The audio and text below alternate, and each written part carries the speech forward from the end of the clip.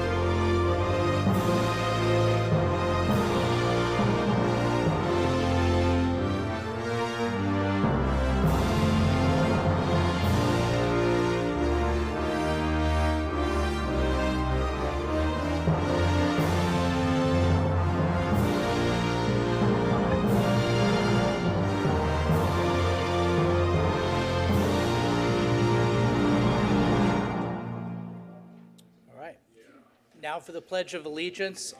I pledge allegiance to the flag of the United States of America and to the republic for which it stands, one nation, under God, indivisible, with liberty and justice for all.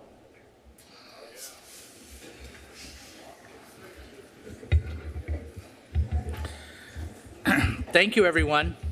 So now we have our moment of solemn expression, and we're pleased to have our moment of solemn expression led by Pastor Dave Mann from Calvary Chapel. Pastor Mann, you have the floor. Thank you, Mayor. Lord, we just come before you now. And Lord, we thank you for your faithfulness. In God we trust. And your faithfulness demands our present trust here again tonight. We can't go on our last meeting's blessing. We pray for just a moving, Lord, tonight upon the decisions with wisdom, upon the mayor, the entire council, the people that will be speaking this evening.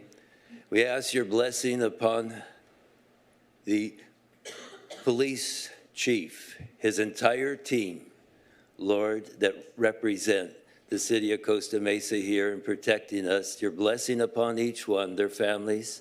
Also, Lord, the fire and rescue department, the chief of police there, Lord, the fire captain, and everyone, Lord, that's under him. We pray, Father, for your protection upon them and their service and duty here in Costa Mesa that would continue to offer, Lord, our safety. We also pray, Lord, tonight and ask, Lord, that you would continue to be over the audience here this evening and the agenda, Lord, that's already been established. We thank you, Lord, that you are the one that continues to keep our city and our bordering cities, Lord, safe and protected, guided in the things, Lord, that pertain to not only godly living, Lord, but social living and structure each and every day here in our city of Costa Mesa. Lord, we can't do it without you, and we recognize that fully in the faith that's represented here tonight in our gathering. In Jesus' name we pray. Amen. Amen. Amen. Thank you, Pastor. Thank you very much. So now we'll do the roll call. Madam Clerk, would you please do the honors? Councilmember Chavez. Here. Councilmember Marr. Here. Councilmember Gameros. Here. Councilmember Reynolds. Here. Councilmember Harper. Mayor Pro Tem Harlan. Here. Mayor Stevens. Here. Thank you. All right, Madam City Attorney, do we have a closed session city attorney report? Thank you, Mr. Mayor. There was no reportable action taken in closed session this evening. Thank you. So we have 3 presentations tonight. Our first one is the presentation of the Certificate of Recognition for the 223 Artist of the Year of Orange County to Alexandra Hernandez.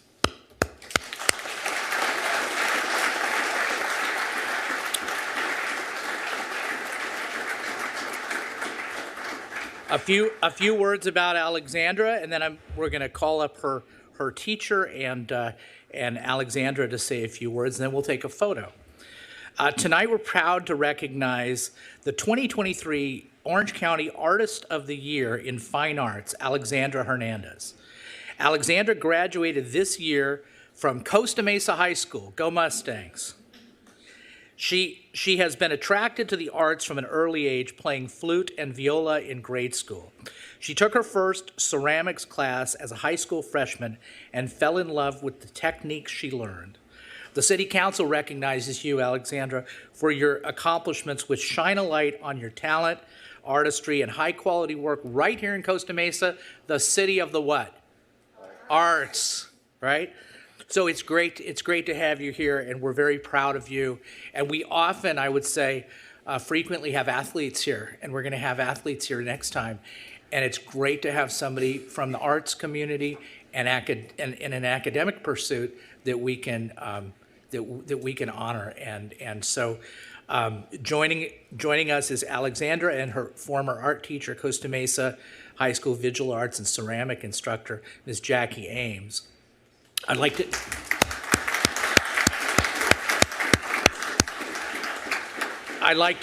invite Ms. Ames to the podium to tell a little bit about the rigorous selection process and more about Alexandra. And while you're coming up, so you can go right up to this podium, I just want to recognize we have the chairman of our Arts Commission is here, Charlene Aschendorf. So it's great to see you here, and it's great to see the whole community celebrating and honoring Alexandra. So you have the floor. First, I want to say thank you, Mayor Stevens and the council, for taking the time to, you mentioned a lot of athletes. When I found out that Alex was one of the contenders, not only just the contender, but then the award winner, I felt like not only did we win CIF, but we won state. And it kind of is a great place for the arts to be celebrated. So thank you for taking the time, and Ms. Aschendorf for also being part of that. The selection was really rigorous. She went through interview process. It was 180 plus students that then got narrowed down to different categories, and there was so much on her end that was like applying for a college. So it was a really big deal for her to be selected, and just really proud of her process and the energy that she put into it. It's always inspiring for me to keep going. So. And also thank you too. I mean, we all have had and we all need inspiring teachers. So thank you very much. And we have Tamara Fairbanks here from the Teachers Association. And, you know, just to remember, ladies and gentlemen, there's a lot of you out here. There are a lot of people like Ms. Ames that are out every day working hard to inspire our students. So let's hear it for the teachers.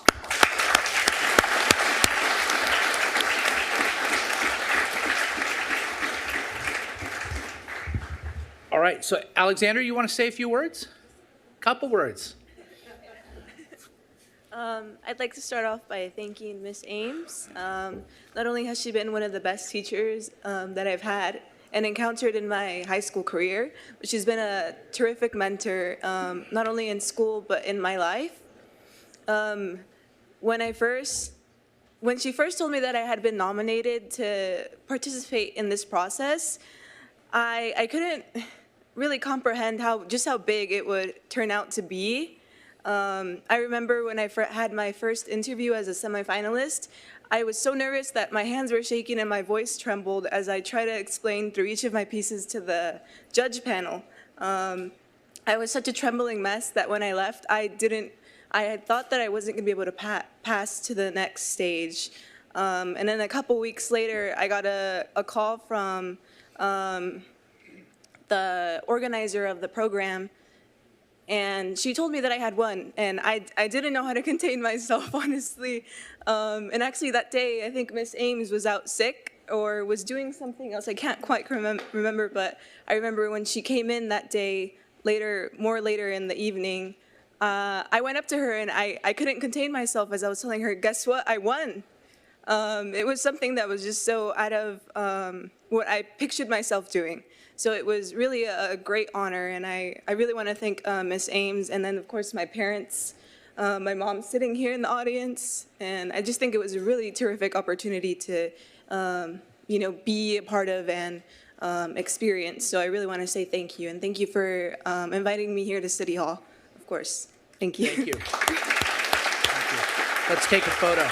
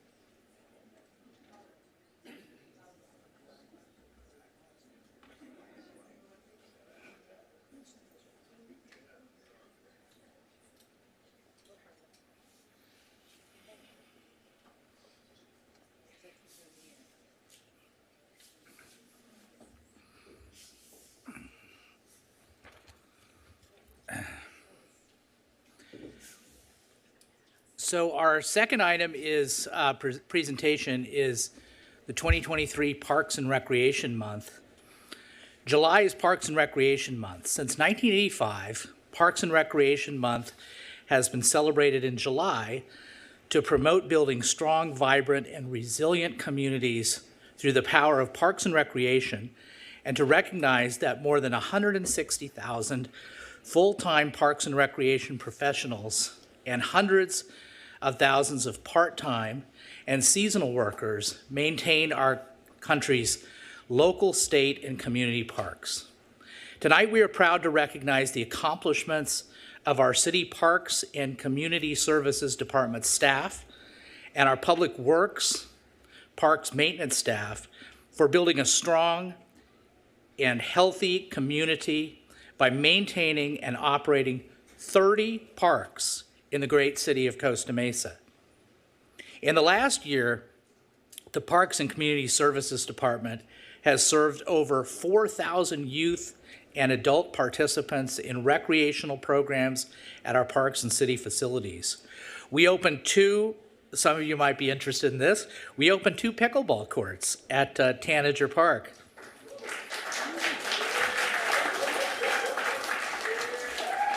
We installed new play equipment at Jordan Park in Mayor Pro Tem Harlan's district, and held a variety of special events like Spring Fest, the Independence Day celebration, movies in the park, Luke Davis Field extravaganza, concerts in the park, which is happening right now, by the way, if you guys want to go. The Santana Band is playing. And many more still to come, like Scarecrow Fest, and of course, our beloved Snoopy House. And we completed over 900 park reservations. Okay, so if we'd like to have Director Minter come to the podium to give some remarks, and as he comes up, I'm going to read a proclamation that we're going to present. Whereas parks and recreation are an integral part of communities throughout this country, including the city of Costa Mesa, and whereas parks and recreation promote health and wellness, improving the physical and mental health of people who live near parks. Whereas parks and recreation encourage physical activity by providing space for popular sports, hiking trails, swimming pools, and many other activities designed to promote active lifestyles. And whereas the city of Costa Mesa recognizes the benefits derived from parks and recreation resources. Now, therefore, I, John B. Stevens, the mayor of the city of Costa Mesa, do hereby proclaim the month of July 2023 as Parks and Recreation Month, and recognize the importance of access to local parks, trails, open spaces, programs, and facilities for the health, wellness, and development of, and inspiration and safety of all Costa Mesa residents. So now, looking nothing like Leslie Knope, our Director Jason Minter, to say a few words. Thank you for that distinction. Good evening, Mayor and Council members. Thank you so much for this proclamation recognizing the value of parks and park programming in the city of Costa Mesa. I am extremely proud of our amazing team, which continues to grow because of your support for our parks, our programs, and of course, our people. And by people, that includes the part and full-time staff in the Parks and Community Services Department, the Public Works maintenance staff who support and maintain our facilities, and the park rangers who patrol our parks and keep them safe. And of course, for the residents and community members who enroll in classes, book park and field permits, play sports, read, bike, walk, run, and most importantly, enjoy the benefits of our parks. July is always one of our busiest times of the year with day camps, swim lessons, and summer rocks in full swing. The month then exploded with the July 3rd Independence Day celebration, bridged quickly into concerts in the park, and showcased a movie in the park at the Balearic Community Center. And side note, as the mayor mentioned, there is currently a concert going on at Fairview Park, so anyone not planning on staying for the full meeting, go over and enjoy Savor. I would also like to mention that there currently is a Parks Make Life Better photo contest that's going on. All you need to do is visit 4 Costa Mesa parks that are listed on the webpage, find the special attraction listed, and take a photo of yourself, your friends, your family, or your pet in front of said attraction and send it in. The contest ends July 30th, so make sure to find the parks, take your pics, and either post them with hashtag Parks Make Life Better or follow the email instructions provided. And oh yeah, don't forget, tag @CM Recreation on Instagram. To find the page, just search Parks Make Life Better on the city website search bar. At this time, I would like to recognize many of the people that have made this proclamation possible. I would like to thank you, Mayor and Council members, for your continued support of our parks and recreation programs, and most recently, through the incredible investment in our parks and the capital improvement program. We also are extremely grateful for Senator Dave Min, Assemblymember Cotty Petrie-Norris, and Supervisor Katrina Foley for their financial commitments to our park projects. I'd also like to thank our Public Works Director, Raja Setharaman, for leading the charge and getting these projects underway. I would also like to thank our City Manager, Lorianne, for your leadership and support, especially in the continued growth of our department. Thank you for giving us these park opportunities. And finally, I would like to thank the staff from various departments that manage, maintain, and monitor our parks, and for the creative and energetic staff within our department who plan, program, and permit all of the wonderful activities and exciting events that take place in our parks. We do have a brief video that highlights some of the programs that make Costa Mesa unique. And just for everyone's information, the Parks Make Life Better campaign is supported by over 500 cities throughout the state of California in an effort created by the California Parks and Recreation Society, or CPRS. CPRS continues to offer cities and their employees access to resources, training, and information that is critical to the continued development of our parks and park-related programs. With that, let's roll the video.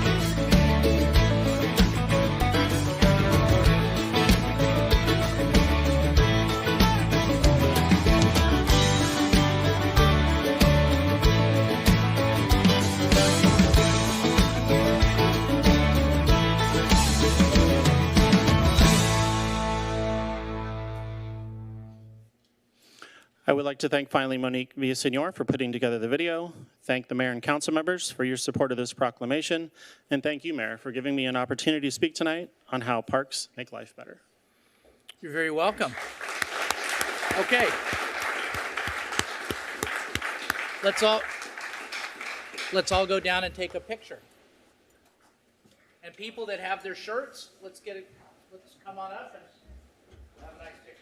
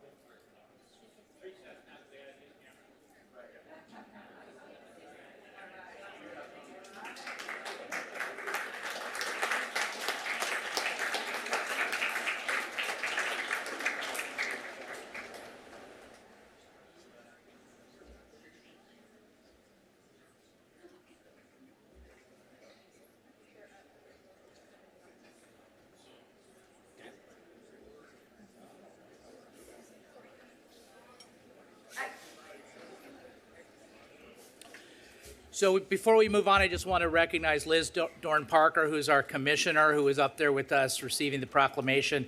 Thank you to Liz and all the commissioners.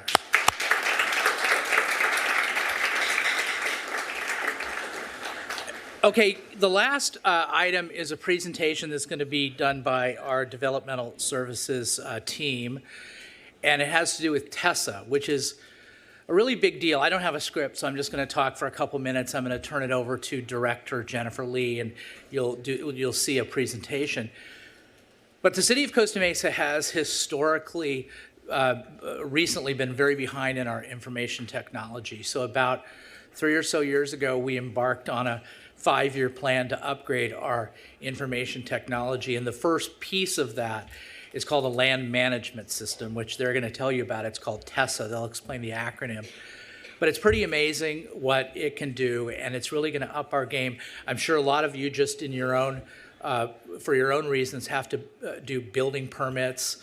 If you want to add onto your house or get a permit, this is going to help that. If you ever have any questions about anything pertaining to land or permits or the background of any piece of property in the city of Costa Mesa, we have Northgate here. They're going to talk later. It would have been great to have that, and will be now during their build-out process. So this is revolutionary, and it's the first step, the first domino to fall in our information technology plan. So with that, I hope I didn't steal too much of your thunder, but Director Lee, you have the floor. Thank you very much, Mayor and council members. We are very excited this evening to provide a presentation and a demo of the city's new online permitting system, Tessa. Tonight is a dream come true for me and for our staff team who have been working on launching the system for the past 5 years. As you probably know, our current permit processing systems are over 25 years old, and we are ecstatic to be able to launch this new technology, which will improve our customer service, our public access, and will make us stronger, better, and faster for our customers. I'd like to thank the council this evening for investing in us and for investing in this system. We are truly grateful for your support. I'd also like to thank our city manager and our department directors and all of the staff who have participated in the launch of the system over the past 5 years. And I'd particularly like to thank our IT department, who's been instrumental in this process. With that, and before I turn it over to our staff, the presentation and demo this evening will be provided by Daniel Inlows, our Economic Development Administrator, who has been managing this project since the initial funding discussions in 2018, and also by Froylan Garcia, Assistant Planner with Development Services. I'm going to take a moment, since this is Froylan's first time to be before the council this evening, to introduce him. Froylan started out with our department as an intern from UCI, and after receiving his master's degree in urban planning, was promoted to part-time staff and is now a full-time assistant planner with our department. And he's been a great addition to our team. So with that, I'd like to turn it over to Mr. Dan Inlows for the presentation. Thank you. Thank you. Thank you, council members, and thank you, Director Lee. Without your support, I definitely think this day wouldn't be coming. So I'm super stoked. As she mentioned, we're very excited. So appreciate a little bit of time and attention today to walk through a little bit of history, and then we're going to dive right into a demo, so you can see the software. Well, we're here today to provide you a sneak peek for the city's totally electronic self-service application, or Tessa. Tessa is our new one-stop shop permit processing system. Tessa will be replacing a myriad of softwares like HDL, Permits Plus, FireRMS, a variety of Excel spreadsheets, Access spreadsheets, and thousands of Post-it notes throughout City Hall. Tessa will assist in receiving, tracking, and issuing building permits, planning applications, business licenses, and much more. Also, it will replace My Costa Mesa with a Costa Mesa 311 upon launch. Tessa is currently in final testing and training. She's getting her walking going, and we plan to go live with Tessa in August. We are very close to launching, and our team is working very hard to make sure our launch is as smooth as possible. I will be providing a brief presentation and then jump into the demo, so let's get going. First, the presentation. While it's not good to dwell on the past, knowing our current system's weaknesses help identify the strengths we needed to incorporate in a new system. Our current processes now are made of inconsistent systems that are inaccessible to the public and other staff. The workflows are inefficient and full of redundancies due to software limitations, and our records are not consolidated and are difficult to navigate.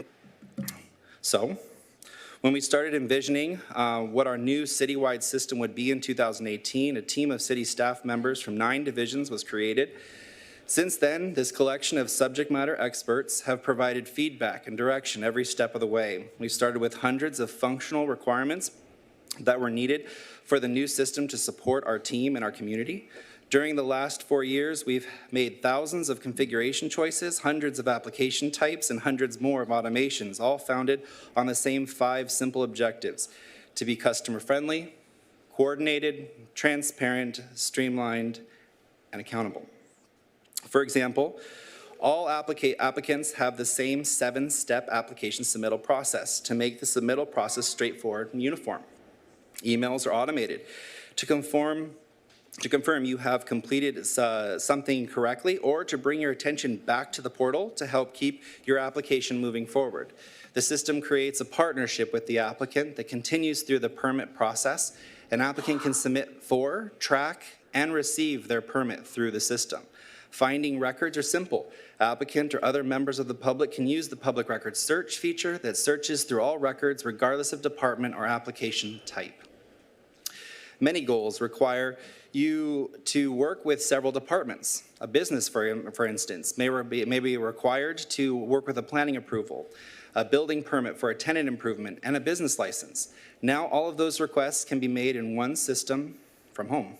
Staff can conduct analytics on real-time data to make informed choices that prioritize work, help improve staff load balancing, and provide better estimates on process times. Inspectors and other staff in the field can connect with City Hall directly through the app.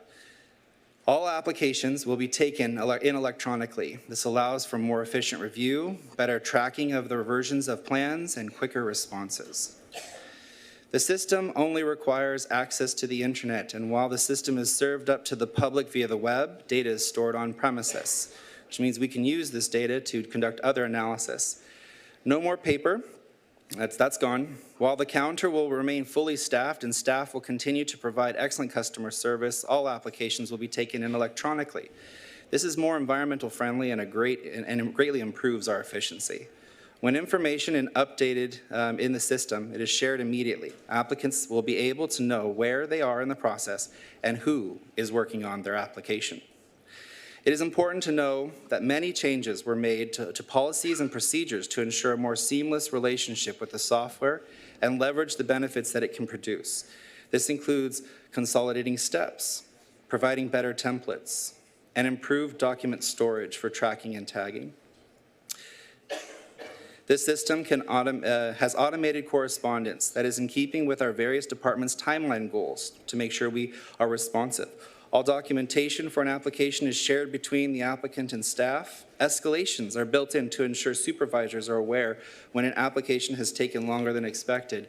And additionally, the system provides not only advanced searching functions, but also metrics based on reports to allow for a system of tracking. We will highlight many of these functionalities in our demo today. But before I do, I just wanted to highlight one feature that will not be part of the demo due to time constraints. The system will be replacing My Costa Mesa with Costa Mesa 311. It's a mobile app that has taken in requests over some time.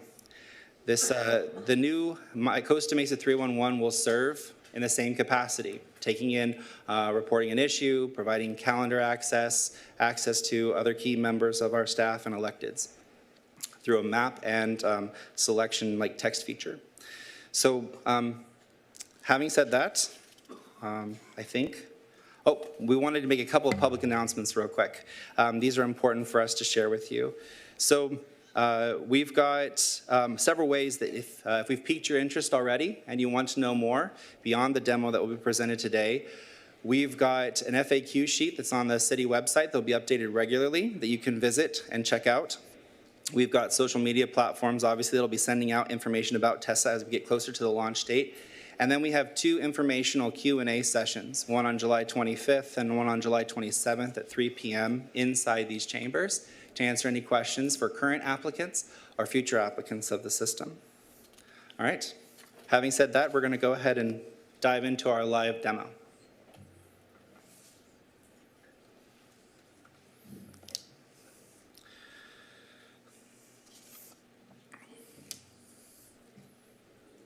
All right, so first, City of Costa Mesa's webpage. We wanted to orient you real quick. Below the primary image, you'll find the button for Tessa's public portal. It's to the right. This currently takes you to the FAQ page, where you can see a video and find out different information, specific information about Tessa, and we'll continue to populate this as previously mentioned. But in the future, once Go Live happens, this will be the location of Tessa. So get familiar, and then be prepared to launch. Right now, Forlan is looking at the public-facing side of the portal. Let's jump there.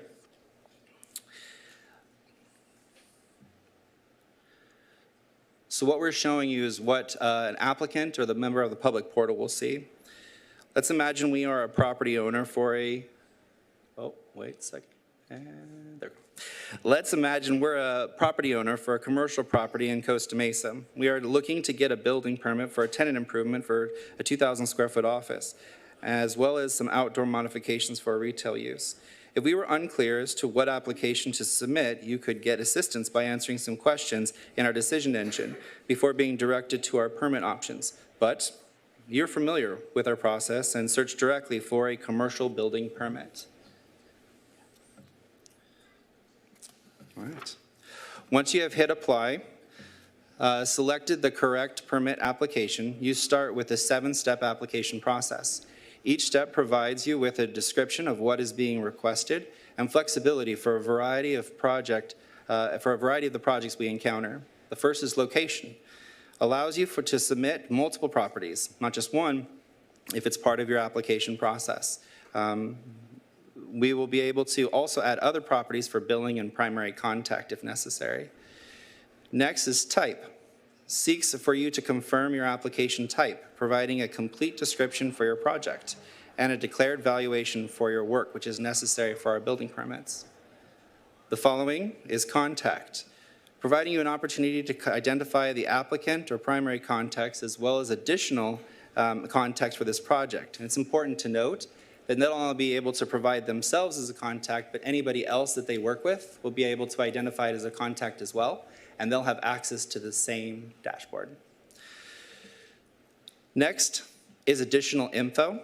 This is the additional info tab that allows us to collect details from the applicant about their project that are all essential for the review. These may vary wildly from application to application and are focused on the information the applicant will know at the beginning of the application.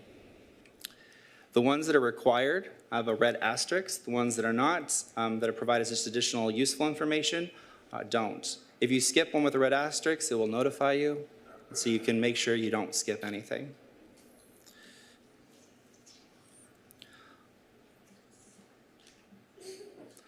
Once you're done, you'll go ahead and hit next. Attachments. As you can guess, a tenant improvement project requires plans. This is where the applicant will provide a PDF version of their plans for us to review during the electronic application plan check process. Additional attachments can be provided by the applicant if they feel it helps in providing clarity of their project to our staff, but the plan check is the one that's required. The next step, as you can see at this time with fees, there's no fees that are being collected this time. This is due to this application. We felt that it was better customer service to make sure that people submitted the appropriate documentation as well as the appropriate attachments. We don't want pictures of your vacation summer house.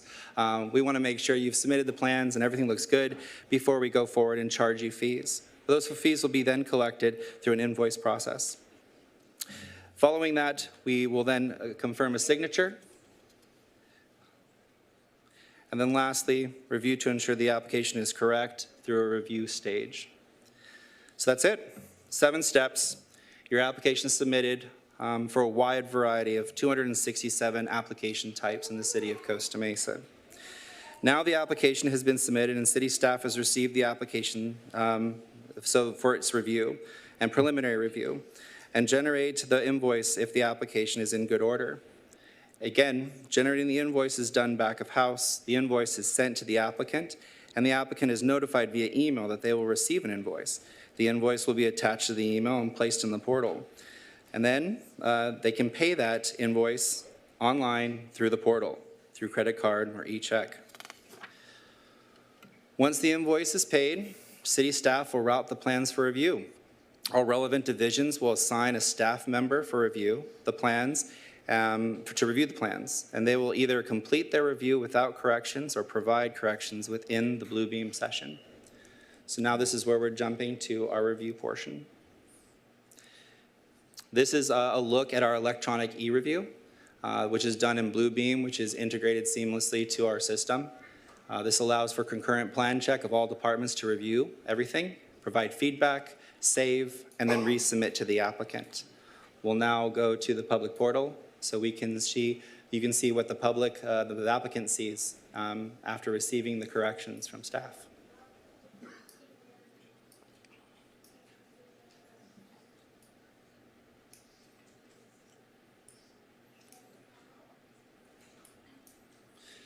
As you'll see here, there's red. Red is the highlight. Attracts attention and gets us moving. So here you'll see that there is, you'll clearly see the different planners or building inspectors or plan checkers that are involved.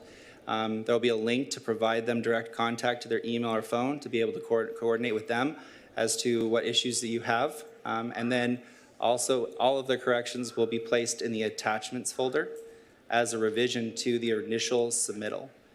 This system also tracks versioning. So now that this version has been reviewed, it's and you need to resubmit after you've looked at the plans and made sure that you understand the corrections from staff. You hit resubmit. You acknowledge that you've reviewed the plans from the corrections that were provided by the staff member who had comments, and then you resubmit your application, your plans with the corresponding corrections.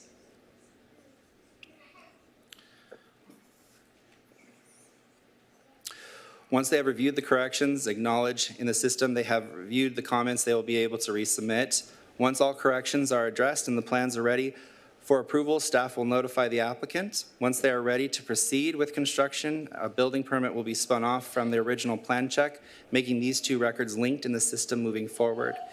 They will always have a parent-child relationship. They will receive their building placard and their job card. This is a new one for the city. We now have a job placard that will be mounted on the job site, so it's clear and in conspicuous locations so that everyone knows what work's being done. We'll have an active job card that can be updated live in the system and then redistributed if it gets lost, and we'll have a permit that's issued. Once the work's moved forward and they're ready for inspections, again, through the portal, they'll be able to schedule inspections. They'll receive an email notification when those inspections have been requested, confirming that they've done it correctly, and then an email confirming when the inspection that they requested is scheduled. Once all the inspections are complete, the application is done, the work and construction is complete, they will receive their final certificate of occupancy issued by the city through the portal for them to keep with their records. So, while this demo was focused on the public portal and the transparency and the collaboration with the applicants throughout the process, I do want to give you a sneak peek on what the back of house looks like for our staff. This is the hub. This is an individualized dashboard for each of our staff members, personalized for what they use it for, tracking what metrics they find are useful, and making sure that we can keep on target with all of our projects and assignments. And that concludes our demo for today. This is a game changer, and we're really excited for launch.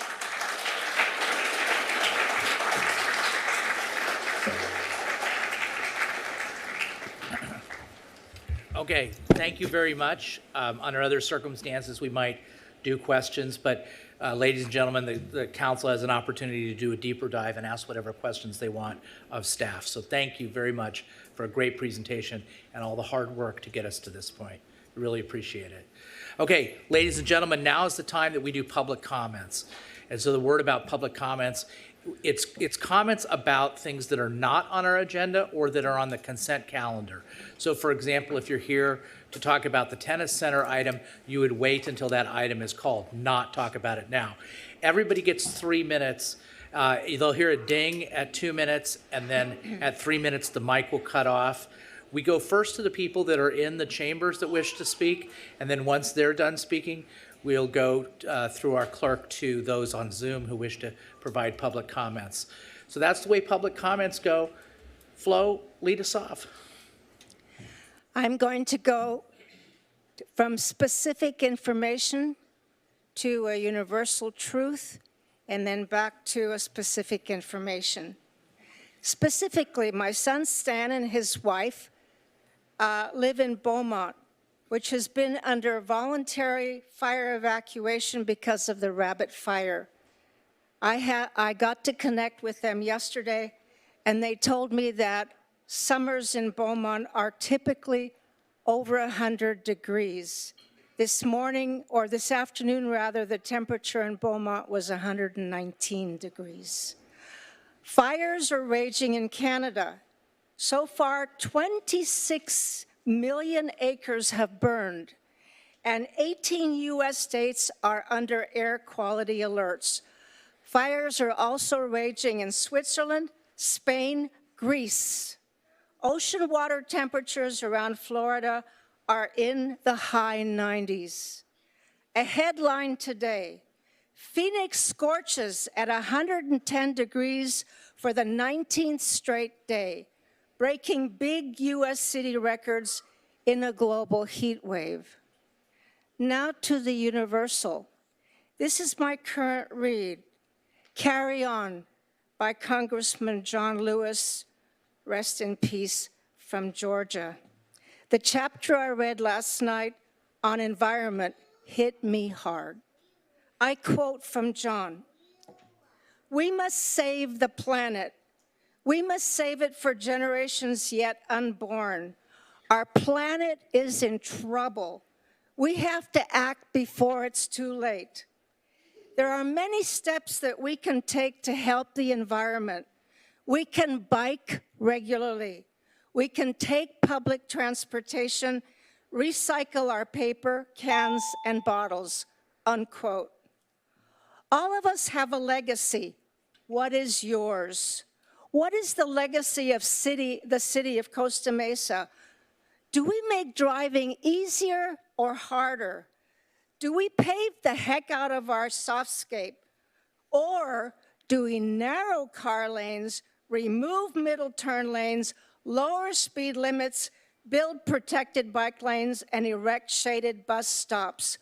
John Bowders, the mayor of Everymill, told me recently, we don't do sharrows. Wilson Street between Fairview and Harbor is sharrows on a 35-mile speed limit strode, a combination of street and road. Please, all of us in this chamber and beyond, be kind to Mama Earth. Mama Earth. All right. Thank you. Yes, sir. Hi, my name is Alexander Haberbush, and I'm an attorney representing homeowners and business owners on the east side of Costa Mesa. The Planning Commission has already approved 2 cannabis retailers to go into the corner of Broadway and Newport Boulevard, across from the Triangle, and it is currently in the process of vetting an additional 2 cannabis retailers for that location. The new retailers are approved for 1848 and 1858 Newport Boulevard, literally side by side with the existing cannabis retailers. If Newport and Broadway approves these businesses to go into that corner, then Newport and Broadway will become Costa Mesa's Cannabis Row. It will do so less than 25 yards from homes and families. It will also displace 2 long-standing and successful East Side businesses, replacing them instead with pot shops.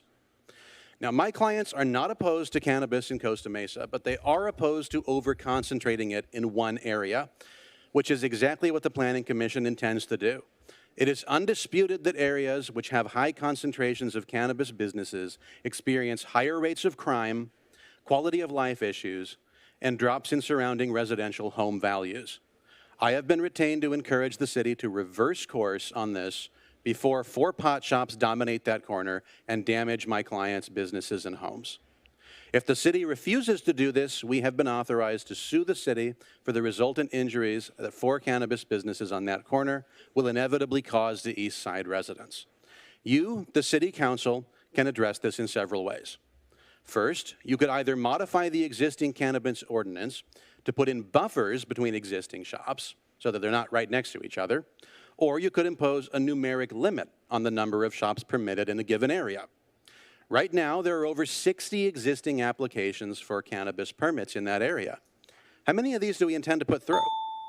Now, policy considerations aside, you could deal with this issue immediately simply by asking your planning commissioners to deny any future applications based on the following findings of fact: that a high concentration of marijuana shops is incompatible with that neighborhood, or that overconcentration causes health and safety issues, which I mentioned a moment ago, or both of those things. Now, my clients have set up an online petition on change.org. This is titled, "Stop the Oversaturation of Cannabis Shops on East Side of Costa Mesa." We encourage residents of Costa Mesa who are interested in stopping overconcentration of pot shops near their homes to sign that petition. We already have 172 signatures, and it's just getting started. And everyone who is opposed to this sort of saturation of shops near East Side homes should also contact their elected officials and let them know of their position.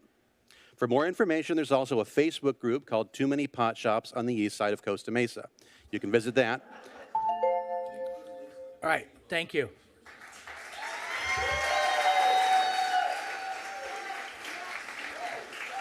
You may speak. You may speak. I have a presentation, so I don't know, okay, here we go. Good evening, Mr. Mayor and City Council members. Cynthia McDonald, longtime Costa Mesa resident. Next slide, please. I did a survey of the city-owned tennis centers in Orange County, and I want to present you with my results. I got a lot of slides, so I'm going to go fast. First, here's the criteria I used in determining what I feel is a great tennis center. Things like a changing area, air-conditioned recovery area, shaded seating, those are all needed. But in terms of non-infrastructure criteria, I would put quality instructors at the top. Next. Mission Viejo has 3 centers, but 2 of those are dedicated to racket sports. The Felipe Center is an older facility built in the 70s, but recently remodeled and improved. There is now a multi-purpose room and relaxing courtyard. Next. Next, please. Then there is the Marguerite Pavilion, which is one of the best facilities in the county. It doesn't have a pro shop for clothing and equipment, but there are other amenities. Next. There's lots of shade and lockers. Next. A multi-purpose room with a full kitchen. Next. Modern restrooms and changing areas. Next. Then we have Fountain Valley. The one good thing I can say is that there are senior rates. Next. But it isn't well kept, and it has the worst office and pro shop situation of all the tennis centers. I feel bad for the employees. Next. Anaheim isn't an old house, but it was remodeled recently and checks a lot of the boxes. Next. It has great courts and lots of shade. Next. Fullerton is another one of the great facilities. The only improvement here would be more shade on the courts. Next. I love that warm-up and exercise room. Next. Then we have Costa Mesa. We love it, and there's so much potential here, but it needs to be modernized. Next. The bathrooms, I know I've complained about this, but burning candles is not the answer to the bad smell. There is something wrong with the plumbing. The bathrooms are clean, but that mirror has been there since 1973. I swear. Next. We got the AED, thank you so much, but much more is needed here. Next. I will say that the operator keeps the courts clean, which isn't easy to do with all the trees. I'm certain that when we get a permanent operator, the expendables will be taken care of, but the city needs to do its part. The bottom line is the city of Costa Mesa needs to update the Costa Mesa Tennis Center to be considered competitive with other city-owned tennis centers. Thank you.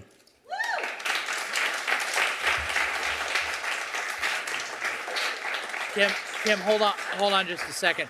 I just want to be clear. The reason I knew she was going to do this. She talked about facilities, and we're going to be talking more about operations for the item. So if anybody was wondering why she was allowed to do that, it's because it was purely about facilities. With that, Ms. Hendricks, you have the floor. Good evening, Kim Hendricks, and I'm here to talk to you about the destruction of native plants in Fairview Park this weekend. The Harbor Soaring Society was allowed to grade and by hand and remove much of the southern tar plant that took over 3 years to come back. This is the Harbor Soaring Society's bin amongst this native plants. All this is southern tar plant, fascicled southern tar plant. There is an endangered species type. This is not it. But as you see to the right, that orange and yellow, so the Harbor Soaring Society started just desecrating it all and wiped it out so they could have a fly field. That's not in the Fairview Park Master Plan. So they just destroyed the native plants, and I find that to be against the proclamation, general plan for conservation, and other elements.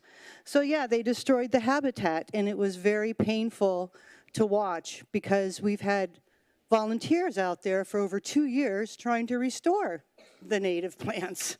So I feel like the City Council's May 2nd, 2023 decision totally undermines the community and the goal of the city in their general plan, as well as the Parks and Rec proclamation.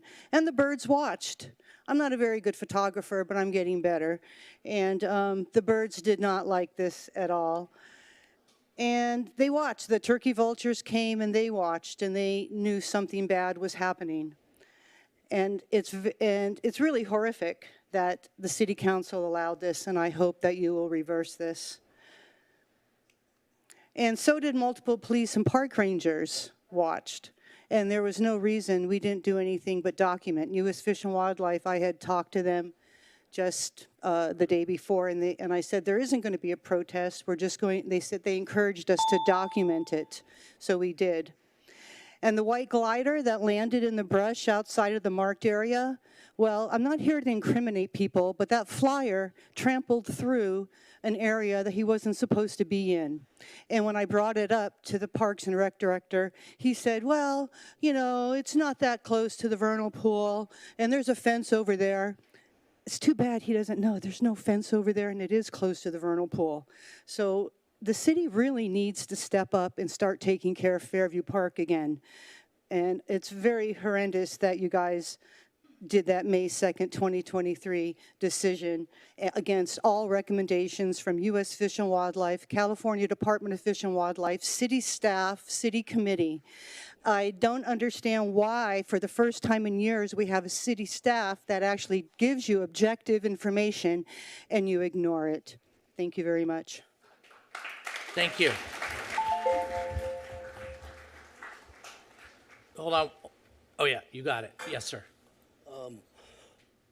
A quick point of clarification before I start. Is my time just going to go? Yeah, it's okay, well, going. I guess I didn't get my pictures. So anyone who's out in the audience today that lives on a street in Costa Mesa that's permitted, you need to pay attention to what I'm about to say. You need to pay attention. All right, so I wanted to talk about solutions to parking, which this city is not interested in. I had pictures to show problems with parking, which could be fixed with a can of white paint and a can of gray paint in my neighborhood, but you're not interested in fixing parking problems. Your solution for parking problems is to put other people's problems on our streets. So let me go ahead and read what I have now. I want my neighbors to have parking. I want the city to fix simple problems. I made these solutions to Julie Dixon. She was not interested. I made these suggestions to the city council. You are not interested. The residential permit parking program is your solution to their parking problems. Make their problems ours. You can't understand the issues it will create. They will use their spots as guest spots and ours as theirs. They can convert their garage into a $25 a year storage unit and park on our streets. Let's talk about the lies and the misinformation from the city about this RPP program. My FOIA request showed that there was not a high volume of residential concerns, which led to your faulty parking study, and it's faulty because people weren't aware that they could park on the street. The city has on file the true studies, which were completely ignored. And then the third leg of this misinformation and lies is an opinion from the Attorney General. Councilmember Marr is telling people that it's state law, just lying to the residents about what has to be done. I was going to show that in my presentation, but that didn't get in on time. And she was lying to a resident who was concerned when he found out that the people who cause the need for permits can get permits on your street. They're not telling you that detail. They're keeping it close to the chest. And that's what makes this fraud.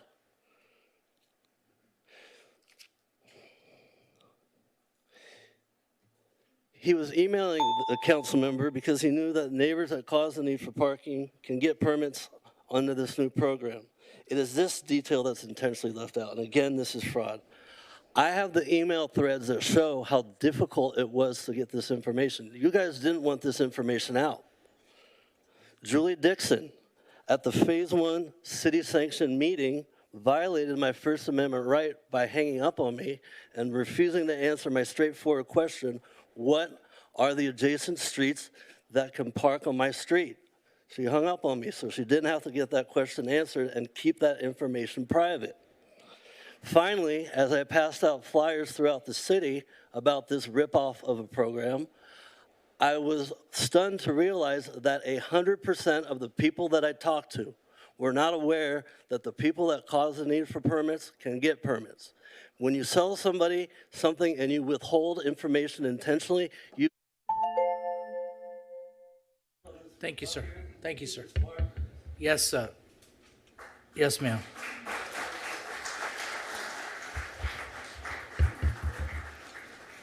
Good evening, Mr. Mayor and members of the City Council. My name is Wendy Lease. I am a 51-year Costa Mesa City and Newport Mesa Unified taxpayer.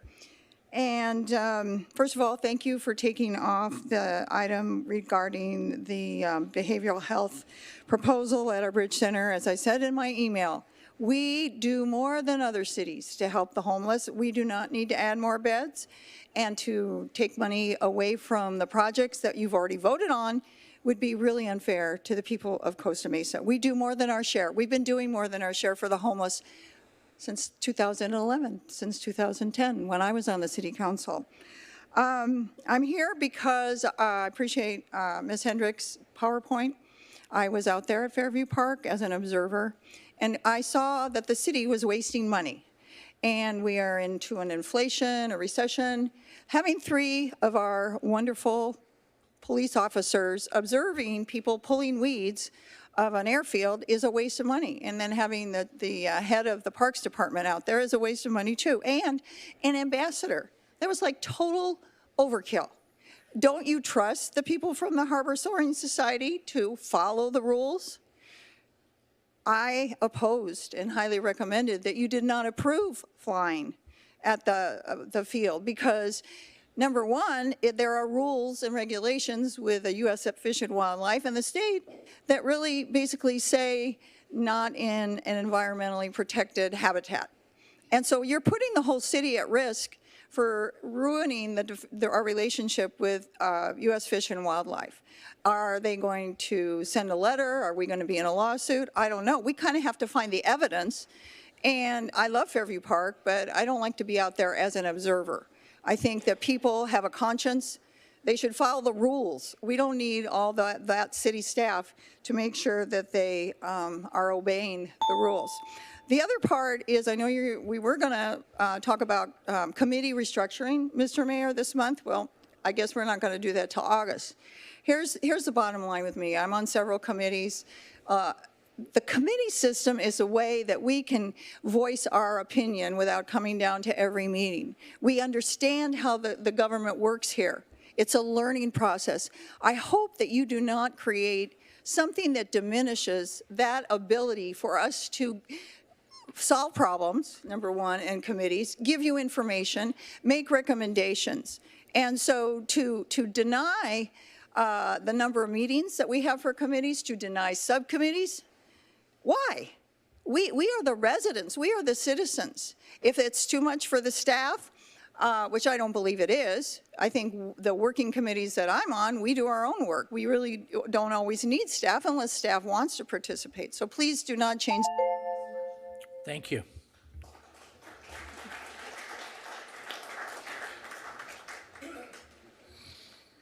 Hi, my name is Wendy Samo, and I'm here about the gym at 140 East 17th Street. So I made this lovely petition. It says, we are entitled to the quiet enjoyment of our property. For well over a year, this gym has had early, late, and excessive noise. During COVID, it was worse. The gym operator has refused to make operational changes to eliminate the low bass and excessive noise, making us feel like we live next to a concert hall. We are not against the gym or nor the patrons, just the excessive noise. 5 a.m. loud noise is just not acceptable. Please help. My neighbor signed this and I turned it in to the code enforcement. And do you know what happened? On July, let's see, it was last Wednesday. On last Wednesday, the gym opened its door and had its door out during the workout. 3, 2, 1, woo! Let's go. That's what my neighborhood hears. You know, and I called the cops. The cops told them to shut the door. Guess what? The lawless gym didn't shut the door, so I had to call the cops back again and be like, can you please tell the gym to shut their door? On Friday, once again, the gym can't afford air conditioning, apparently, so they have to open their door, and the cop couldn't even go inside the gym because they have their fan blocking. The fire emergency exit door, which is broken and just flops around, has no sturdiness to it at all. I have it on film for you. And that's perfectly acceptable for the city of Costa Mesa. Every morning, this gym doubles our sound barrier every morning at 5 a.m. How would you guys like this? None of you guys would like this. Nothing is being done about this gym. At what point are you going to declare this gym a nuisance? I've been coming here for a year. It's been a year, and nothing has happened except for the gym getting more intense on the base, more intense on what the lawless gym wants to do. Mr. Harlan, what are you going to do? This is in your district. What are you going to do about this gym? You can declare it a nuisance tomorrow. Any of you guys could, but nobody's done anything. I asked the code enforcement for their report for my screw you letter that I got, you know, and the guy didn't even know how to tell me how to get a public report. Yeah, so this is ridiculous that my community has to deal with this every single day, and the gym doesn't even listen to the cops. So tell me this gym isn't lawless. Tell me it isn't, because you know it is, and it needs to be taken care of. I want to know when it's going to be taken care of. I want to know. When is it going to be taken care of? Nobody has anything to say. Nobody. I have to take medication. I have to go see a therapist now because of this gym. I take sleeping medication and sleep 7 hours. Boom, boom, boom, boom, boom, boom, boom, boom, boom, boom, boom, for hours. Hours every day. Yes, sir. Hold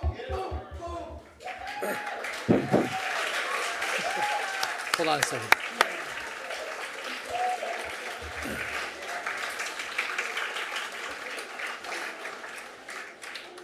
Hello, everyone up there. I'd like the beginning with Ladies the and gentlemen, Pledge of Allegiance. order, please. The Pledge of Allegiance and everything was, the beginning was great. The rest of the stuff on there was a little mind-numbing. These guys talking, it's great. The guy was talking earlier about the permitting process. Most of you don't know probably there's neighborhoods that have to have permits to keep people out that live in apartments and whatnot, so they don't park all over our street.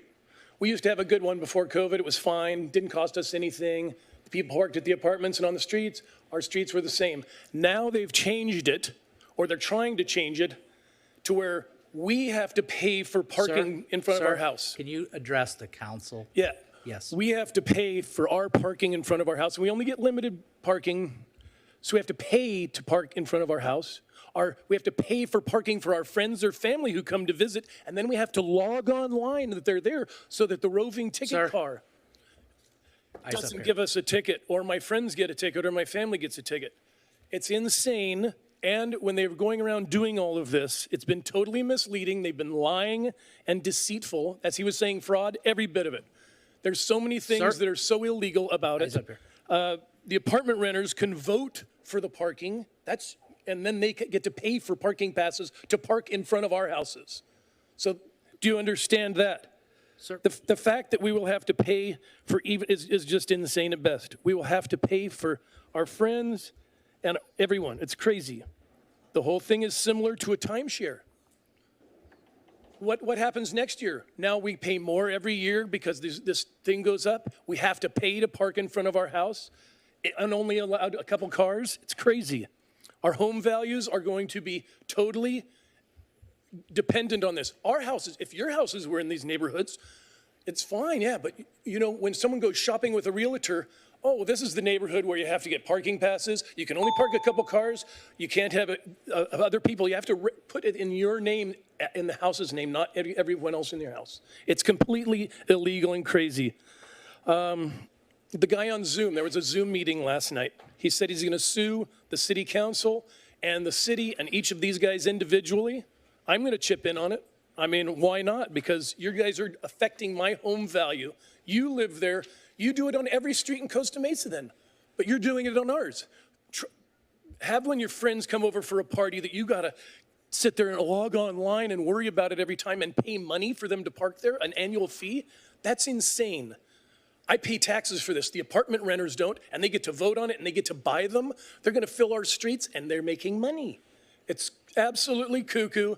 Do not agree to this. Do not pay the fees that they send out if they pass this, because that will nullify it. Do not spend the money on it, or it's just going to be a giant freaking... Yes.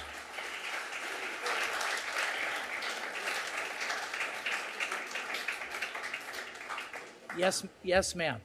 I'm excited that everybody's here in this council, because in this council, I'm sure there's a great many people that are animal lovers. Our Orange County Animal Shelter, there is a grand jury report that came out that is horrific. This $35 million animal shelter killed 11,000 animals, euthanized them in 3 years. They're not having animal behaviorists evaluate the animals. They're not opening the shelter. They did a program last week where they're now trying to PR their way out of this flippin' mess by opening the shelter 5 hours a week, 2.5 hours on a Wednesday and 2.5 hours on a Saturday. This shelter is supported by, I think there's Huntington Beach people in here, there's Fountain Valley people in here, but the entire taxpayer of Orange County also pay into this shelter. You have to contact your supervisors. Supervisor Foley in District 5, Supervisor Doe in District 1, Supervisor Wagner. Supervisor Sarmiento is the only one who is on board and supporting this atrocious, absolutely disgusting shelter in Orange County. Is that what we're about? That is not what we're about. Our animals are being mistreated, sitting in their own feces, not getting a walk for 5 days. Is this what you want for your animals? I ask you to contact your supervisor. All of you are friendly with Foley and have her ear. Talk to her. Why won't she help our animals? Contact all of the supervisors. Don't let them get away with this. Euthanization, the only walk these animals are getting is down the last hallway to be euthanized. This is absolutely incredible that Orange County will stand by with this $35 million state-of-the-art shelter and be so disgusting. They won't work with the rescuers. They're closing the doors. They're restricting access. Why? Because they have violations that the grand jury wrote a 51-page report. Go online, 2023 grand jury report on the Orange County Animal Shelter. You'll be ashamed that any 1 penny of your dollar funds that disaster in this county. Shame on us.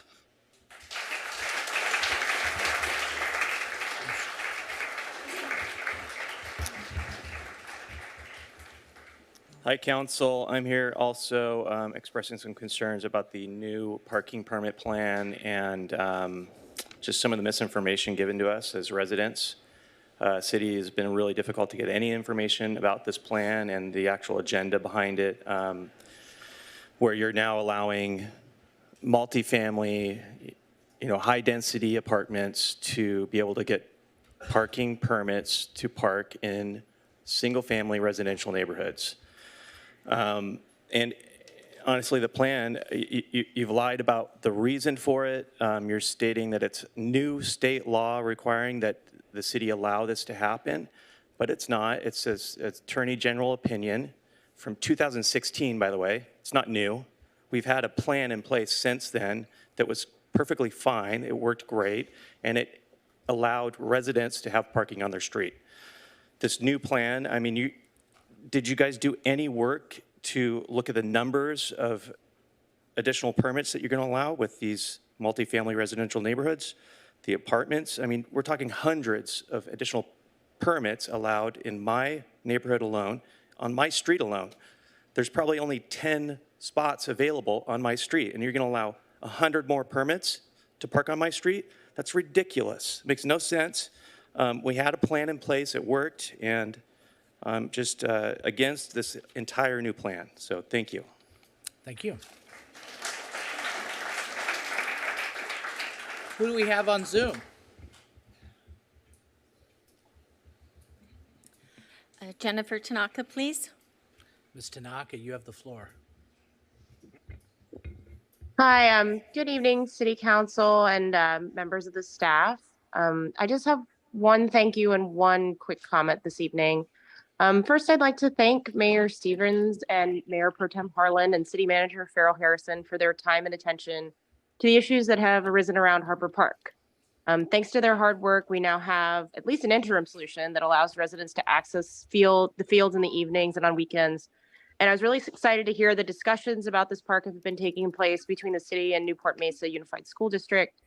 I'm hoping the ultimate solution will recognize that getting kids outside and maximizing the use of our precious open green space is really in the best interests of both organizations. So thank you very much for your hard work, and I look forward to seeing this process through. I also just want to make a comment about what I see as a lack of communication surrounding our ongoing construction projects. Unfortunately, I have a couple examples. First, there are the improvements to 19th Street, specifically at the intersection with Placentia.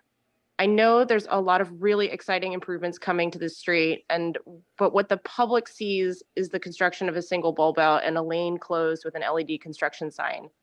And the road has been that way for a while now. And then another example is the street improvements on Wilson Street, which are also really impressive, but a bit behind schedule. And I completely understand that these delays are beyond the city's control. But the lack of transparent and timely updates may have unintended consequences. The temporary treatment of the 19th and Placentia intersection has been causing a lot of frustration over traffic jams caused by the improvised lane merge. And this week, someone spray painted a makeshift crosswalk near Wilson Park across 2 curb ramps that were intended to be part of a larger project. And while this was likely born of a genuine concern for pedestrian safety, it really just isn't a good solution. But it does highlight the growing frustration amongst residents and their desire for swift action. So I strongly believe this wouldn't have happened if the city improved its communications relating to construction projects. This isn't a public works problem, but it is a public communications issue. I urge the council and the city manager to review the way we communicate with residents about these projects and reiterate the importance of transparency and timely updates. We should be putting out physical signs and flyers in addition to providing updates via the city's website and on social media. And I think that would alleviate some of the frustration that we at CMABs and others see out there relating to our construction projects. We have really amazing projects on the agenda, and I want the city to get credit for that. Thank you. Thank you. Madam The Clerk. next speaker is Angeli Vallarta. Commissioner, you have the floor.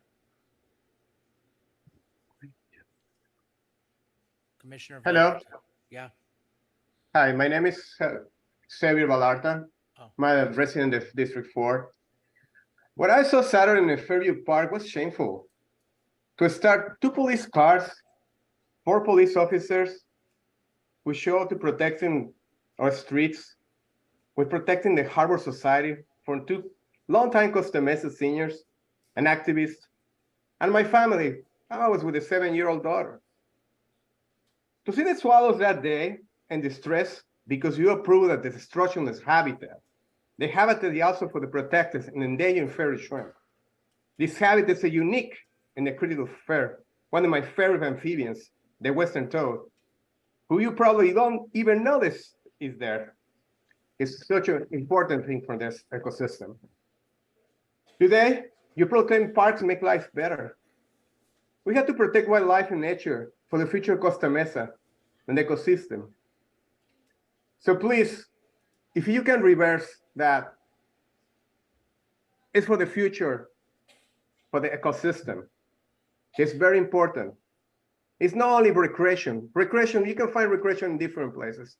And also flying these airplanes, they don't have to be flying there. They can find so many ghost airports. That means airports that don't function.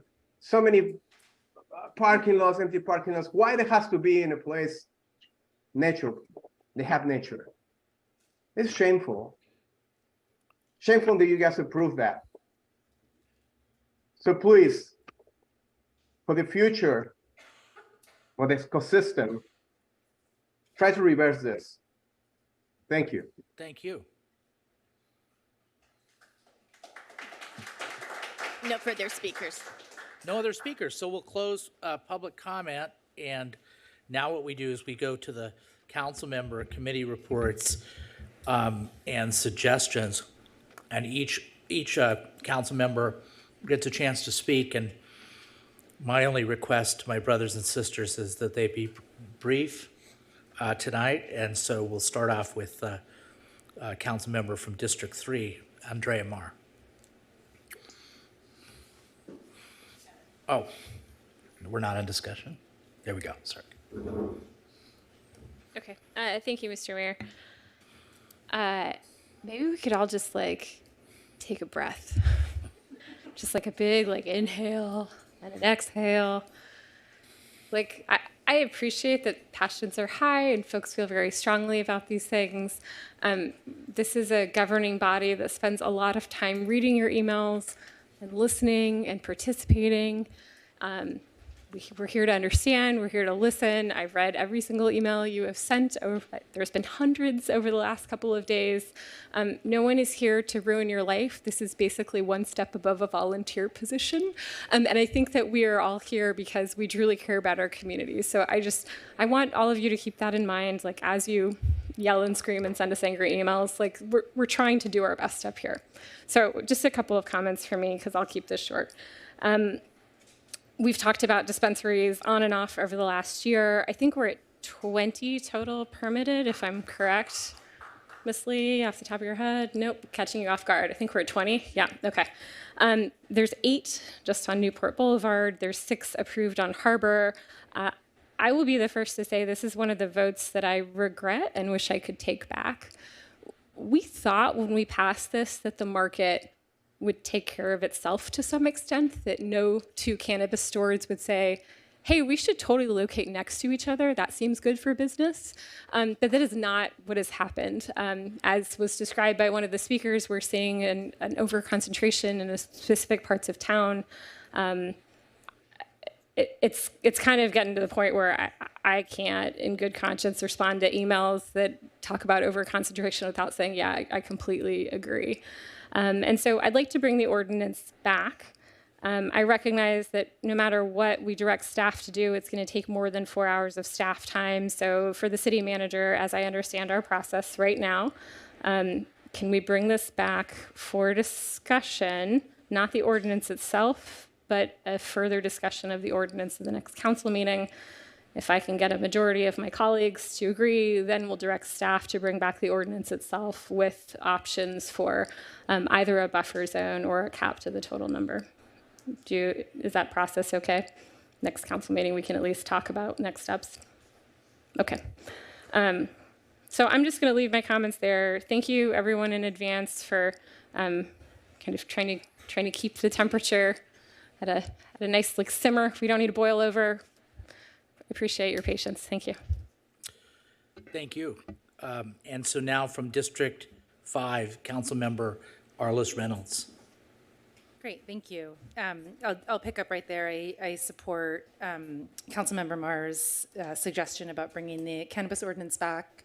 When we put this ordinance together, I had expressed concerns about overconcentration as well, in large part because of businesses that are being displaced and potential offsetting of other existing services in our communities. So I appreciate that recommendation, Councilmember Marr.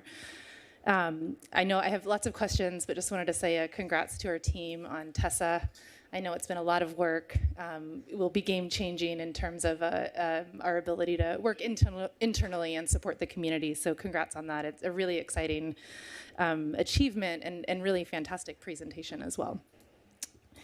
A quick note on the parking program. I suspect there are people in this room who are hearing about that for the first time. This was a program we initiated, sort of revisiting the program was something we initiated in 2019. At that time, parking complaints was one of the highest frequency complaints that we received as a council. So we initiated a new program to review that parking program. This is one of the most comprehensive engagement activities in terms of the number of input meetings, the level of detail. There have been lots of community meetings about this. We have a website dedicated to information about it. So to look for accurate information on that program, please take a look at the city website on the parking program. It's an opt-in program. So if you want restricted parking on your street, you can opt into it. You heard statements about having to pay. It's $25 a year to basically restrict access to parking on your street. So very nominal amount, and that pays for the enforcement that is a necessary mechanism to make that program successful. So a lot of information. I'm happy to answer questions about that later. I have a couple requests for quick updates from the city manager. Ms. Martin, thank you for your comments about the heat that we're seeing in the state and around the world, it really is jarring and something that's certainly not going away and getting much worse. We've been lucky this week in Costa Mesa. It's pretty tolerable, but I'd appreciate a brief update and reminder on what our triggers are for the cooling centers and what other resources we have available when we do experience extreme heat events in Costa Mesa. I've also been thinking a lot as I move around town about our bus shelters and the condition of our shelters, most of which do not have any shade. So folks who are riding the buses are sitting out in the sun in 90+ degree weather. Really interested in what solutions we can provide in terms of providing shade at our bus shelters. A thank you to our city manager and superintendent, who I know have been working very closely on addressing park access issues. I'm excited to hear about the progress there and potential to make our school sites available for park access in communities, especially in the communities that have very limited park access. So thank you for that. I know that was something sort of unexpected on our agenda, and I really appreciate your work focused on the issue. Two last comments related to public works. I didn't realize, I know that we've been working really hard to fill vacancies. I didn't realize the level of vacancies in our Public Works Department, especially engineering. And I think this is right. I heard that about 1/3 of our engineering positions right now are vacant. And this is a group we rely a lot on to get many of the exciting projects that we've approved done. I think that's the source of a number of our delays, and more and more and more, I think the delays are really becoming costly as we see prices rise. So I just wanted to invite the city manager to escalate any strategies you have to fill those vacancies more quickly. I think that's becoming a really big, I know that's been a priority. Anything we can do to fill those vacancies and keep that work going. And then lastly, I've mentioned this in the past, I really wish Public Works had its own PIO. So just thinking about the comment that was made about communicating more proactively on when our projects are getting started, expected timelines, and so on.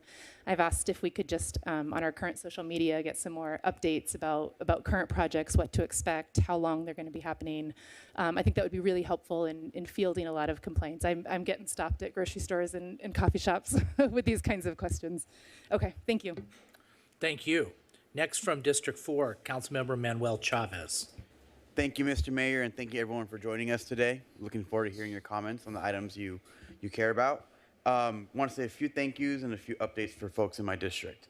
So first of all, I want to thank the Office of Sumumurkai Pichinoris for hosting our dump day / paper shredding event this Saturday. I was there in the morning, actually jumping off an old couch from a friend, and it was well attended. And I want to congratulate her for bringing in Caltrans and Goodwill to make sure our community has an outlet to get these bulky items out of our property and out of our streets. So thank you to Zakari Pichinoris for doing that for our community. I received a couple concerns from residents regarding Shalimar Park being a bit dirty in the asphalt. So I've asked the city manager to see if he can power wash or clean the concrete slab so it's a bit more hospitable for residents. I've also heard some complaints about desire to have speed humps or other calming measures on Anaheim and on Maple in my district. I'm also asking city manager to study that and see if those are viable options in that community for folks that are concerned about speeding. And then real quickly, I want to give an opportunity for folks who have kids at home and maybe need help with food. We actually do have free lunches available at the Costa Mesa Donald Dungan Library from 12 p.m. to 1 p.m. every Monday to Friday until August 1st. So if you know anyone who is struggling with some food or you want to get your child a free snack, you can know that go to Lions Park from 12 p.m. to 1 p.m. at the library next door. They have free hot meals for all Costa Mesa residents and students.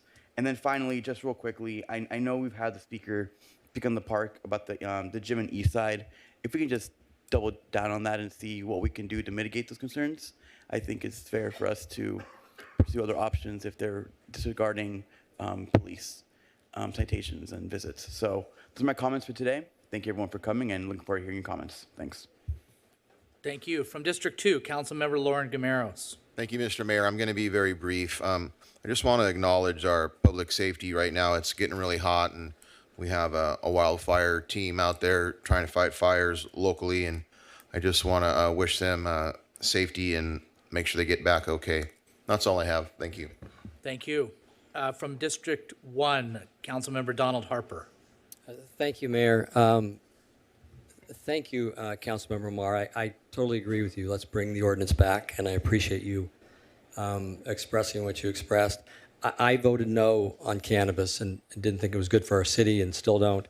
In the last 60 days, I've met with 2 groups of neighbors in my neighborhood, about 30 people total, that have come to me and said, the shop's opening up. One's by a pediatric dental office. The other one's in a little shopping mall. And they're struggling with the traffic and what it's bringing in.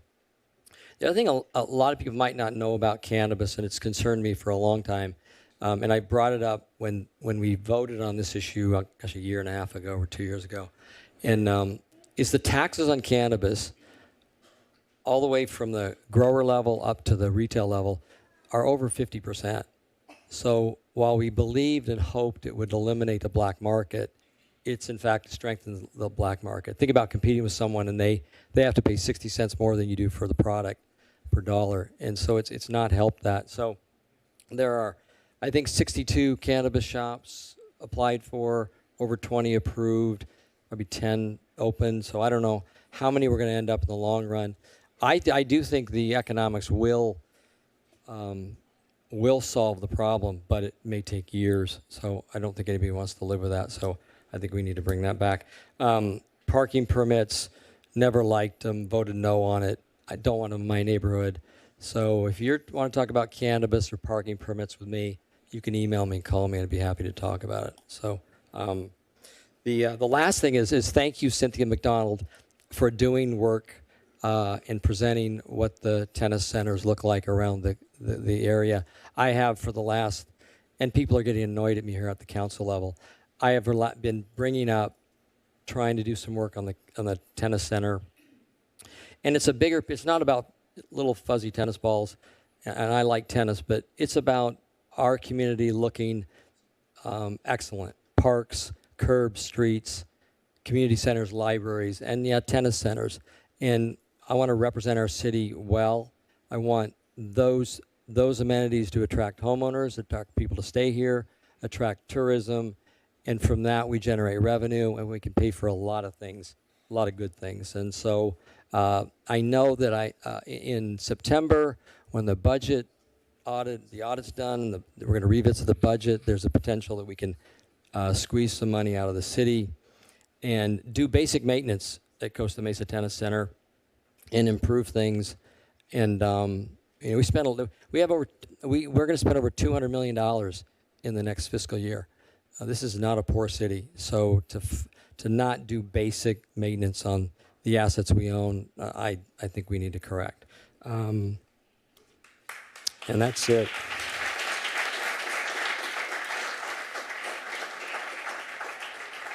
And email me, call me. I'd love to chat with you if you got an issue. Take care. Thank you. Mayor Pro Tem Jeffrey Harlan from District 6.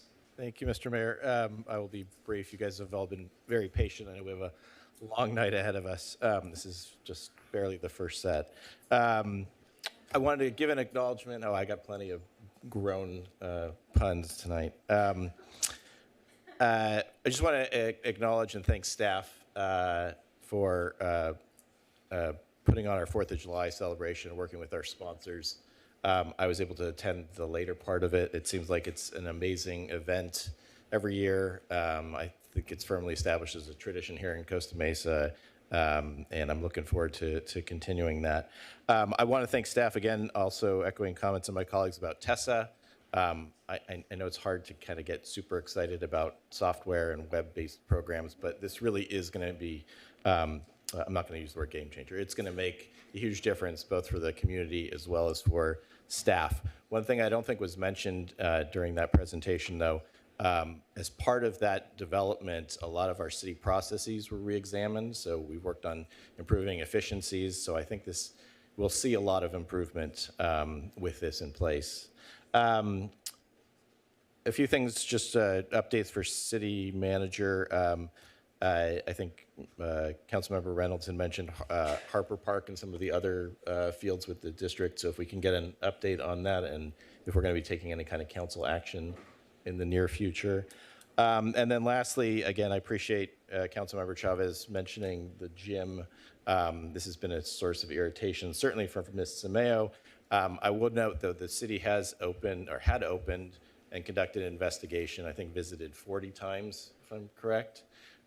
So there's no lack of enforcement here. I am troubled by the fact if the gym is kind of flouting what the ordinances are and not responding to police action. So I would appreciate a little bit of follow-up on that. That's all. Well, thank you very much. So I asked everybody to be brief, so I'll be brief. Thank you very much to the staff for all the hard work on the July 3rd event. It was spectacular. We had some say, depending on the estimate, 12,000 people that showed up. I don't know if all of you showed up. It's a great opportunity now, though, to mark your calendar for July 3rd of next year. It's an event that I've been trying to really get momentum going since 2017, and I think we have finally hit our stride. It was a beautiful event thanks to the Tijuana Dogs and thanks to the folks that did our fireworks. It was top notch. So I hope you all enjoyed that. We have a new thing in our town. I don't know if you've noticed it, but Grants for Guns is now a commissary kitchen. Goop Kitchen just moved in. That's Gwyneth Paltrow's business. There's going to be a number of commissary kitchens. There's going to be a little food court that's available there at some point in the future. And it's a lot of experimental things, you know, kind of similar to what Northgate, who we'll hear from in a moment, is doing at Northgate Market. And then as for the gym, we happen to have the foremost expert on sound here right in the front row, Gary Hardesty.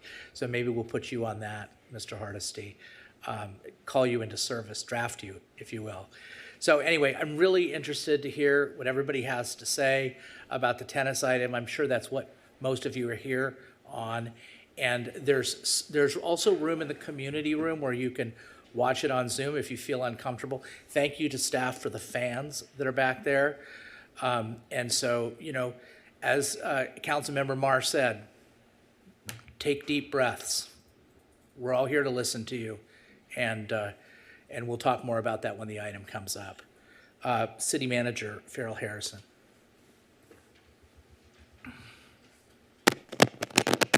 Good evening, Mayor and council members and esteemed public.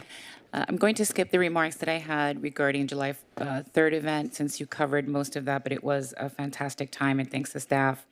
But I did want to respond to some of the quick items that were mentioned this evening. And so just to give brief updates on those items regarding the request for better communication regarding our CIPs and the status and construction and all that. I'll work very closely with our PIO and the Public Works team to make sure that, you know, we're being more comprehensive about the information on that, for sure. I did want to also mention that the update regarding the school fields on the west side and also at Harper Park, I mean, basically 5 different school sites with their fields and increasing access to open space is an action item that we'll be bringing to you for your consideration at our very next meeting on August 1st. And so I just really want to thank in advance the school district and in particular Wes Smith, who has just been an incredible partner with the city and understands the concept of the whole child and how access to open space is a very important part of a child's development, not just what's happening during the day while they're sitting at school and receiving the curriculum-based learning. What also matters is the quality of life that they have outside of school when they're at home in their neighborhoods, recreating, having opportunities for open space and play. And so we'll be excited to bring that forward. Thanks for your leadership in that regard. And thank you to the district and to our Parks and Community Services Department for also helping with those efforts, and our park rangers as well, who've also been involved. And then last but not least, I wanted to turn to Chief Stefano. He worked with our executive team, I'd say a couple of years ago, to come up with the criteria for when it is triggered for us to have a cooling center. We agree We understand that temperatures have become warmer over time and that we're going to have situations where there may be members of the community that need access to air conditioning, especially our seniors, people with limited mobility, and other families that could be vulnerable. And so we do have criteria that trigger the opening of a cooling center, and we have protocols to do that through all of our emergency management protocols. And so with that, I'll turn it over to Chief Stefano for the details. Thank you, City Manager Farrell Harrison, and Mayor, City Council members. Thanks for the opportunity tonight. Yes, there's different thresholds that we have for opening cooling center, not only here locally, but at the county and the regional level. Generally speaking, in the county, it's 90 plus degrees for 3 consecutive days, and that's the same criteria that we have here in the city. That doesn't mean that we can't open if there's an issue that comes up. Obviously, the most vulnerable include our seniors. And so what we ask when we hit that threshold, we're going to make sure we get communication out, but we have not even met that threshold within the northern part of the county, believe it or not. That said, we're closely tied in with the county and closely tied in with the state. So again, 90 plus degrees, 3 consecutive days is what we utilize. But we encourage everyone to find a cool location in the city here. We're fortunate we have 2 incredible county libraries that we've partnered with. We also have the senior center. And we also encourage the community to reach out to those friends and family in the community if there's a concern, just for what we call welfare checks to make sure they're okay. That's something that's important. And then lastly, just a side note as we talk about summertime and the heat, Chief Lawrence and myself and some of our staff were up at Chalk Hospital visiting Chalk and talking to the Chalk Hospital about the different things that they do for the community and for children, and talk about a vulnerable part of our community or children. And during the summer months and the heat, we want to turn to pools. We have beautiful oceans. But the fact is children drown without a sound. So just conveying that message of water safety anytime that we're around water is something I'd like to convey as well. We want people to stay cool, but also want to take away that message. So again, I appreciate the opportunity, and we'll be sure to get some messaging out to the community as well for other resources. Thank you. Thank you. Thank you, Chief. Anything further, Ms. Farrell Harrison? No. City Attorney, Ms. Barlow, do you have any? Yes, thank you, Mr. Mayor. The only thing I have tonight is I'd like to wish my son very happy birthday. Happy birthday, yeah, that's good. Okay, so now it's a consent calendar. All items under the consent calendar are considered to be routine and will be acted on in one motion unless they're pulled by a member of the public or a council member or a staff member. Madam Clerk, have any been pulled? Mr. Mayor, I have no request. Okay, good. So I'll entertain a motion, and I want to note for the record that Councilmember Camaros is recusing himself from the third item, the warrants resolution, and so am I. Him because there's a disbursement to Priceless Pets, and me because one of my campaign contributors is getting a disbursement. So I have to recuse myself. So with that, I'll entertain a motion. We have Manuel Chavez making the motion. Move to approve consent calendar. Seconded by Andrea Marr. Okay. We can call for the question. Motion carries 7-0. Well done, council. Okay. Why don't we do our public hearing item, and then we'll take our break. Okay? Would you please, Madam Clerk, do the title for the public hearing item? Review of Planning Commission approval conditions for the Northgate Market at 2300 Harbor Boulevard. Presentation by Ms. Lee, Director of Economic Development Services. Okay. So, Ms. Lee, can I do the presentation? It's just going to take a second for me to do a presentation. Planning staff, the Planning Commission all did a wonderful job. This is about Northgate Market that's set to go in on Harbor and Wilson. And there were just 2 items that I'm calling up for review, conditions that were imposed by the Planning Commission I'd like the council to consider. One of them is the item to not have televisions on the back patio. And the only other item is the hours of operation in the morning. There's been a request by the applicant to serve breakfast. So with that, if the applicant would like to say, you know, if we do review that and reconsider those 2 items, what would that look like? And maybe the council has some questions for you. Sure. Good evening, everyone. Thank you very much to the city, city council, mayor, staff. We are very excited and eager to partner in the city. We are excited about creating a family-friendly environment and a great market that offers high-quality products, great produce, meat, and prepared foods. And really the patio is to be able to enjoy an outdoor setting, a family-friendly environment, and that is the purpose for the patio. All right. And what about the hours of operation? In terms of the hours of operations, we want our customers and community to be able to enjoy that patio while they have a breakfast, and for it not to be restricted. So that's the main reason we'd like the hours to be unrestricted. All right. Any questions for the applicant, council? I don't see any. Let's open it up to public comment.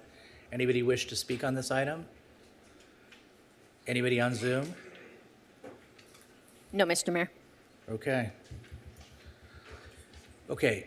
I'm just going to make a motion that we revise the conditions that are referenced in the staff report, and permit televisions on the patio and the earlier hours of operation requested by the applicant so they can serve breakfast. Second. Okay. Anyway, I really don't have much more to say. I think it's a reasonable thing to do. Welcome to the community. Thanks for your massive investment. Thank you. Thanks for your massive investment just to get, so we have so many people here. Northgate Market, this is their 44th store. They're at the Harbor Center, which ICI Development, Mick Meldrum is here, who runs that so well. Gary Hardesty, as I mentioned earlier, is the top sound guy. It really, some say in the world. And he's done Wembley Stadium, all kinds of stuff. So they're both Harbor Center and Northgate is very attuned to sound, and they have the very best experts addressing that. They're going to put $26 million into that facility, and they're going to employ 350 people in the city of Costa Mesa. Not only that, as I said earlier, like the place over by Grants for Guns, they're going to have a kitchen where people can develop recipes that can be sold not only at this store, but at all other 43 stores. So from my perspective, thank you. Thank you for your investment, and I hope this motion passes. Anybody else have anything to say? Yes, Councilmember Reynolds. Yeah, I wanted to actually explore one other change. And the goal here, first of all, this is really interesting. We don't often review planning applications unless they get appealed. And so it was really, having not served on the Planning Commission, it was interesting to go through all the different conditions, right, that we asked to apply. And there were quite a big handful of conditions related to noise, many of which I think were overlapping. So based on some of the feedback I got from staff, my interest is in, well, I learned that we've got, as part of the CUP, conditions related to live entertainment, but then we also have an annual live entertainment permit process through which we can control noise. So my interest is, because I love, when we got a presentation of the vision for Northgate Market, I loved it. We talk about vibrancy in the city and arts and culture, and I really want to maintain the flexibility to support that. So there's conditions in this application that say no live entertainment outside of any sorts.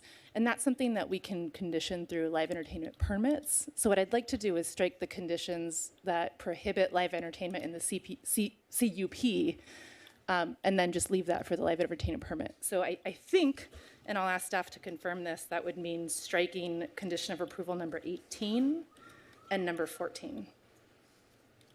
So I would, well, staff can correct me later, but my request would be to add to the motion striking condition of approval number 18 and number 14. Yep, the move-in concurs. Second, agrees. Anything else? Thank you. No, that's it. Thank you. Anything else from staff? I mean, council? No, we're good? All right, with that addition, and I presume you would concur with that, right? Yes, sir. Okay, wonderful. Okay, let's call for the question. Motion carries 7-0. Great job. Thank you very much. Well, Northgate Market, welcome to the neighborhood. Thank you very much. And And so we're going to take a break, and why don't we make it a 15-minute break? We'll come back at 8:05. 8:05. Mr. Mayor, that people may want to reserve their seats because there's people waiting outside. Okay, I think they can do that.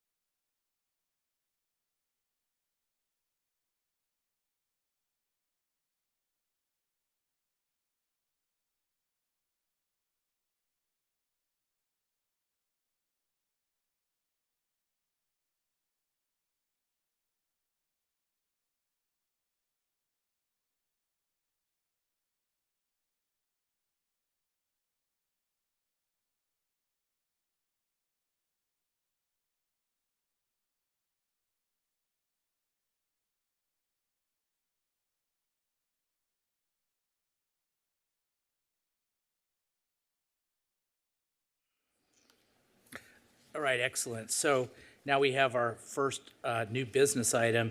Madam Clerk, would you please read the title? New Business 1, Costa Mesa Tennis Center Operations. Presentation by Ms. Molina, Finance Director. Okay, now before we go to Ms. Molina, I just want to address the crowd. I'm so glad you're here. This is engagement. This is what we want. It's exciting. It's exciting for all the council. Thank you very much, as Councilmember Marr said, thank you very much for all your emails. It's also really great to know that we're talking to a bunch of tennis fans and how important you know the decorum is and you know in the game, and the same does apply to the city council. So like, consider me the umpire. And just a few things I want you guys to know in advance of the staff report so that you understand what the expectations are.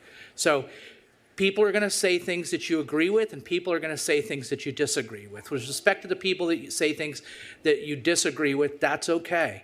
And please, no booing, no hissing, none of that stuff. Let people express a dissenting view. We're here in the United States of America. This is the hallowed halls of the great city of Costa Mesa. Number one. Number two, clapping. All right. You could see that I love a good clap. Okay. But if we all, I mean this, applause. If we all clap incessantly at everything we agree with, it's just going to take too long. So, just moderate your clapping. There used to be a guy named Paul Salata. He did the Salata clap. He just went like that. He was the Mr. Irrelevant guy. So think about doing that. Just go like that if you like something. Or wave your paddles, okay? If you got paddles, if you don't have paddles, wave your hands. Something like that, rather than long periods of clapping. Okay, the other thing is timing. Everybody gets 3 minutes, okay? But please, if you could, don't be redundant or repetitive of what's already been said, but if you want to affirm that, that's okay. Any council member or the mayor has the opportunity at any time to bring a motion to reduce the amount of time if there's redundancies, reduce it from 3 to 2. I will entertain that motion. If there's a second, we'll vote on it with no discussion, okay? So for now, we'll start at 3. I don't think I have anything else. Be respectful, I've covered everything. And also, obviously, be respectful of staff. Our staff has worked very hard. Some of you agree with their decisions, some of you disagree with their decisions, but there are staff and they work very hard and they're proud of them. Same with council. Council has worked their butt off on this item. They have read everything. Respect the council, please. They deserve your respect. With that, staff, you have the floor. Ms. Molina. Thank you, Mayor Stevens. Good evening. Tonight, before you is the opportunity to award a tennis center operator contract and review the city's procurement process. For a background, the City of Costa Mesa's Tennis Center is a city-owned public facility located at T. Winkle Park. It is a 2-acre tennis center that includes 12 lighted courts, a pro shop, courtyard, and landscape walkways. The City Tennis Center is a community asset that generates approximately $1 million in revenues per year. So as a background, as you know, the Costa Mesa Tennis Center was previously operated by Hank Lloyd for 24 years. An interim operator, Top Seed Tennis Academy, was selected while staff conducted a request for proposals procurement process. The city staff did an effort to ensure that the Costa Mesa Tennis Center is successful in meeting the needs of the community. Staff conducted multiple community outreach requesting feedback of facility improvements and program enhancements. The outreach included community meetings, online surveys, community discussions, including at the Parks, Arts, and Community Services Commission. City Council direction was received on September 20th, 2022, and the RFP was released on December 8th, 2022. Costa Mesa request for proposal process. The rules surrounding government contracts. All government contracts by law are subject to an open and competitive process. This is done to ensure unbiased, fair, and equitable results. These guidelines are contained in both the state and local laws, regulations, and procedures.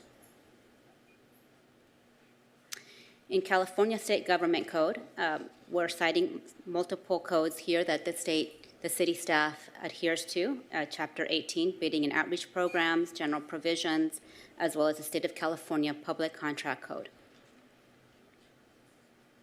For our city's municipal code, Chapter 5, Article 2, Sections 2160 through 2172.2 outlines our procurement processes and system. The system is established for the purpose of setting forth efficient procedures for the purchase of supplies, services, and equipment at the lowest possible cost commensurate with quality needed, to exercise positive financial control over purchases and clearly define authority for the purchasing function. Municipal Code, Chapter 5, Article 2, Section 2-116, Purchasing Division outlines the duties of the purchasing officer. In this section, you will outline, I won't read them all of the duties of the purchasing officer to ensure an equitable, ethical process, and the purchasing officer's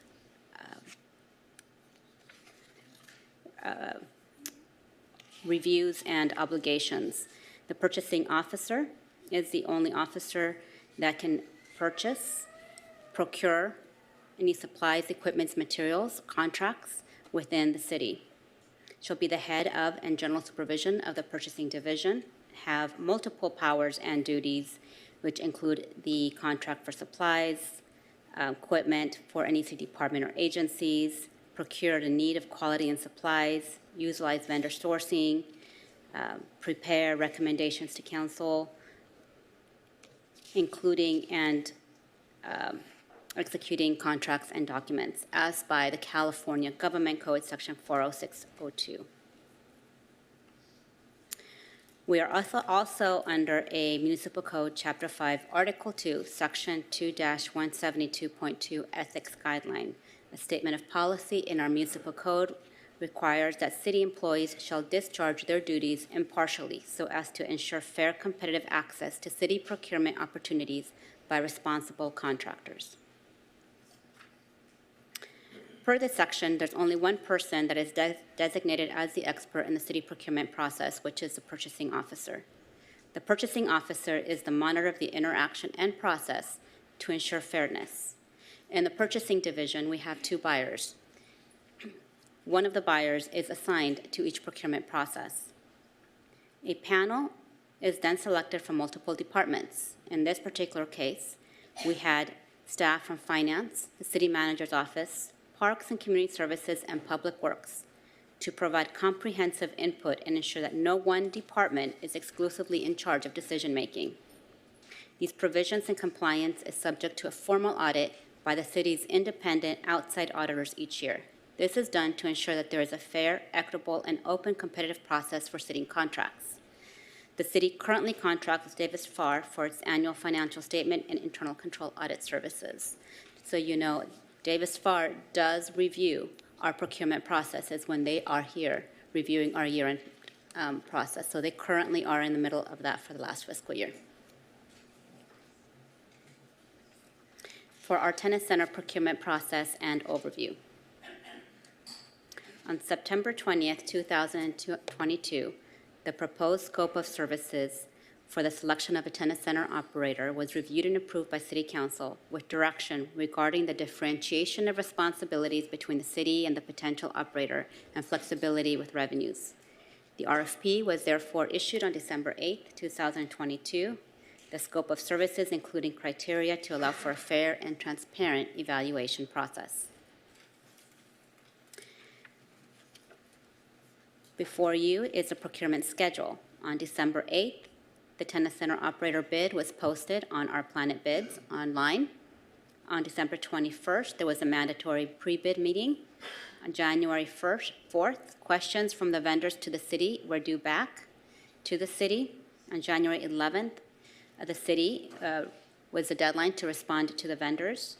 By the January 25th, the proposals were due. The 26th, the evaluation process started. By the 15th, the evaluations were turned into our procurement staff. On March 21st, as a result of their evaluation, there were some clarifying financial questions that were sent to the top 3 bidders, and on May 23rd, interviews were held for the top 3 bidders. In phase one of the procurement process, we looked at 4 qualifying areas. The experience of the firm, in essence, looking at the number of years of experience of operating a tennis center, methods of supporting a local community, and organizations and events. We also looked at their key personnel. Do they provide adequate, experienced professional staff capable of managing the operations of a tennis center? As well as a method of approach. What was their project scope of service? What were their innovations, creative approaches that would benefit the city? And finally, cost proposals, their fee schedules and pricing information for the project. In phase one, city staff evaluated 9 proposals that were submitted and evaluated based on the following criteria: the key personnel, firm experience, method of approach, and cost proposal, totaling 100% of the weight. Upon the final review of phase one, 3 of the proposals that received the highest scores were asked to continue in the next procurement phase. They were Hardcourt, Agape, and Topseed. In phase two is where the interview process took place. All of the proposals were asked to make their last, best, and final offers and to bring in any and all information and key staff to assist in the decision-making process. Below are the interview evaluation criteria and weight: grasp of the project, approach, qualifications and experience, communication, and quality of their presentation. As a result of the tally of the information in all of the areas, Agape Tennis Academy received the highest score in phase two and overall.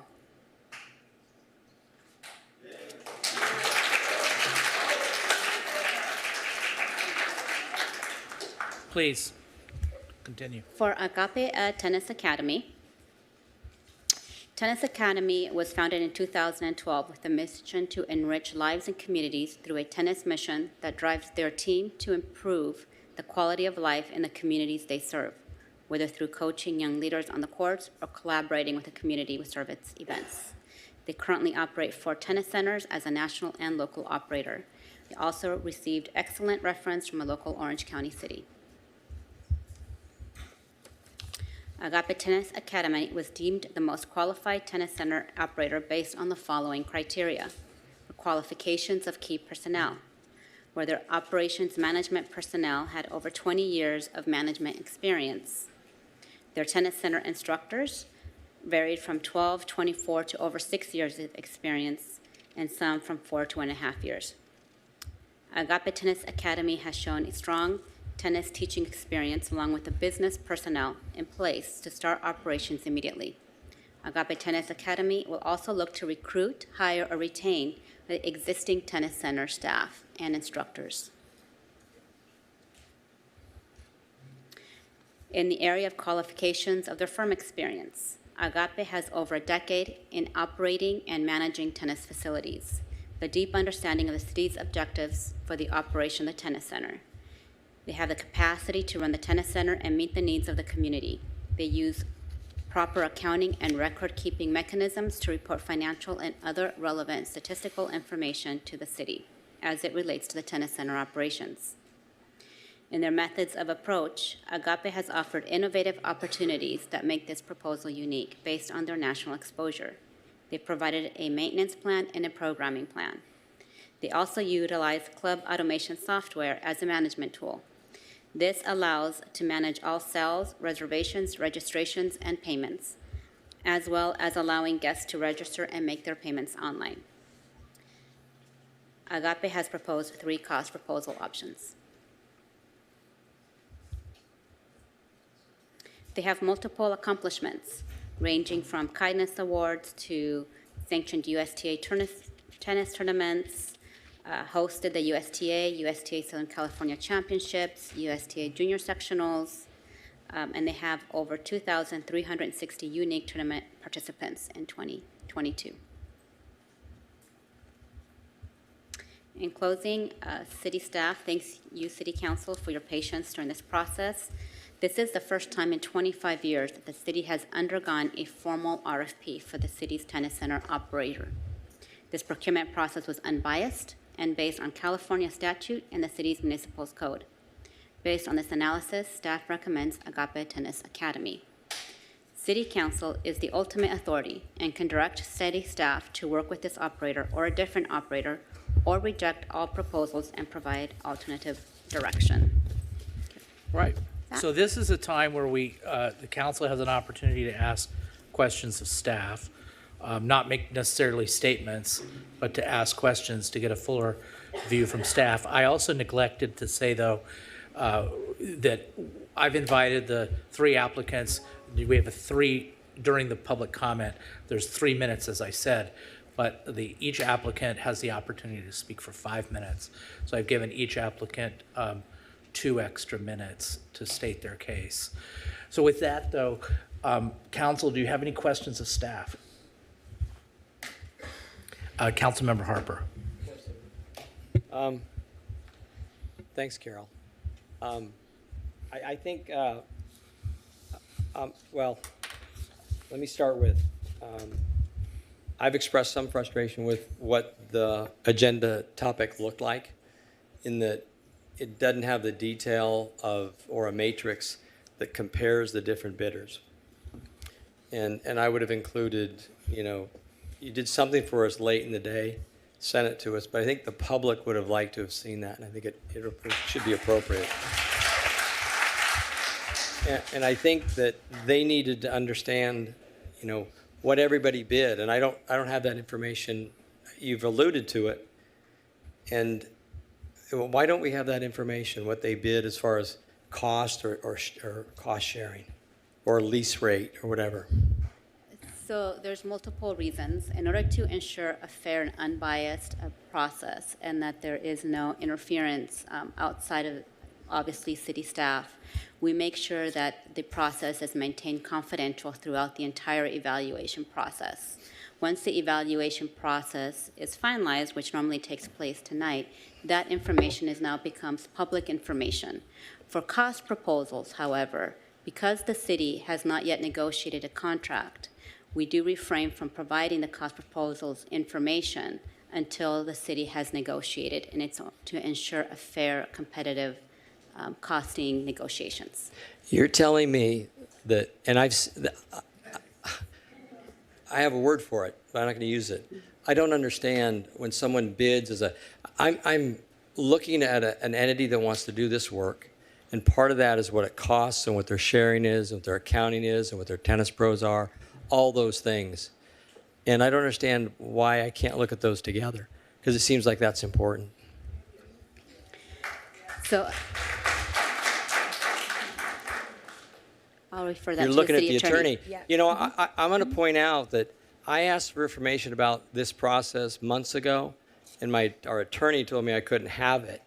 And there were 2 reasons, because other council members didn't have it at the same time, which you could solve by giving it to everybody. And the second, there was confidential information, which you can redact. And I now have that information, and I better get it 24 hours before the meeting. I'm talking to you, Carol Molina. Again, because it's still during the evaluation process. Whose rule is that? That is actually outlined in the RFP process, as well as the bid specs that we provide.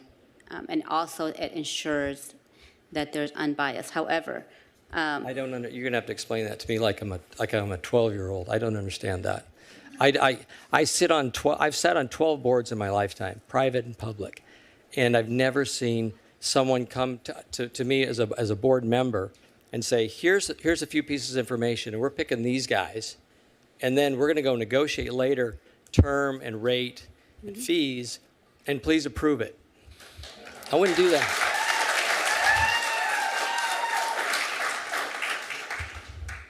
Mr. Mayor, if I could address the costing issue and the negotiation. Yeah, it's a question, right? Yeah, this really is about, it's really kind of a 2-step. Staff has evaluated the cost proposals in making its recommendation, but if we were to release all that information up front, it disadvantages the city in negotiating the best contract with whichever provider you select. And that is that's a typical and normal part of our process when we are selecting someone on the basis of qualifications and then negotiating a price. You did the same thing when you hired me. You No, I selected didn't hire my you. firm. I didn't hire you, I so understand you didn't. don't tag me with that. I mean, the city did. You selected the best qualified firm, and then you negotiated that with that firm, even though you had proposals from multiple firms, and they all included cost proposals. You selected the firm that was going to give you the best service, and then you negotiated the best price and terms you could with that provider. And that's why we do it this way. And what I've seen done, sorry, I don't have a dog in this fight. I'm just trying to assess a process that I don't like, and that's where I'm after. I don't understand why. Okay, you want to negotiate price. You get a bid from 1, 2, and 3, and you go negotiate the price with each of them, and you identify what a good, decent package is and what's a fair package is. I mean, what you're saying to me, you're going to pick one party, and now everybody else is off the table, and you're going to go negotiate, and they know they're the only party negotiating. That loses something too. You haven't convinced me one bit. I don't know that we're trying to convince you, but they've already made a proposal. So if they tried to vary from their proposal in the negotiation, staff would come back to you and get direction to go elsewhere. Well, So you're saying that that sounds like two things. Sounds like they made a proposal, and you want me to pick one, and then maybe you can do better on the costing. That's what you're suggesting? That's what I thought I heard you say. Now you're saying something different. No, we would negotiate if there was a portion of the negotiations that would not be beneficial to the city. We would come back. So I'm not done, but you can go and ask. I think it's a legitimate question, though, in the sense that, if you look at just these two slides, 15 and 22, and under procurement process phase 1, when it's being explained, it has cost proposals, fee schedule, pricing information for the project. And if you look at 22, it says cost proposal. Agape has proposed 3 cost proposal options. And,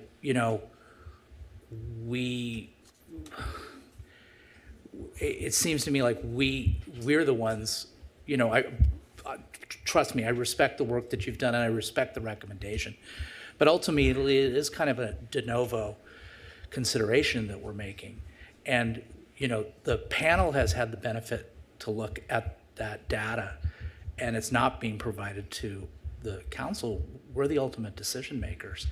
So would there be, let me ask the city attorney, apart from the issue of negotiating and whether it would be better for the city, is there any legal prohibition to provide the city council with the cost proposals of the final 3 finalists,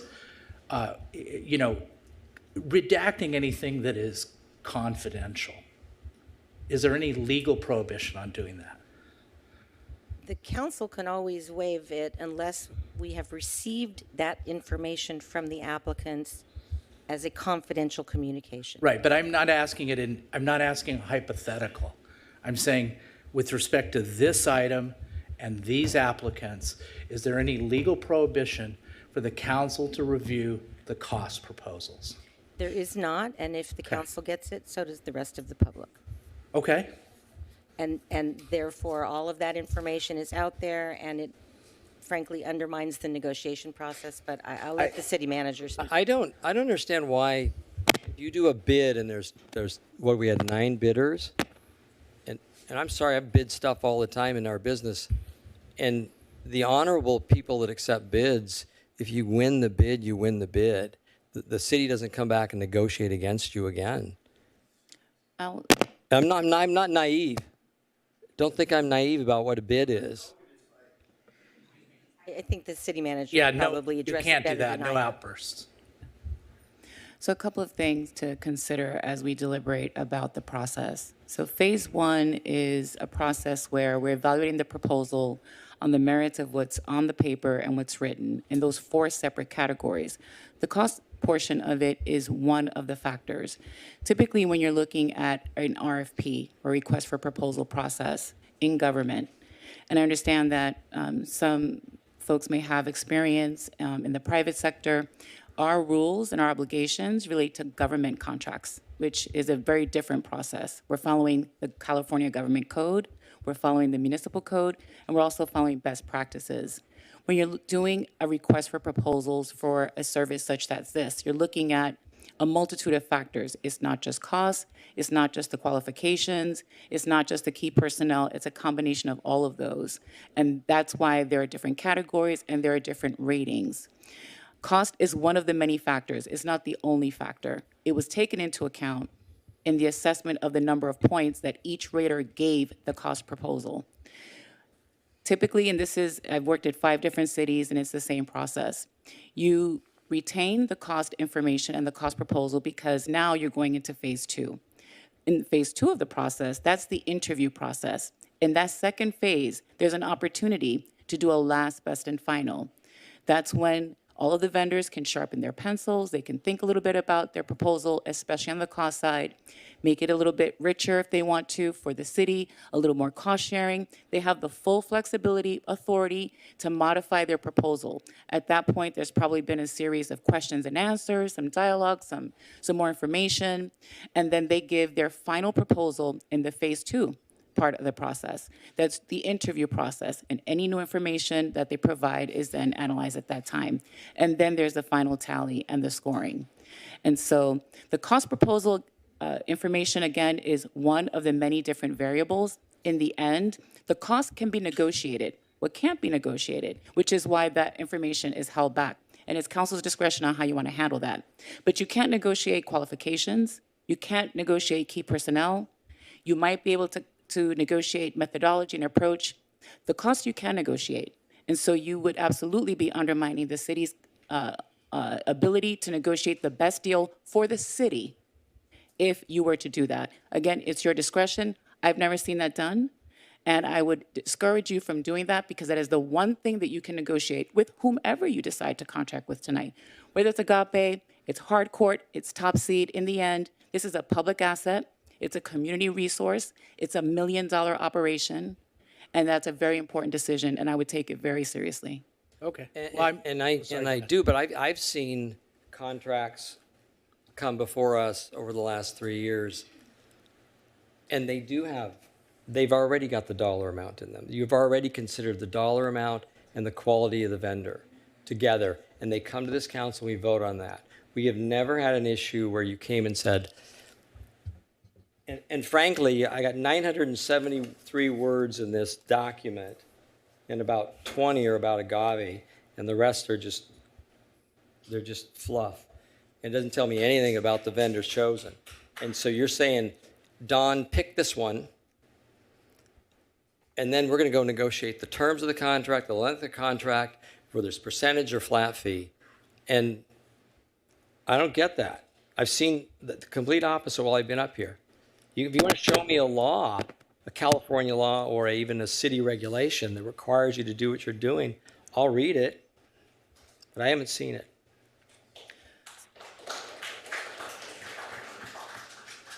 So, Councilman, there are 2 different processes that the city undergoes in terms of its bidding and its procurement operations. You may be referring to the low bid process, which is an entirely different process, and many of our contracts go through that. No. Or you can just be referring to the RFP process in general. They always follow the same process where cost is a factor. And so, yes, there are times that we have negotiated. We will offer the opportunity for all of the vendors to sharpen their pencils and come back with something else. Sometimes there's a clear distinction on who's the most qualified, and so it's something that we would bring to council without any hesitation. But this process is the same and is consistent with what we've done in other cases. What's different, though, in all fairness, is the fact that this is the first time in 25 years that we're doing this type of an RFP, which is to provide the tennis center operations and all of the different elements that are resulting therein. It's not, you're correct in that it's not hiring for an auditor or for another type of professional service. The professional service that's being RFP'd at this time is this tennis center operation, which is sort of a more of a business management and operation opportunity that the city is letting out to the public. And so that is different. And it would, because of that, it lends itself to a different conversation in terms of the things that you can consider among what we're showing you. But on the cost side, for certain, it would be undermining the city's ability to negotiate the best contract for the city and for the public, given that these are taxpayer dollars, if that information is released, but that's your call. Yeah, the motion that I made in September of 2022, and I tried to simplify the RFP process by taking away the responsibility of the operator to maintain the facility, renovate the facility, and just said the city will do that. All you have to do as an operator is you can lease it for a flat fee, and then you have 2 or 3 tennis professionals, and you have clerical staff that run the store, maybe 1 or 2. It's a very simple operation. All I'm asking for is a lease rate. Now, if you want to share in a percentage of the revenue, you can propose that as a mix.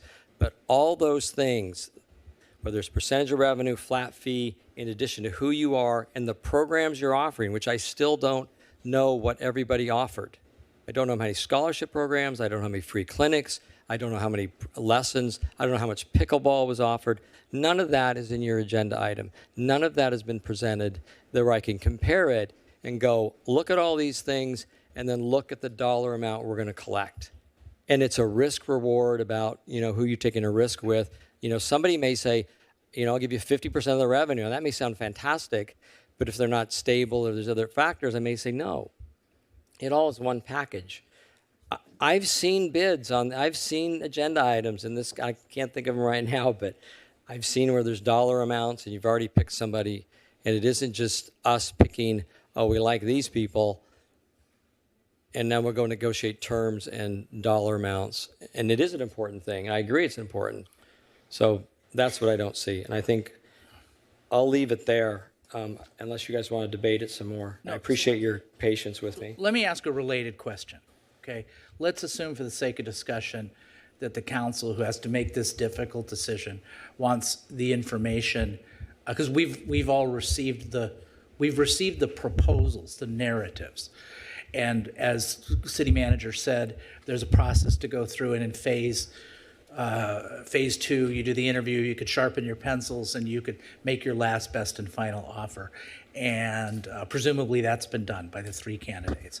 Okay, so let's assume for the sake of discussion that the council would be interested in more information on the cost factor, the specific financial proposals that were made. What would be the process to get that information so that we would have that before we push the button on who we're going to choose? Given the circumstances, the council could opt to receive that information confidentially. Part of the financial information submitted, we can't share even with you, certain. But you just let me stop you for a second. What I'm talking about, let me just stop because I want to make sure we stay on track, and I don't mean to interrupt you. The cost proposals, the things that you said in your prior answer, that it's legal to do it, and if we get it, the public gets it. So I'm just saying, here we are, we're all assembled here. Right. We have this item that's been called. So what would be the process procedurally, assuming that council wants to see that, for us to get that before we make a decision? Well, the tennis center is city-owned real property. You could get that information in a closed session to discuss this is a real property negotiation, essentially. Renting it, operating it, leasing it, whatever that arrangement would be, we could do that. Those proposals will become public after. Anyway, aren't they subject to public record requests anyway, eventually? Not currently. Not currently, but not yes, until it's done. The cost, It will be. all of the proposals, other than any confidential or proprietary information, will all become public once A, you've selected an operator, and B, you've awarded a contract to someone. That is, staff has negotiated it and it's been presented to you. in accordance with your direction, of course. I gotta make sure, and I'm going to be honest about this. I'm trying to understand when you say, so they all bid, and one bids 5,000, one bids 4,000 a month, one bids 10,000 a month. What's the risk in having that be public now? Well, I think the cost proposals are a little more complex than that. No, not necessarily. Not in the Well, motion that I made. It can or As I can't be. understand it, they are. Well, are they? How are they complicated? I'd like to know. Somebody explain it to me. Mr. Mayor, Hold on one second. They shouldn't be complicated. The motion that I made and that was approved is they can bid a flat fee. They can bid a flat fee plus a percentage of revenue or a percentage of revenue. I don't think that's complicated. What's the, please, come on. I give you guys a lot of latitude. You cannot shout out. He asked a question. Please answer. Okay. We've received the multiple different cost proposals that you've indicated. Some are flat with a percentage, and some are just straight percentage based. They're each different, though. Each bidder represented something different. Something a little different. Mm-hmm. Okay. Why is that complicated in presenting in a matrix of? Chief Stefanos was acting city manager when we did this. He says, Don, when it comes back, you're going to get he called it a Rubik's. I call it a matrix of what's been bid, who's been bid, comparison.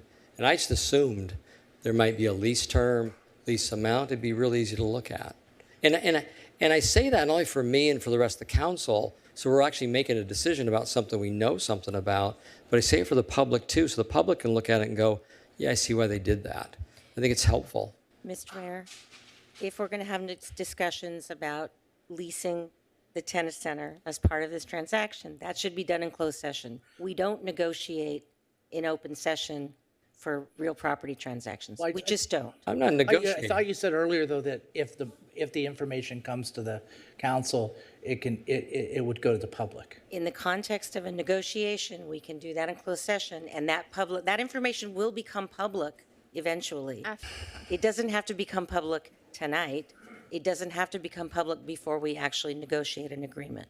Okay. Mr. Mayor. Yes, ma'am. Sorry, can I ask a clarifying question about where this is going, though? Are you suggesting that even if we were to go to closed session, and even if we were to see all of the financial proposals and dig through it in great detail and construct a matrix or a rubric or whatever the heck we wanted to call it, that we would then rescore the proposals in closed session and come back with a new recommendation? No, you actually do something meaningful up here. Instead of somebody telling you staff's telling us what to do, and I'm saying I'd like more details about what's going on. So were you requesting that we, as a council in closed session, are rescoring bidders' proposals? No, I'm not suggesting that.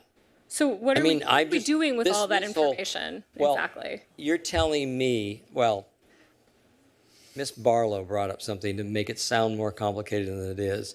There's nothing wrong with presenting what was bid in open session. There's nothing wrong with that.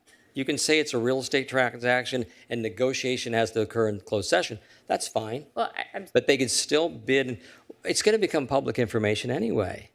Correct. But as somebody who does quite a number of public contracts, I wouldn't expect that my proposal was publicly discussed in front of my competitors before any kind of decision had been made by the governing body. I mean, that is highly unusual, and I do this for a living. So that's fine. And I bid government contracts too. So and then negotiate your contract publicly before they decide on it. It's part of this is.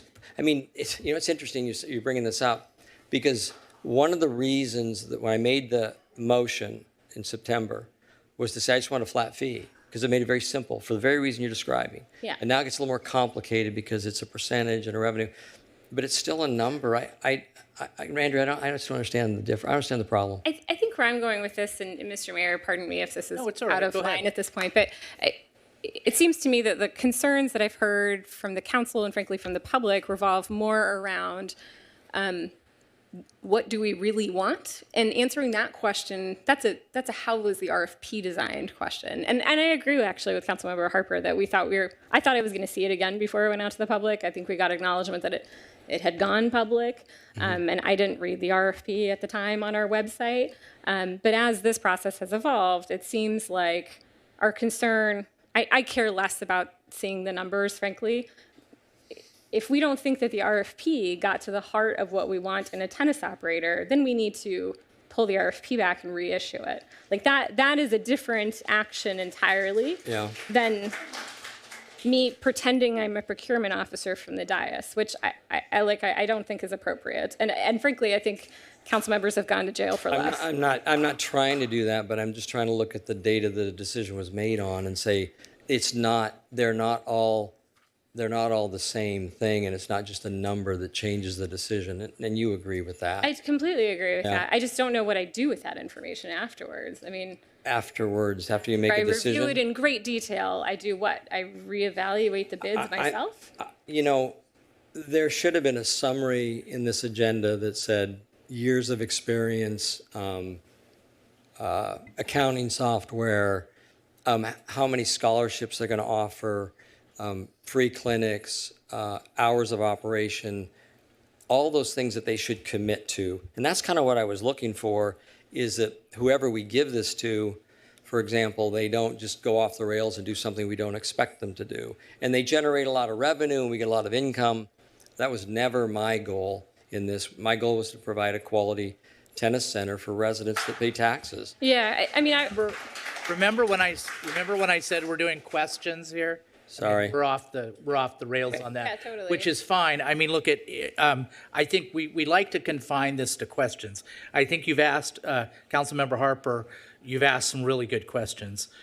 It's best to direct our questions to I'll go staff. back there. I'll stop. I said I'd stop a few minutes ago.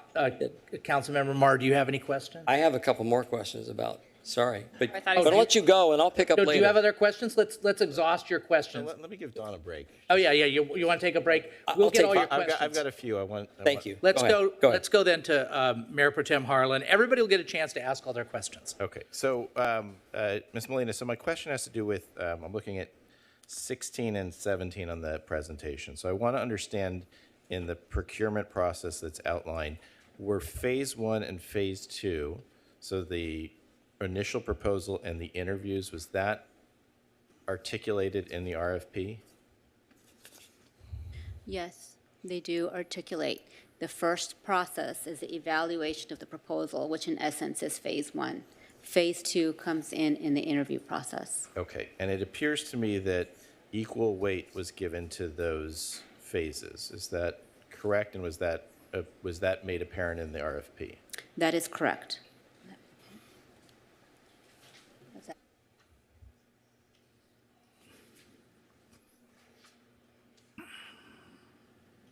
Yes, however, just keep in mind that they are weighted in this category for each of the evaluation criteria. I'm sorry, I don't understand that. It seems like there was an evaluation of the proposal, the written proposal, and everybody scored based on what I'm seeing on slide 16, very close. So then there's the interview process that appears to carry the same amount of weight as the written proposal. So what I want to know is whether or not the proposers understood that that same weight was given the interview to the actual proposal.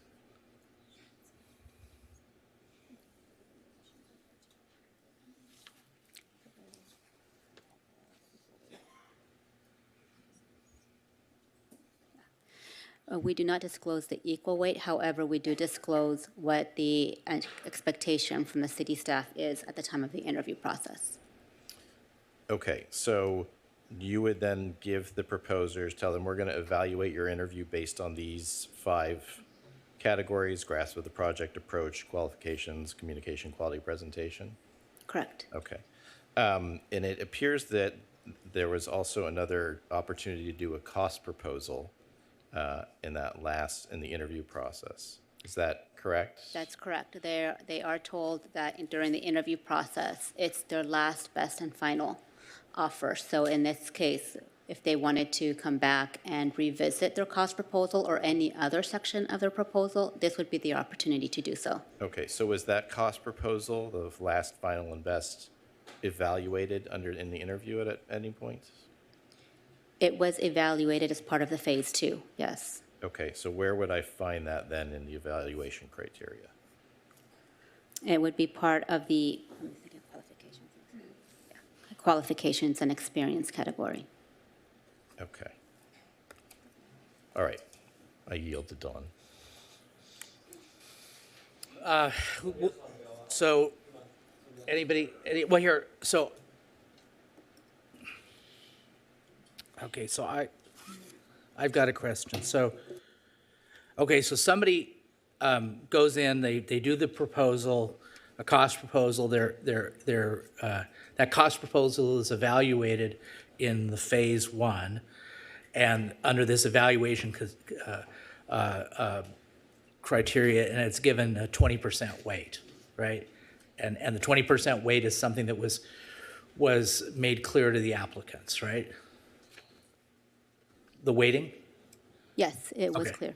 Okay, so then that's really where the cost proposal resides. So then three applicants make it through that phase, and then that cost proposal can be adjusted. First question, was it adjusted? As a matter of fact here, did one or all of the applicants sharpen their pencil and change their cost proposal from the first phase? Yes, one did adjust the proposal from the The first other phase. two stayed the same? That's correct. Okay. Then I'm a little bit puzzled by, then you're saying that presumably that change was considered in the interviewing process, and that if it was, I guess they sharpened their pencils, so they made it better for the city, so that would have increased their score on qualifications and experience, which was 35% weight. Correct. Okay. Okay. So, this is a concern I have, about the process, and I hope you take this with great respect, because it's only meant with great respect, is, number one, that tweaking of the cost proposal has to do with costs, which was evaluated in phase 1 and given 20% weight. But if you consider that in determining the qualifications and experience and give it 35% weight, it seems to me like you're skewing the information about the cost proposal. It seems like it would make more sense to go back and adjust the first phase, and because at the end it all flows toward a total point number. So in phase 2, we would look at everybody's cost proposal. So we would not just look at just the one that submitted and the adjustment. We would look at all of them as part of their qualifications in the interview process. Okay, and then, okay. Mayor, I have an additional Yes, of course. point also to raise. The first phase is considered to be more of a qualifications vetting process. Really what you're doing in the first phase is you're assessing who are the most qualified of everyone who submitted a bid, who are the most qualified to narrow that field. Now you know who are the most qualified, any of whom could actually operate the center successfully. So now what you're looking at in the second phase is the quality of the presentation that they give you, the strength of the team. And yes, now cost is a little bit more of a factor because you've already vetted for qualifications and experience. So it's appropriate that at this phase, the cost adjustments would have more of a weight because you've already vetted for quality of experience. Now you're trying to get to quality and experience, the grasp of the project, these other communication, the quality of the presentation, but cost plays a little bit more of a role because you're dealing with qualified operators. Now you're looking at what makes, for an operation this size, that's $1 million in revenue a year, what kind of financials would that be? Okay, thank you. So I think that Mayor Pro Tem had a good question about whether the applicants were made aware of the relative weighting between phase one and phase two? And I think your answer was no, correct? Correct, they were not informed of Okay. 50/50. So, like, I mean, we've all been to school, right? I mean, I remember when I went to law school, you know, the final was 90% and the midterm was 10%. And we all kind of knew that going in. Is there any concern that you have or the city attorney has about the efficacy of the process if the applicants are not aware of how the different phases are weighted throughout the process? I can, Please, please. I can speak to that. First of all of the applicants were treated the same in terms of weighting. If you remember, the initial phase, as described by the city manager, is looking for the basic qualifications. Right. And so as you see, though, you know, out of 9 applicants, you narrowed it down to 3. So the 3 that were interviewed all had the same weight given to the interview evaluation as compared to their other score. Right. And the initial scores were very, very close. So, yes, of course, I think all of the applicants are aware, just as you are aware when you take a quiz versus your final exam, that when you come in for the interview, they're told, bring your last, best, and final. And the implication there is, you're down to the 3. Now is the time for you to bring your game. Right. And this is the weight, you know, this is where we really make the decision. Well, I'm not sure that that's, I hear what you're saying, but I'm not sure that that tracks the feedback that we got from Ms. Molina about what was communicated to the applicant. Because, I mean, like, if I knew that 50% of the scoring rode on how I performed in an interview, you know, I might get a haircut, shine my shoes, whatever. It's same thing with a test. If I knew that 50% of my grade depended on that test, I might study harder than if it was 10%. So I'm just trying to see, is there any, are we concerned about the fairness aspect of that? I don't think so, because the same percentage was applied to all of the applicants. In other words, the weight given to the second phase was equal. Let's say it was 80% of the total score. I don't know how it breaks down, but it was 80% for all of the 3 finalists. Okay, I understand that. Yeah. You understand my question pertains to. I do. Pertains to notice. That's what it pertains Yeah, to. I mean, I think it was fair. Okay, I can only assume. Can I ask a Yes, following yes, up? of course. So, did we communicate it was a best and final at that point? I mean, Yes, we did okay. communicate with best and final, and we also made it very clear in the RFP language that the initial review process was basically phase 1. If you moved on to the interview process, this is where really we were going to be making the decision. Got it.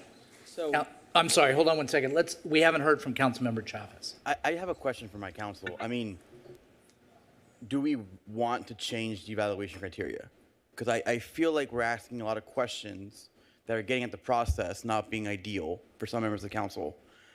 Is there something we object to this evaluation criteria? Because I don't see any difference in this process than we've done in any other process before.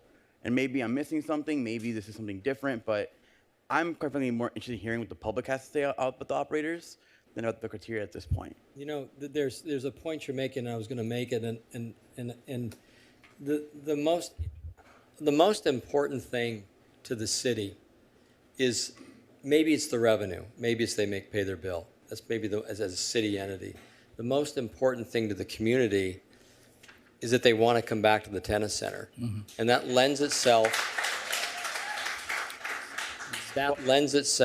to the professionals that run that facility. And I coached basketball for 15 years, and I used to say one thing that I could say I'm a success at, if I get the kid to come back, whether he plays for my team or another team, but he comes back. And I know you think a tennis professional should know everything. If he just gets you to come back, he wins and you win, and the city wins. So that's what we're all after. And when I read this proposal and look at all these categories, grasp of the project, communication, quality of presentation, I do not care. Well, so considering that we do not care about that, how about we hear the public talk about their opinions? Because I think we spent an hour talking about processes that didn't really I don't go think it anywhere. was wasted. Well, I agree. So I think, how about we hear the public? Sure. And see I what think they have to say. that's fine. Do you want to go one more comment? No, you're good? Yeah. Okay, good. I'll accept that. I think that's good. I think everybody's asked the important questions they need to ask of staff. So now, without further ado, let's open it up to the public comment. And remember, avoid repetitive repetition. Yes. And redundancy. Oh, yeah. If you want to do the 3 presentations first, why don't we do that? The applicants can do their 5-minute presentations, and then we'll have the public stand behind that. And this is all part of the public comment. We'll put 5 minutes on the clock, but we've opened public comment. But the first public commenters can be the Start with Agape. Yeah. So, who wants to go first? Let's do Agape first, and then the others.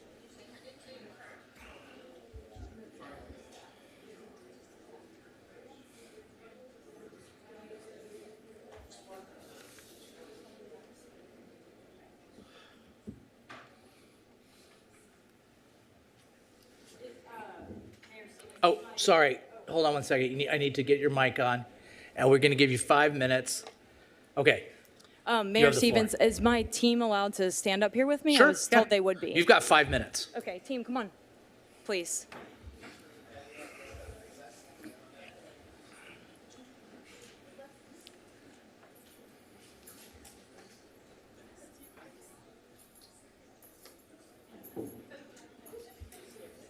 Y'all can spread out a little.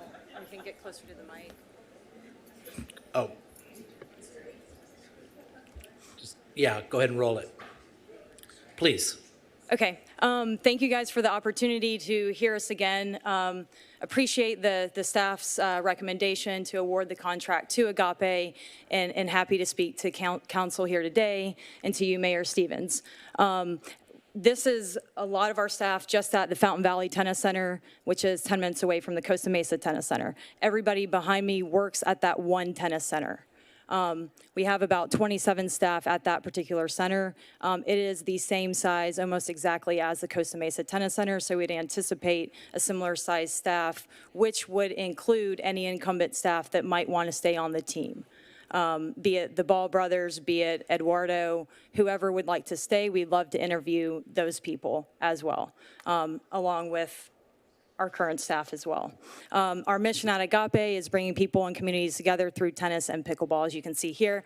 And because we were aware of this 5-minute presentation today, we actually just used the same exact presentation that we gave to the city staff whenever that was in May or so this year. So this is that exact presentation. So in full transparency, here it is. This is some of my staff here behind me. Some of you want to quickly introduce yourself? Hi, my name is Wook. I'm director of the juniors program. Robert Martinez, director of pickleball at Fountain Valley. Preeti Gokhale, director of the adult tennis program. Hi, David Callahan, head pickleball pro. Hi, I'm Albert, director of tournaments. All right, I'm going to cut him off there so we can get to some substance here. A few things that you guys did mention. We got the Kindness Award by the Fountain Valley City Council. We were voted the National Pickleball Provider of the Year in 2023 by the PPR. That's the professional certifying body. Other things that we've just recently done at Fountain Valley, we've hosted ESPN LA, the California Pickleball Association, West Regionals, and we've hosted 16 junior USTA tournaments that we have had 11,500 high performance junior participants in our tournament in the last 16 months just at Fountain Valley alone. This is some of the processes by which we vet the staff that we have, and we would do the same for any staff coming on board with our team. Day-to-day operations, so we do everything is automated. So we use a system called Club Automation. It will literally allow the city to log in at any time. You can see all of our revenues every single day. We can give the city their own login to see that. It has 68 different reports that you can pull. We use this at every center that we operate. successfully. It also allows all of our members to have their own login, so they can pay online, they can register online, we can issue credits, they can see receipts. Everything on there is transparent. So it's wonderful. It's wonderful for the city, it's wonderful for our customers, and for our staff. Here's a few of the stats on some of the tournaments that we've had just at Fountain Valley. Here we have unsanctioned and sanctioned tournaments. We've hosted the USTA Southern California. We have given out 13 scholarships to kids via the USTA Southern California. Agape had over 2,360 unique tournament participants in 2022 at Fountain Valley alone. Examples of some of our flyers. We have our own director of branding who makes all of our flyers, does all of our social media. Our social media has over 10,000 followers. I think the city of Costa Mesa has 234 followers. Scholarship specific numbers that you requested, they're all here. Some of the things, the free play that we've done, we've worked with the Boys and Girls Club, we worked with Special Pops, we hosted the Special Olympics at Fountain Valley. We do senior rates, we do free play for local high schools, and again, we've done free grants for summer camps right here in California. We've increased pickleball at Fountain Valley we have 2,300 players just for pickleball alone. Here's, we also have the Agape Tennis Foundation, which is our 501c3. Where we do a lot of donations. We anticipate a projected $20,000 in donations to be used at the Costa Mesa Tennis Center annually. This is feedback. As soon as you go to our website, it's the first thing there, so we're constantly gathering feedback from our customers, communicating. We use WhatsApp. I think we have very efficient systems and processes, and I have 5 seconds left. One more slide. Oh, these are all the reports our club automation does.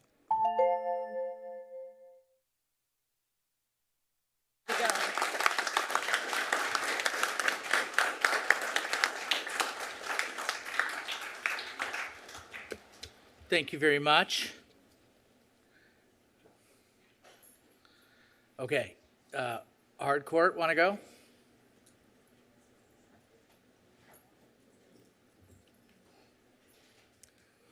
Thank you, Mr. Mayor and council members and staff for the opportunity to present to you this evening. We also wanted to thank the city for their invitation to speak tonight. We were a little surprised to get a call today asking us to be here, but when the city and the council call, we show up. So here we are. I do want to make a couple comments. Number one, we were never asked for a best and final offer. And we were also... Hold on. They got 5 minutes. Give them the 5 minutes. Go. Thank you. And we were also not given the interview evaluation criteria. Okay, moving on. Thank you. Next slide. So who we are. I would like to introduce Wyatt Russell, our CEO. Hey, good evening, Mayor. Good evening, City Council. Thank you so much for having us tonight. My name is Wyatt Russell.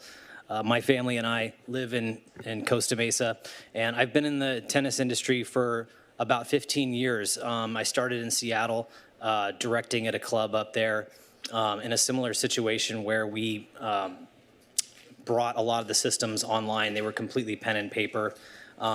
Moved down here about 8 years ago, and 7 years ago started OC Tennis at Hillcrest Park in Costa Mesa. And then about 2.5 years ago, we started OC Pickleball Club. And today they're really good, thriving programs. I'm a USPTA elite professional, and I have a degree in business management. I'll let Meg introduce herself now. Like I said, my name is Meg. I'm the COO. I have 7+ years of experience managing operations, finance, accounting, HR, contracts, risk management, and information technology. I have tenure on executive leadership teams and experience in managing multi-million-dollar city and county government contracts. I also play and teach pickleball. I love the sport, and I'm excited to be standing here in front of you to share our passion for tennis and pickleball.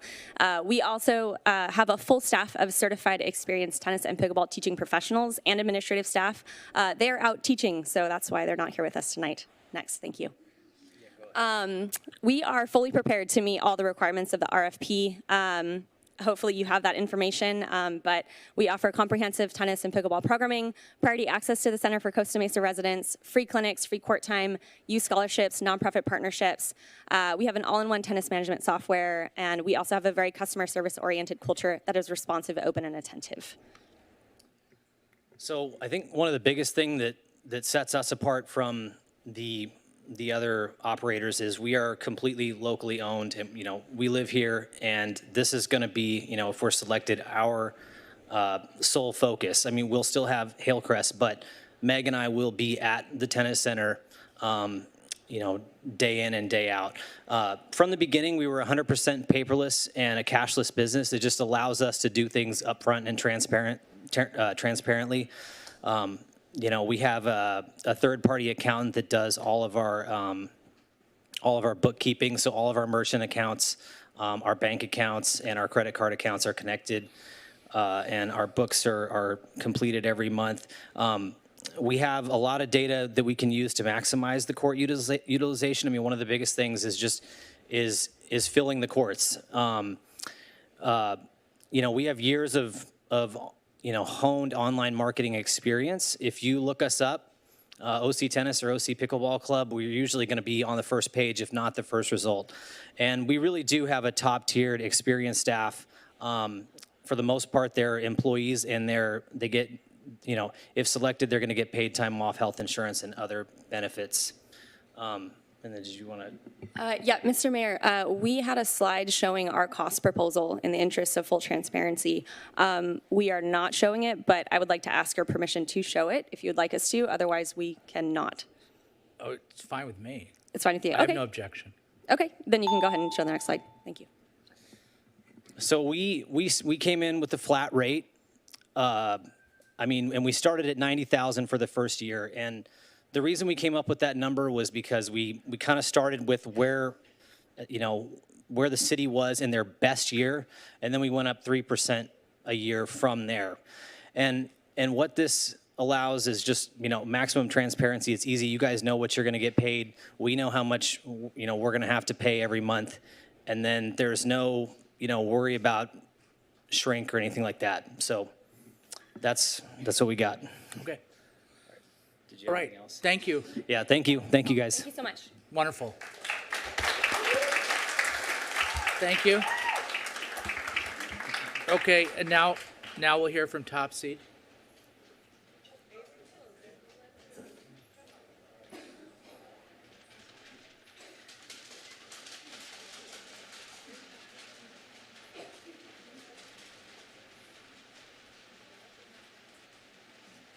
Good evening, Mayor. Good evening, Council. Thanks for having us all here tonight.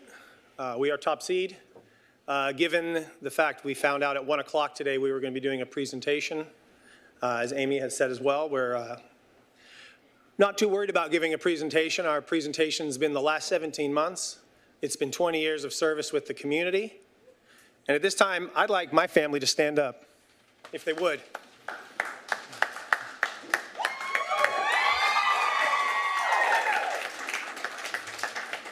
I thank you very much for the opportunity to manage the facility. It's been an experience of growth. It's been hard, it's been challenging, it's been fun. I thank you for letting me serve your community. I'm proud to represent your community. I've poured my heart and soul into that tennis center for my family, for the legacy of Hank and Maureen Lloyd, for what all these people come every week for, the passion they bring, the energy they bring. The life they bring that tennis center is why it's there and why it's successful. It's the community. And I'm lucky to represent them. Thank you, Council, again, staff, and everyone for tonight. Thank you. That's it.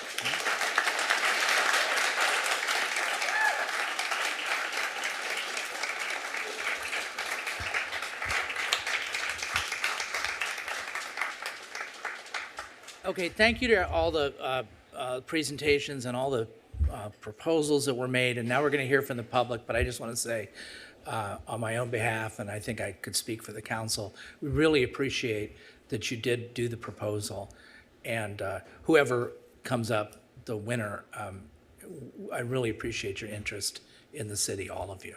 Okay, so now let's hear from the public.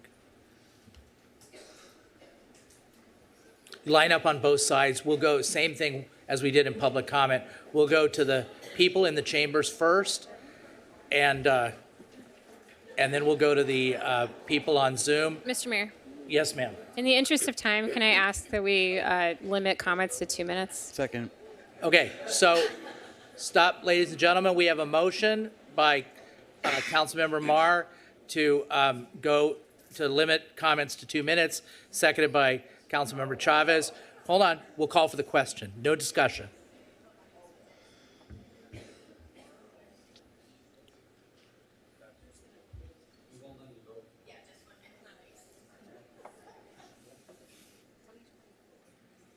Ready?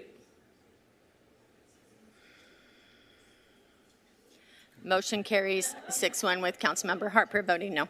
All right, so 2 minutes. You got 2 minutes. Go. Hi, I'm currently a tennis player playing at Agape and training. It has been a blast ever since I started. Hold on. Could you hold on for a second? We're going to give you 2 minutes on the clock. Now you can go.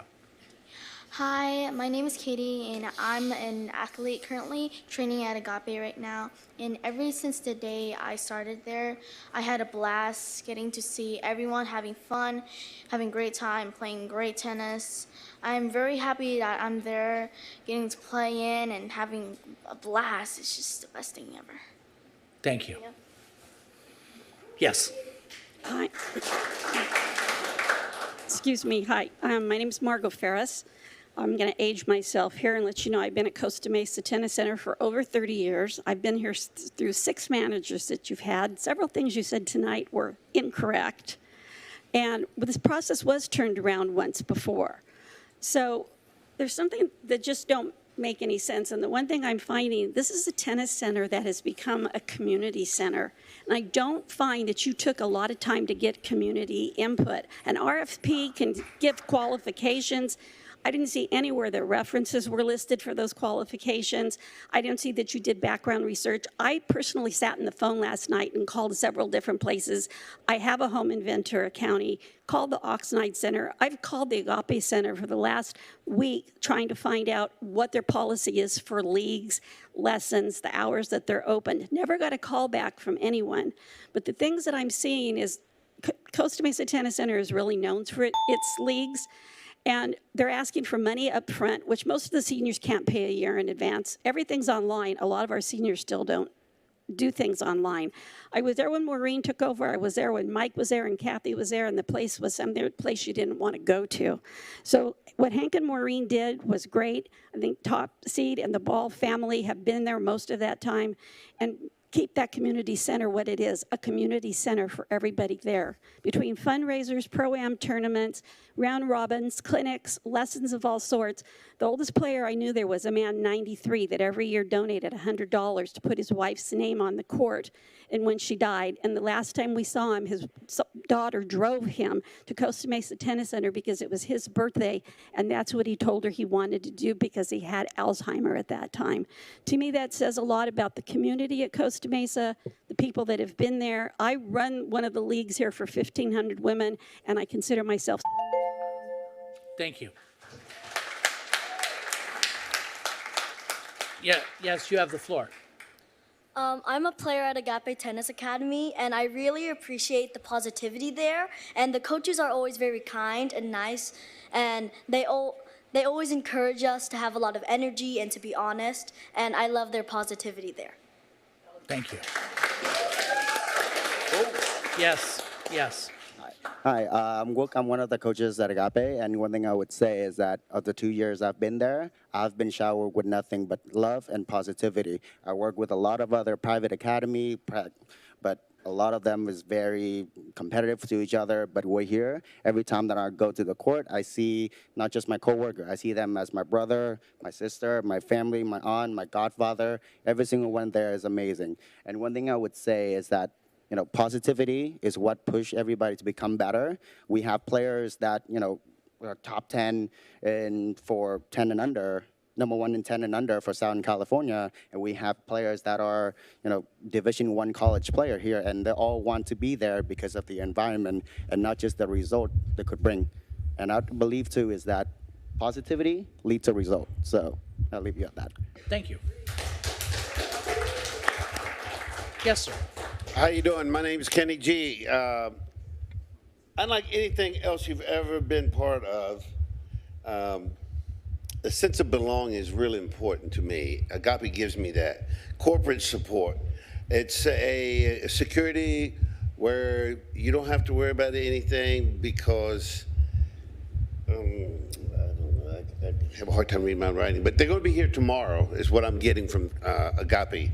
And the intimacy, where the one-on-one, where the coach works with you. Thank you. Yeah. I forgot where I was at, didn't I? Yeah. Okay, apologize. Anyway, intimacy one-on-one, the coaches and the players. If you need it, it's there. You don't have to ask. Most of the time, it just comes to you. We get teamwork, exercise, competition, new friendships. All of this is good for the community. And my last thing I want to say, there's two kinds of happy, okay? Right now happy. In other words, if Agape gets it, I'm going to be happy. Enduring is another kind of happy, and that's the feeling that life is worthwhile and meaningful. And when you got something to look forward to and you're enjoying it, it's very meaningful. So thank you very much for your time. Thank you. Yes. Hi, I'm one of the coaches at Agape, and since the start of summer, Agape Academy has welcomed me with open arms and shown that they truly value their core values. Thanks to the coaches, I am able to give back to the community by coaching others because tennis has given me many opportunities, such as a full ride scholarship to Cal State Fullerton as a Division I athlete. And I can't wait till I graduate and continue working full-time for them, because to me, Agape isn't just another workplace, but it's also home away from home. Everyone here is my family. Thank you. Hello, my name is Colton, and I play at the Costa Mesa Tennis Center. I love tennis, and the Ball family makes it 10 times more fun. They teach me how to play tennis. They play games with me. They make me love the game. They make me feel safe. They give me high fives. They joke around with me, and they make me feel like family. They made the clubhouse a comfortable and safe place to relax and watch some professional tennis. And I would be so sad if they did not get to run the tennis center. I would not know where I'd play tennis. Costa Mesa Tennis Center would not be my happy place anymore without them. Thank you. Yes, sir. Hello, my name is Dick Good, and I ask a question. What does Costa Mesa Tennis Center have that other public tennis facilities don't have? Well, they have Cameron Ball, Karsten Ball, and Sid Ball, and top seed tennis. It's not about the physical properties of the facility, it's about the managing operators. These three tennis professionals had 20-plus years vested interest in Costa Mesa Tennis Center. 20 years. They don't have other jobs, no other income, no other contract locations across the country, just Costa Mesa Tennis Center. They know the Costa Mesa Tennis Center customer. They know what works for the tennis community. They know how important it is to offer exciting programs, clinics, lessons, tournaments, programs, etc. They often invite our beloved Hank Lloyd to come in as guest pro to conduct his famous live ball. After 15 years, well, let me just say, the Balls have created a tennis environment far surpassing other public facilities. If you look at Yelp reviews, I did this afternoon, you'll find 95% of reviews for Costa Mesa Tennis Center are 4 and 5 star. It's a fact. The other competitor, I won't mention their name, begins with, I won't say it. If you look at theirs, 40% are 1 star. This certainly says a lot about the character of a management team. So I ask, is Costa Mesa Tennis Center a great public tennis facility? Absolutely yes, and it's because of Cameron, Karsten, and Sid Ball and top seed tennis. Thank you. Go ahead. My name is Finn Allred. I'm 16 years old, and right now, past year, playing 30 hours of tennis every week. It's like a full-time job for me. And almost all of it's been at the Costa Mesa Tennis Center. My family has put $30,000 plus into this center, and none of my accomplishments that I've done in tennis would have happened if the Ball brothers didn't exist. Without them, I would have never grown a love and passion for tennis, because before 3-4 years ago, when I was still playing with other coaches, I never had a burning passion to get better. I'm the one getting myself out on the court because of them. And because of them, I feel like I'm not just getting better as a tennis player, but I'm getting better as a person.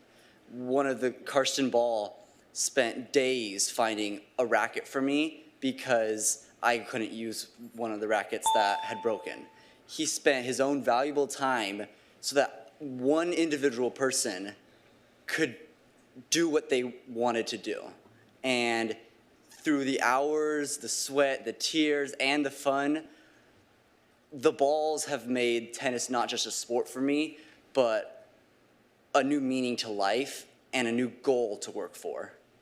And it's made me feel love. It just made me a better person in general. Thank you.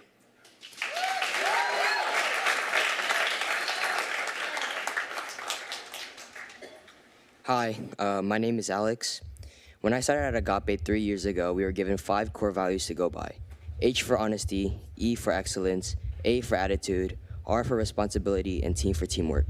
I am proud to say that Agape has honored these core values the entire time I attended. These core values have not only helped me become a tennis player, but also become a better person overall. I apply these core values in my daily life, and it brings me joy. Thank you. Thank you. Hi, Council. My name is Rana Graff, and I am a small business owner of 16 years in Costa Mesa. I'm going to start with this. I was a teacher in Newport Beach 20 years ago, and because what I'm seeing right now, the bureaucracy and not looking at the proper things, the things that matter, my principal looked at me and said, and she loved me, I need you to think inside the box. That was the day I quit teaching. It's my motto of my business to design outside the box. And I say this because I see a lot of government happening here, and I see a lot of bureaucracy.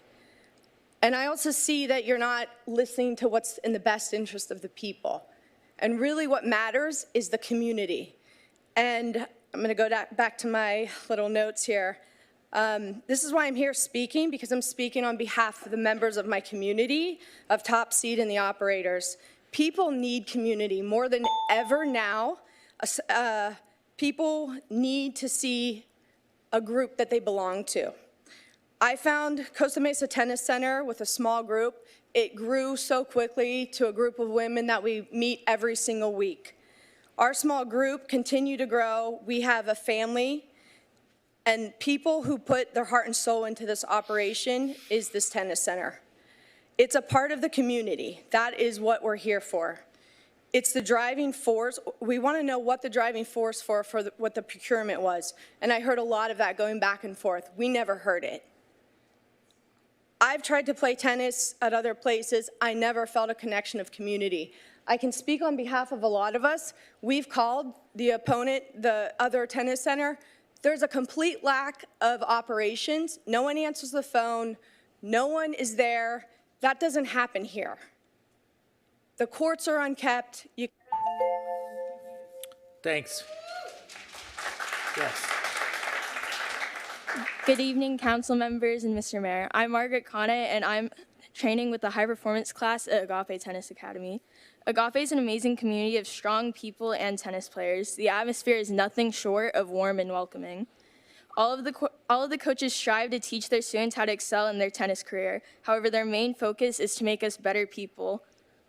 Everyone is so engaged with each other and happy to be at Agape. There is constant encouragement to practice our core values and contribute those values in both our sport and day-to-day life. We're not just a team, we're a family. Thank you. Thank you. Hello, my name is Randy Myers. I am the head tennis professional and director of tennis at Mesa Verde Country Club. I think I surround myself with people that are experts, and when I need advice, I go to people that I know can help me with that advice. I've known Sid, Cameron, and Karsten for 40 years. Both my son Randy and Cameron both played on the same high school team at Corona Del Mar High School. And you might wonder, why am I up here? It's not just because they're unbelievable for tennis. This is a world-class family. Sid Ball, Australian tennis star, Phil Dent, Ross Case came into Orange County over 40 years ago and elevated the game of tennis for everybody. So here I am. I'm the head tennis pro at Mesa Verde Country Club. We have a membership that is 20-person member waiting list for our club. Our golf memberships are sold out, and I can speak of 35 or 40 people that come to Cameron and Karsten and sit and take lessons and then come back to us, and they're better for the game. And the game of tennis has elevated itself because of these guys. They've been there for the last 17 months. You don't know the work ethic that these boys have, where they're cleaning up, they're managing it all on their own. They're there 6 and 7 days a week, and they are an unbelievable family, and they are superstars, and they know how to teach tennis. And I always learned it. It's first button, first hole, and always remember, the main thing when you're teaching tennis is keep your eyes on the ball. The ball, brothers.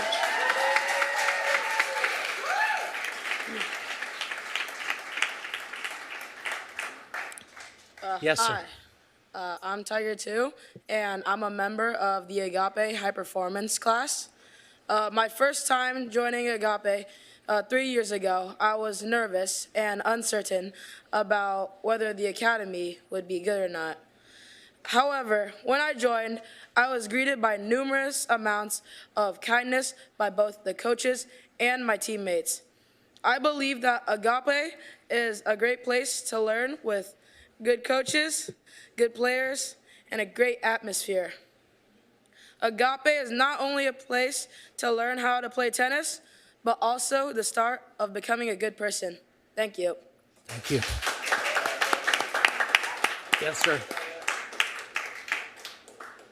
Hi, my name is Robert Martinez. I'm the director of pickleball at Agape Fountain Valley, and I've been with them for about 6 months. Came here from the Anaheim Tennis Center, where I had a program that was very successful. Upon meeting Amy Passahanek, I knew that that was my future home, and I'm very happy and proud to work for her, be surrounded by an amazing team, both in pickleball and in tennis, and of course, our members. We actually don't have members. It's a player base, but I love them all. My program, when I came there, started with 2,080 players. We're over 2,800 now. There's something to be said about that. That means that they enjoy genuine care, they enjoy our drills, and it's real to them. Everything that we do together, we grow together, we struggle together. We will be here open to the community, and I love the passion from everybody in this room. Regardless if we work together or not, they will all be welcomed if we are the ones that are going to be the providers in Costa Mesa. Thank you very much. Thank you.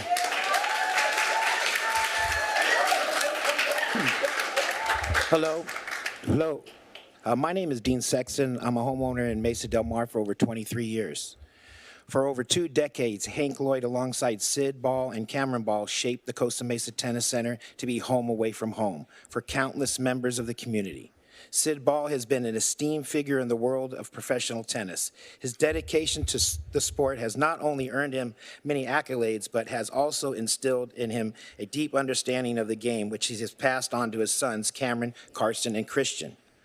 Their history and expertise in the game has made them exponential mentors and coaches that can't be compared to in the average tennis coach. Cameron has dedicated over 20 years teaching at the Costa Mesa Tennis Center. He has established himself as a pillar of knowledge, guidance, impact to the lives of countless players. His impressive clientele is a testament to his dedication and exponential teaching abilities. As a devoted father of 2, with another one on the way, Cameron embodies the values of family, commitment, and community, which has become the fabric of the tennis center. I have been a member for Tennis Center for 15 years. I cannot stress enough the importance of this establishment to our community. There are more important attributes to this family than their past accomplishments. Sid, Cameron, Karsten, and Christian show up as professionals every day, never bringing the stress of their personal lives to the courts. What they do is bring positive energy, a feeling of family, respect, and true dedication to the game of tennis, to every player who steps foot on those courts.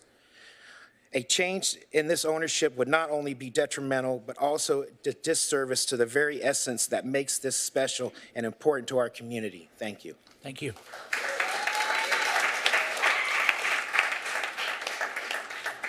I'm Corey Stewart, and I've been going to the Costa Mesa Tennis Center for 15 years with the balls, with Hank, everybody. I love it there. It is a community. One of the things I've been noticing throughout the night is it is called the Costa Mesa Tennis Center. The other two award winners, whatever it's called, mentioned pickleball quite a lot. I like pickleball. It's awesome. But we go to Costa Mesa Tennis Center to play tennis. And so I think that should be a priority when you're choosing. I understand that there may be pickleball as well, but I feel that we need to give priority to the people that are already there, the community is already there, the people that we love, and the things that we're doing there. And it's just disheartening, those words that you put on there, is how the qualifications that you made, they're just words. They didn't take into consideration the people who are at the tennis center, who are training, who are running it there at 6 in the morning, 5 in the morning, cleaning the leaves. None of that was there. And I just felt like you missed your mark on what you were qualifying I'm sorry, I don't like talking in front of people, but anyway, just the qualifications, there was no heart in it. There was no real thing. It was just words. So that's all I have to say. Thank you. Yes, sir. Yes, sir. All right. Hi, everyone. My name is Ronald Yates, and I'm here to show my support for hardcore sports. I've been playing pickleball for 1.5 years and absolutely love it. And if I must say, after a lot of practice, I'm not half bad. Thanks, Meg. I'm very thankful that I have found OC Pickleball Club. They have been a big part of my pickleball journey. It has a welcoming atmosphere. The coaches are very knowledgeable and reaffirming. It is a very well-run facility, friendly staff, and an easy-to-use website for booking classes. I also wanted to point out that I live in the city of Orange and have tried doing lessons closer to my house, but out of the ones I've tried, they don't come close to OC Pickleball Club. Because of the friendly environment, I've made a lot of friends through OC Pickleball Club. We now have a group of 20+ people that get together and play pickleball every Saturday morning. If OC Pickleball Club were to take over the tennis center, they would do great things, I believe, and it would be a great asset to Costa Mesa and surrounding cities. Thank you. Thank you. Yes, sir. Hi, my name is John Tenney, and I just thought I'd take 1 minute and give you what I feel is the credentials that I have to stand up here today. We've been playing at the Costa Mesa Tennis Center for over 15 years. The floor in the pro shop was provided by one of my boys for their Eagle Scout project. All of the benches that you sit on when you go play there were either repaired or built by another one of my boys for their Eagle Scout project. And the gazebo was repaired, painted, and the umpire chairs and bulletin board were provided by another one of my boys at no cost to the Costa Mesa City because of their Eagle project. So to say we have a vested interest is probably an understatement. That being said, I've been very blessed in my life, and I'm grateful that I've had the opportunity to own businesses, sell businesses, own other businesses, invest in others. I've been blessed to play tennis all over the U.S. and pickleball, and I'm very grateful for that. I've never met finer tennis professionals than the Balls. And what they've done over the last 20 years, and particularly the last 17 months when they've been solely in charge, is amazing. And here's what I hope that each of you will think about for a minute. The RFP process is important, and I get it.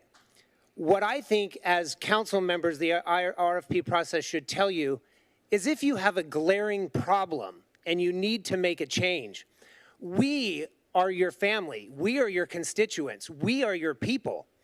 I appreciate and respect the Agape people for showing up and supporting their management, but they don't play tennis here. We play tennis here, and we're not asking for a change. You have world-class people in your hands. Why would you make a change when those who play there aren't asking for it? We love what you have. It's amazing. Stay with it. Thank you very much, and I'm grateful for all we could do for the city.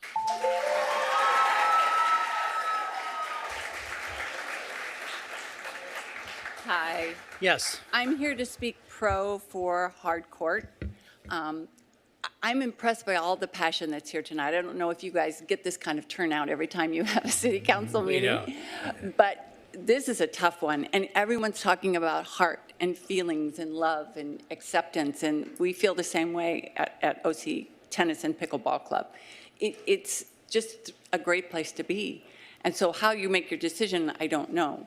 But I think I would look at Yelp reviews, I would look at Google reviews. I would be secret shoppers and have someone from your family go take a lesson at each of those places. Pick up the phone and try to call each of those places and find that you don't get an answer at the other end of the line. Try to get a refund, try to get some customer service. Hardcourt is just top-notch with customer service. They take care of you, they watch out for you. If you can't make a class and it's the first time you've ever done that, there's going to be an exception. They're local and they're small enough to be able to treat you like a valued human being. So I don't know how you're going to do it. I appreciate all the passion from everyone, and good luck, because you don't want the emails from a pickleball player. That's not a good day. All right. Yes, sir. Yes, sir. Hi there, I'm Coach David Callahan on the Agape team. I moved here from Atlanta, Georgia to join Amy out here and try to help her with, Fountain Valley. It was a big change for me, and I was very nervous actually coming here, not knowing if it would work out. And I think it has, and I think we are making a difference in Fountain Valley, and I think we can make a difference here in Costa Mesa. Pickleball is my focus. Quite honestly, before pickleball, I had a sedentary job where I didn't have, a lot of exercise. And when I discovered pickleball, it's been like a fountain of youth for me. And it's really made a difference. I'm 71 years old, and now I can run and jump again. And I used to worry that I couldn't. And I would like to share that with Costa Mesa, how pickleball can make a difference when you're a senior. And my focus is seniors, but pickleball is for everyone. It's an alternative to tennis. Tennis was something I did when I was young. Pickleball is something now I do when I'm old. It's keeping me young. So I'm really looking forward to sharing that with you. Thank you very much. Thank you. Yes. Hello, my name is Nicole Martinez. Earlier, when I read the proposal from Agape Tennis Academy and it said that they're a trusted local operator, I couldn't help but laugh. So when I started my tennis journey, I started in the Fountain Valley Tennis Center in 2020. I was there for about a year and a half, had a really great time, and I was there actually for the transition from the previous management to the new Agape Tennis Center. I tried to suck it up, but I definitely saw a lot of displacement. Prices went up overnight. So many people that could book courts daily and could get in, the day of or whatnot could no longer, their phone calls weren't answered. They couldn't book courts. They didn't have access to things. A lot of the local people that were older that had played there for a long time also got displaced. And so that's what brought me to Costa Mesa Tennis Center. And I used to live a block away from the Fountain Valley Tennis Center, and I opted to drive all the way here to play here. Now I live a block from here, and if Agape Tennis Academy comes here, I will go somewhere else. I will not give my money to them. They just look at profits over people.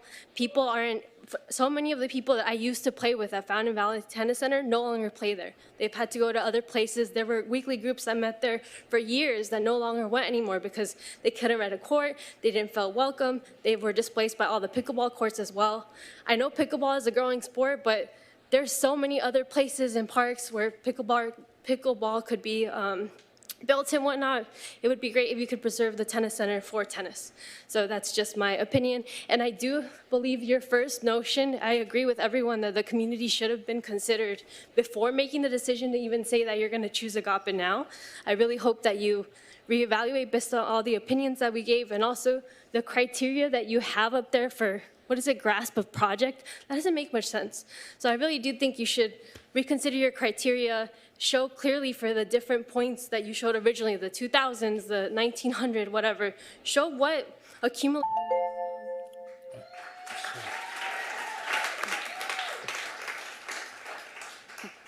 Yes.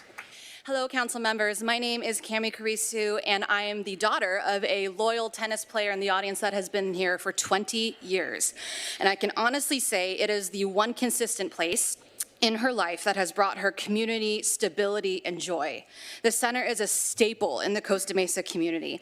And not only do they host professional tennis tournaments and matches, but hundreds of local players all come together to host fundraisers or gatherings to support anyone in their community who is struggling physically, mentally, or financially. I can speak to this personally when my father suffered a medical trauma 13 years ago, and without hesitation, the Ball family and everyone in this audience here that has been at the Costa Mesa Tennis Center for that long surrounded us with meals and to help us get through that tragedy. And I just also want to say that there is just such inclusion at the Costa Mesa Tennis Center. I have babysat or nannied some of these parents' kids here in this room, and I've also been coming for the past 20 years because I've grown up there. And I've seen all genders, all ethnicities, all ages, and all levels be welcome to play the great game of tennis. And also, more recently, they have included pickleball as well. We are open to maybe looking at that, but truly, yes, tennis is at the heart of it. So in conclusion, I just really want to implore the council to take a long, honest look at what you would be giving up for these people here that have this family in the Costa Mesa Tennis Center. These people in the Ball family and Top Seed have been my family for 20 years, and I will defend them as such. Thank you.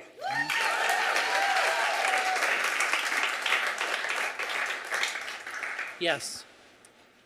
I just want to say hello and thank you all for being here tonight. I didn't realize this was going to be hours and hours long, but I'm going to introduce myself, Christine Furman. I am a resident, I'm a homeowner, multi-generational, and business owner as well. So our city has been witnessing an extraordinary surge in the demand for pickleball facilities, yet we're faced with the challenge of finding suitable locations to meet the growing need. Thus, I stand before you today urging the city of Costa Mesa to seriously consider the conversion of 2 tennis courts at the Costa Mesa Tennis Center, which will create 8 pickleball courts. As I ventured into the realm of pickleball, I faced the challenge of finding suitable facilities within our city. I was fortunate enough to discover Coach David Callahan at Agape in Fountain Valley, where I found everything I required. David, an exceptional pickleball player, coach, and league director, has become my ultimate resource for lessons, leagues, and tournaments. From the outset of my training with David, his ability to inspire, motivate, it just became evident. His passion for pickleball is contagious, creating an atmosphere of enthusiasm and determination. Possessing extensive knowledge of the game, he demonstrates remarkable expertise and a profound understanding for the game itself. Hence, it is my strong conviction that the city of Costa Mesa should earnestly contemplate appointing David Callahan as a coach and league director for Agape at the Costa Mesa Tennis Center. By incorporating David's expertise and passion into our community, he can establish a pickleball program that is not only providing excellent instruction, but also inspiring and empowering players of all skill sets and levels. Thank you for your time and consideration. Let's seize this opportunity to embrace pickleball and transform it into a thriving, accessible sport for all residents of Costa Mesa while creating a new revenue stream. Thank you. Step on up there, sir. Hello. HEART spells our core values: honesty, excellence, attitude, responsibility, and teamwork. Hi, I'm Coach Mike with Agape Tennis Academy. I played tennis 5 hours a day for all my high school years. Now I can't believe how lucky I am to be coaching my new passion, pickleball. I've held many jobs in my life, and none have rewarded me with the same levels of appreciation and gratitude. Our staff is a family that works so hard at supporting each other and our community. We have an extraordinary, talented tennis staff. We also have pickleball. I'm from Huntington Beach, and for years I've seen these players flock to Fountain Valley for our programs, our leagues, drilling sessions, and private lessons because of their reputation for excellence and customer care. Tennis versus pickleball is in the national headlines routinely. Amy has a proven record of bringing these 2 incredible sports together, and Agape's track record speaks for itself. Thank you. Thank you. Yes. Councilmember Reynolds, I heard that you were on varsity volleyball, captain of the team, right? And you left this community to get an education and come back to enrich the community with your services. And that's what the Ball family has done. They left this community, got their tennis education, came back, and they are instilling their tennis values in the community here.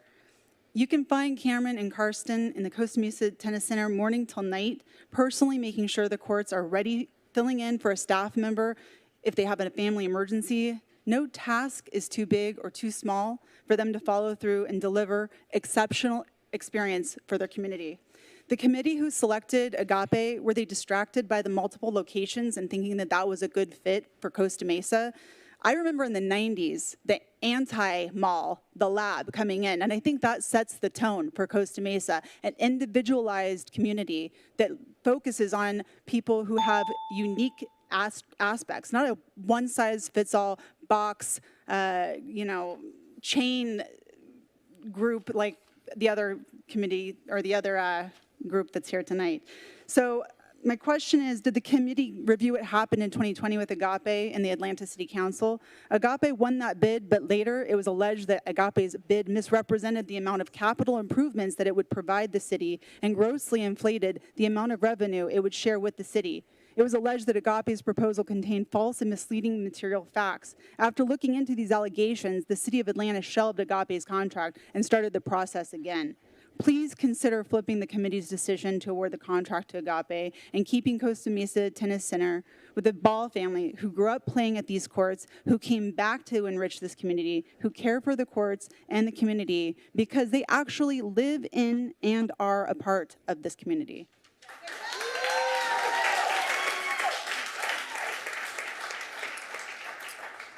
Yes, sir. Councilmember Harper, first of all, I'd like to thank you for your emphasis on transparency in the application process. I think the points you made were excellent, and those should not be overlooked. My name is Alex. I live in Huntington Beach. I've been playing tennis my entire life. I'm 31 years old. I grew up at Seacliff. That's my tribe. That's what we call it. I played at Anaheim Tennis Center, Los Cab, Palisades, Newport Beach, for extended periods of time both as a member and a non-member. I've also played at what has always been known to me and my family and my tribe as the Hank Lloyd Tennis Center. It was always been a privilege to be there. Hank was a wonderful guy. I know they just seem like courts to you guys or to whomever. But to me, to us, they're not. You know, it's like a church. Each one of those courts, and the tennis center is, for me at least, it's an important place. And it was important to me that when Hank left, that who he passed it on to. And they've done a tremendous job. It's a privilege to be on the court with them. I've learned a lot from them, both just as a tennis player and a human. And I would very much enjoy to continue to have that privilege to play with them on the courts that they earned. I believe that they earned the opportunity to continue to serve the community. And on behalf of Seacliff, which, by the way, if they knew this was going down, there would be another 50 people here advocating for Hank Lloyd. The only reason they're not here is because short notice. But I can confidently say on behalf of Seacliff and my community as a whole that Cam and Cart and the Ball family should be the ones to run the Hank Lloyd Tennis Center.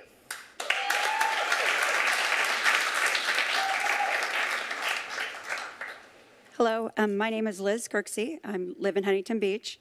I'm here in support of the Ball family. I'm a captain of a team, and I'm on a total of 4 teams out of Costa Mesa Tennis Center. I think the Ball family has done a great job at running the center since the Lloyds left.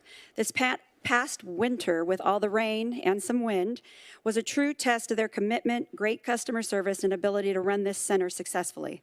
I believe they have more than proved themselves over the past year.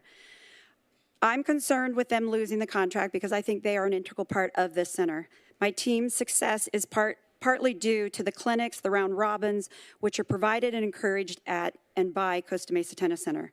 I left Fountain Valley Tennis Center because it didn't provide these same things. Costa Mesa Tennis Center is a different facility and offers much more than Fountain Valley Tennis Center. Costa Mesa Tennis Center's success is definitely due to the family-like atmosphere taken over and maintained by the Ball family.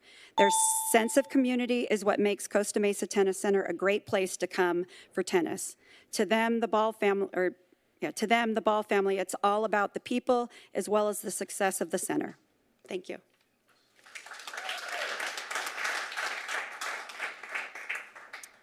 Hi, my name is Celia Lett. In 2021, our bowling league had to stop playing, and we decided to learn and play pickleball. We started a league at the Fountain Valley Courts, and it was being run by another company. 3 months later, Agape came in, and we weren't sure exactly how things would run.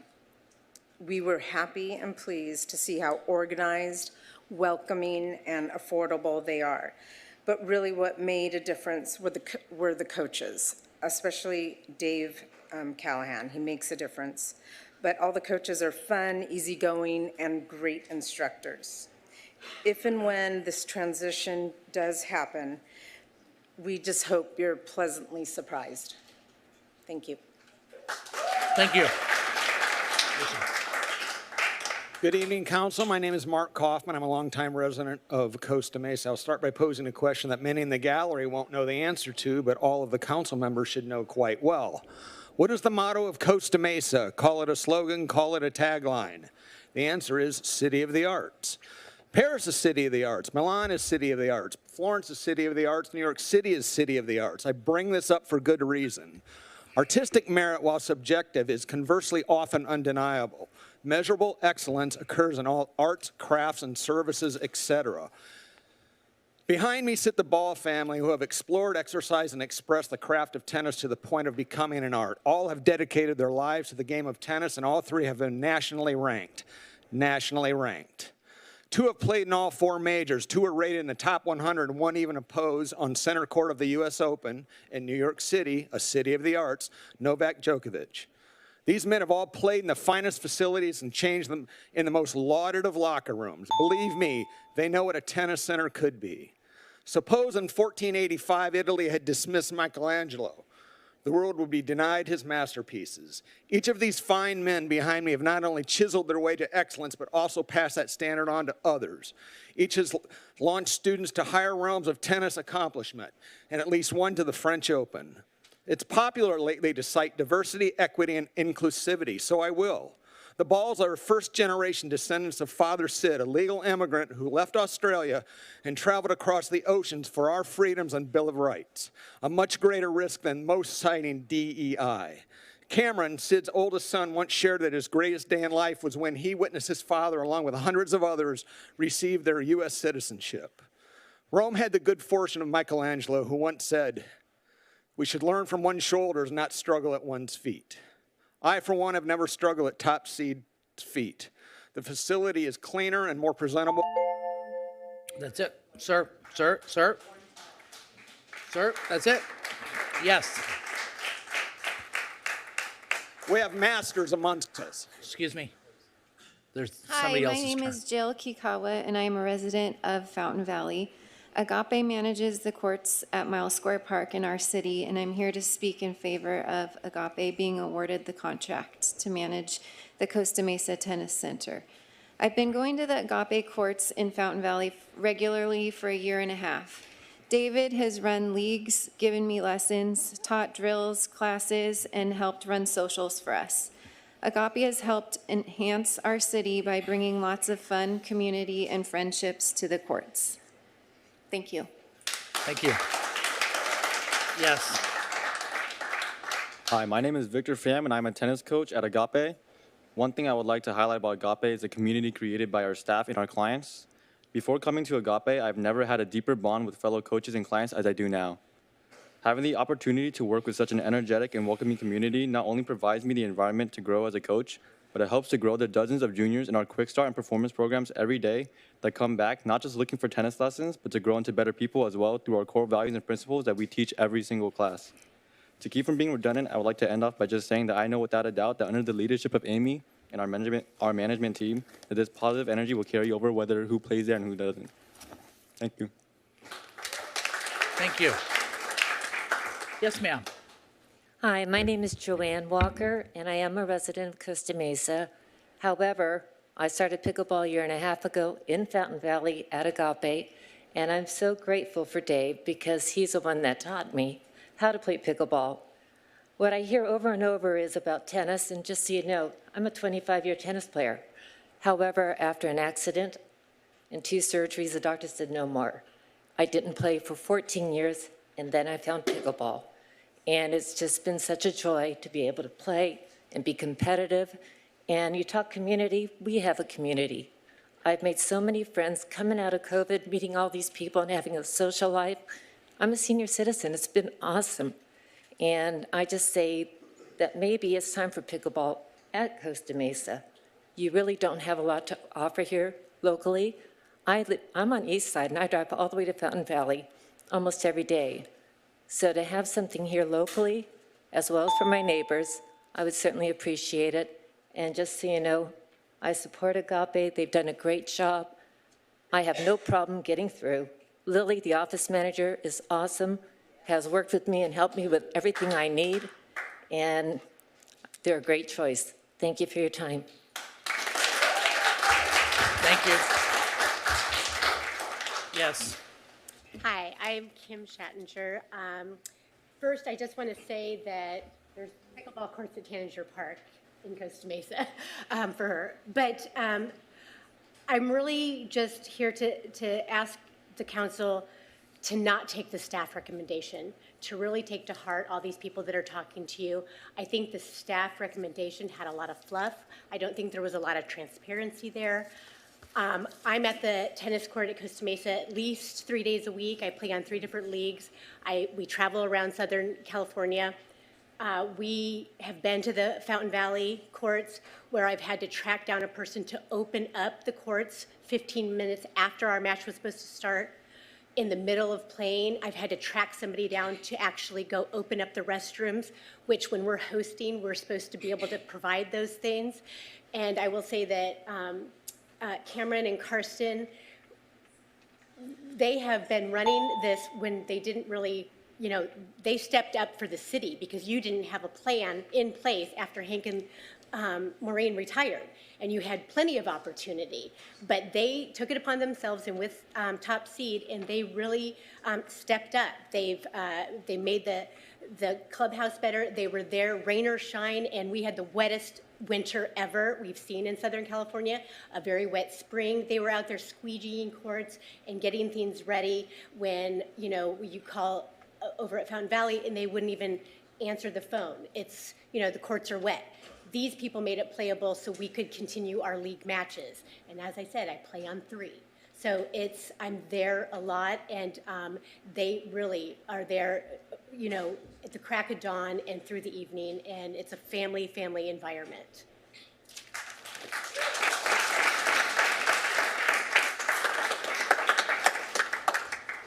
Hi, my name is Lynn Halliday, and I have been playing tennis at the Costa Mesa Tennis Center for the better part of a decade.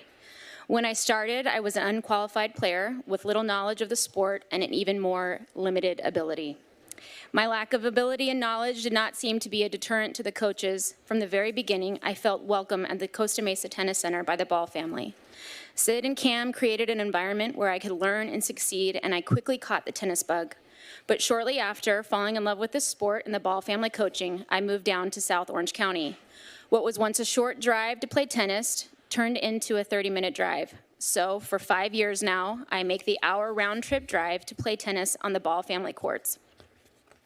I make this drive multiple times a week. I have tried other courts, closer courts, local coaches, and other environments, but I have consistently come to the same conclusion. Nothing, not any of the many places that I have played compares to the environment that the Ball family has created.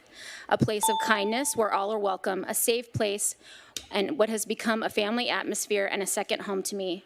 I have seen them firsthand as acting management the last 17 months. They listen to the people who come and go from the courts. They put in the time and effort to ensure that everyone at the Costa Mesa Tennis Center experiences the same positive atmosphere.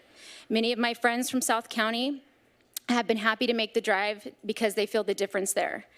They are always remembered, and their name is always known by the coaches. The one and only requirement that I have ever felt from the Ball family is that each time I step onto the court, it is with a kind and inclusive attitude. In short, it is the attitude that they reflect to me. Kindness, hard work, and unity. These are qualities our community can never have enough of. During this procurement process, you have spoken of weights and percentages, but what is the weight and percentage of a tennis center with a successful history? You have a management group with decades of history here, a group that is willing to include, to grow, to work, and has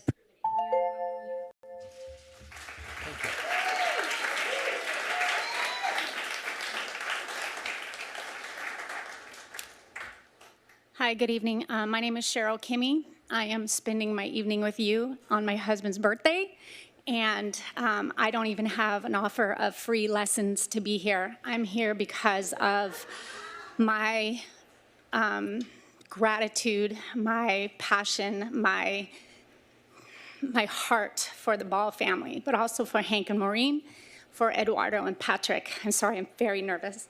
I am here representing myself, but more importantly, I'm here to represent my son, who wanted to be here, but he has autism and he has social anxiety, probably like me. But he has been there for 10 years, and he gets so much out of it. Exercise, he gets a community, he gets real people. In high school, his social life got less. COVID, it got less. I am thankful he can go to work, but the only other place he will go is the tennis center. And I am grateful. I acknowledge the community that Fountain Valley and the other places have, and I think that is fabulous.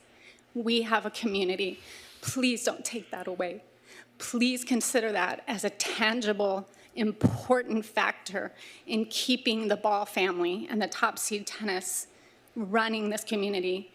You can bring them in with their community, but how do you start over again with what they have been with Hank and Maureen for over 20 years and the Ball family there? It matters. It is important. Sam is one person. He's not the only one. Thank you.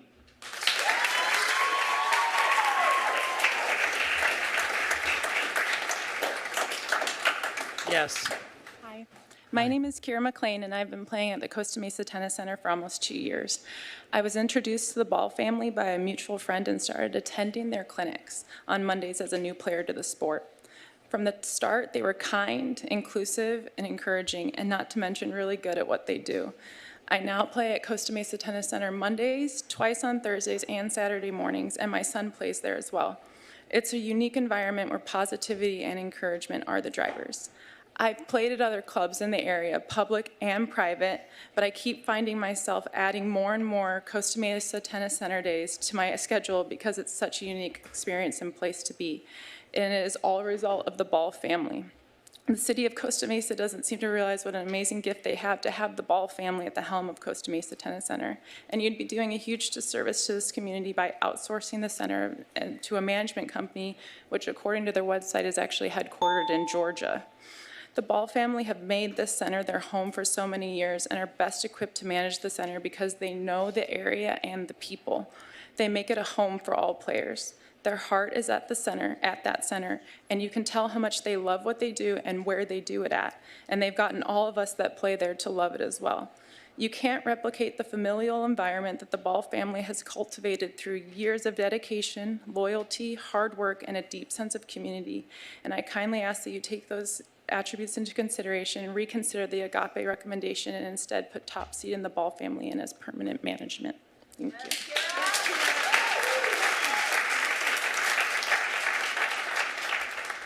Hi, my name is Preeti Gokhale. I'm a coach at Agape Tennis Academy, and I've started working with them about over a year ago. And I live all the way in downtown LA, and I could have easily found another job, but I love this team. I love that we all work together and we're so diverse, and that diversity, I think, is our biggest strength. And I'm very proud of the mission that we have is to enrich people and communities through tennis and pickleball. And I think we at Agape do such a great job at integrating both tennis and pickleball equally. We're all a family there, and we focus on making every day a better and a positive experience for each and every player. Thank you. Thank you. Hi, thanks to everyone on the council for their service tonight. I know it's a bit of a thankless job. My name is Josh McLean. I'm not a Costa Mesa resident. I live down in Ladera Ranch, but my wife and son and family come to play tennis here often in Costa Mesa. We drive up here multiple times during the week. And candidly, if you guys decided to go with another operator rather than the Ball family, my life would be easier. We wouldn't be driving up here. I wouldn't be here at this meeting. But I'm not looking to do what's easy or convenient for my family. and I'm looking to do what's right for them. And I hope that the council feels the same way, that they're not looking to do what's easy or what may be recommended to them, but choose what's right for the community here in Costa Mesa. And I believe that maintaining the Ball family as the operator here is the appropriate move here. You really do need an operator that's focused on the community. And nobody has a better pulse on that than Sid Ball and his family here. And for that reason, I hope that you guys will make the right choice and choose the Ball family to continue to operate this facility. Thank you. Thank you.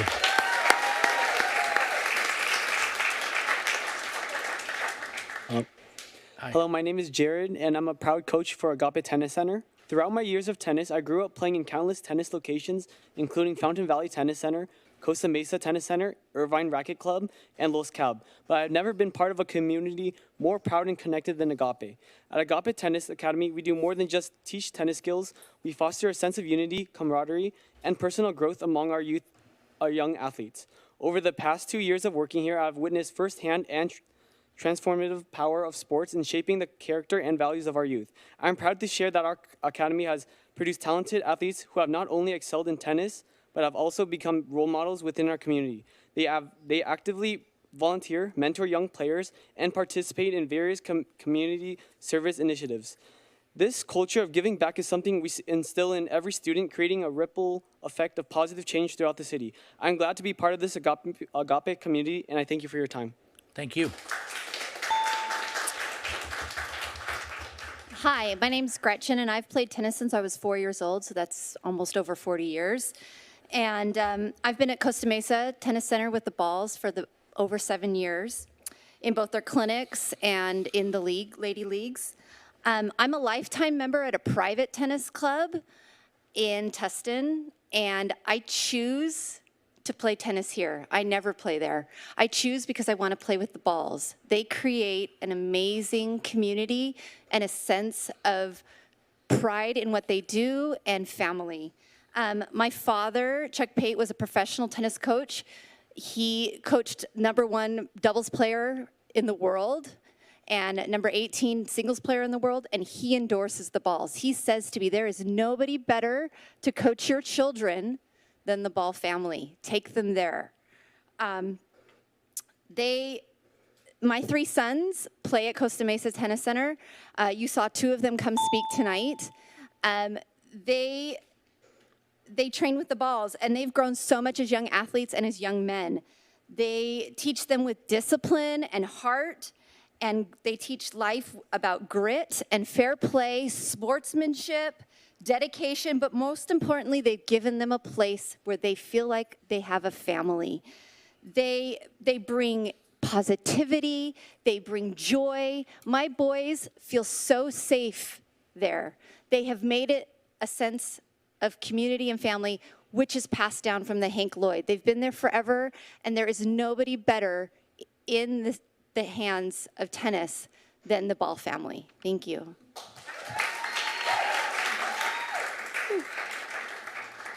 My turn.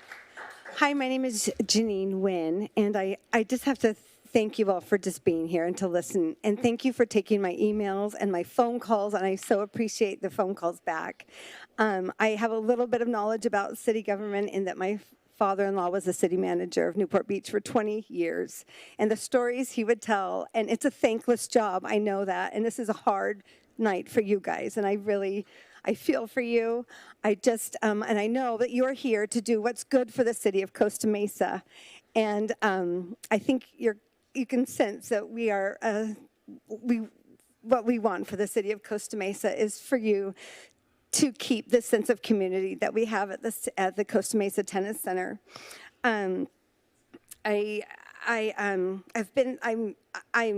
I love musical theater, and I have to say the one quote from Beauty and the Beast: "If it ain't broke, don't fix it." It's working. We love it there. I have collectively 18 years. I'm probably one of the more senior ones of this group, with the Ball family and with Costa Mesa Tennis Center. In 18 years and my 4 children, I calculated I have given over $100,000 to the city of Costa Mesa. That is revenue for you guys. That's over 18 years. I don't get manicures and pedicures. I don't get fancy purses. I don't get massages.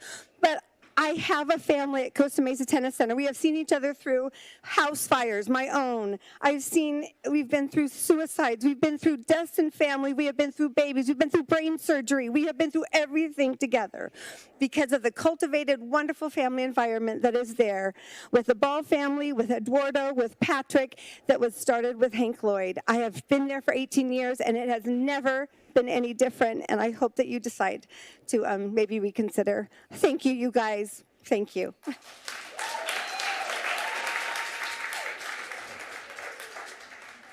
Hi. Yes. Hi, I'm Alicia, and I stand before you today to speak about the invaluable contribution of the Ball family and their commitment to our community center. When I heard this morning that there was a meeting tonight and that the recommendation had not been the Balls, I really spent all day trying to understand, like, what is there that's better out there than this? And I could not think of one thing that they are not 110% at. And so I came tonight. It's my son's 16th birthday. We had a pool party planned, and he's still there, and my husband's manning the ship. And my son plays tennis here and wanted to come, but he had friends coming, and he needed to stay. But I needed to speak for him as well, because when I would pick him up, he said, "Mom, I feel so much better about myself when I come." He's an emotional guy, and so he talks about his feelings, but he said, "Mom, I just feel so much better about myself when I am playing there." And I just, I said a prayer, and I was like, thank you for the Ball family, because when your 15-year-old says that to you and wants to play tennis instead of the Xbox, which he normally does, that's a blessing. And so the Ball family, they are a unicorn. I'm sure that Agape is great. I'm sure there's other communities that are great. But right now, in Costa Mesa, we have a unicorn. Please, please do not take it away from us. Thank you.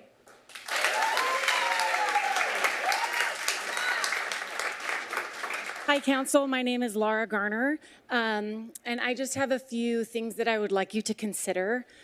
First off is how many of these Agape people with their comments, and that's great that they've come out to support their community, but how many of them will be directly their lives affected if they don't get this? I don't know if they've ever been to the Costa Mesa courts, so please weigh their comments with that in mind.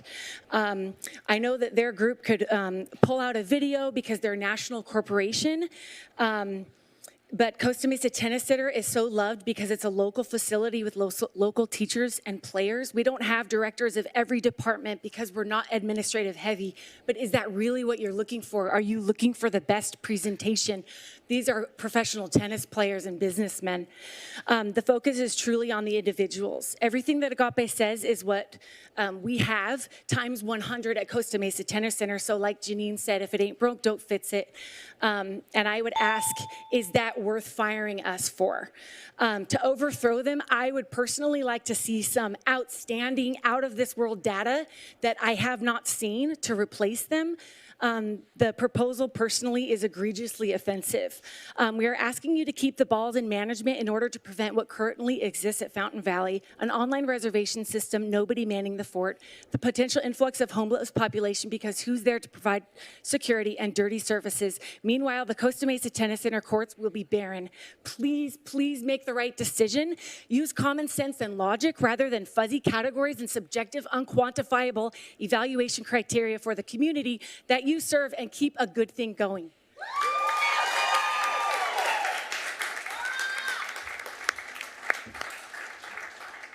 Yes. Hi, I'm Lindy Oldham. I also have been playing at the Costa Mesa Tennis Center for about 7 years. And when I'm a consumer, so when I want to spend my money somewhere, I'm going to look at some reviews because I want to put my money where I'm going to get the best return.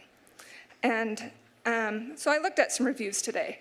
And if you look at one of the competitors' reviews, all the one-star reviews on Google are theirs. So I invite you to go look at the Google reviews and pay attention to who is mentioned in the one-star reviews. I know a lot has been mentioned about what world-class tennis players the Balls are. They're world-class human beings. They're top-notch people. That's who I want teaching my kids tennis. It's who I want to spend my time with if I'm going to be on the tennis courts. And they are who the city of Costa Mesa should want to be represented by. Thank you.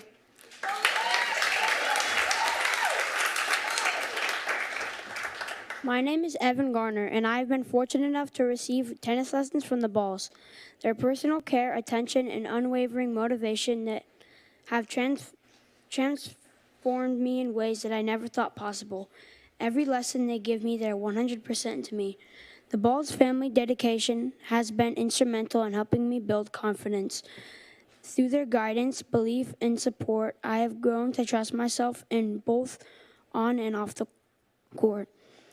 The Costa Mesa Tennis Center, which has been a sanctuary for countless aspiring athletes like myself, is in jeopardy of losing the very essence that makes it special. It is my heartfelt request that you choose the Ball family to run the tennis center, ensuring its continued success and the nurturing of future talents.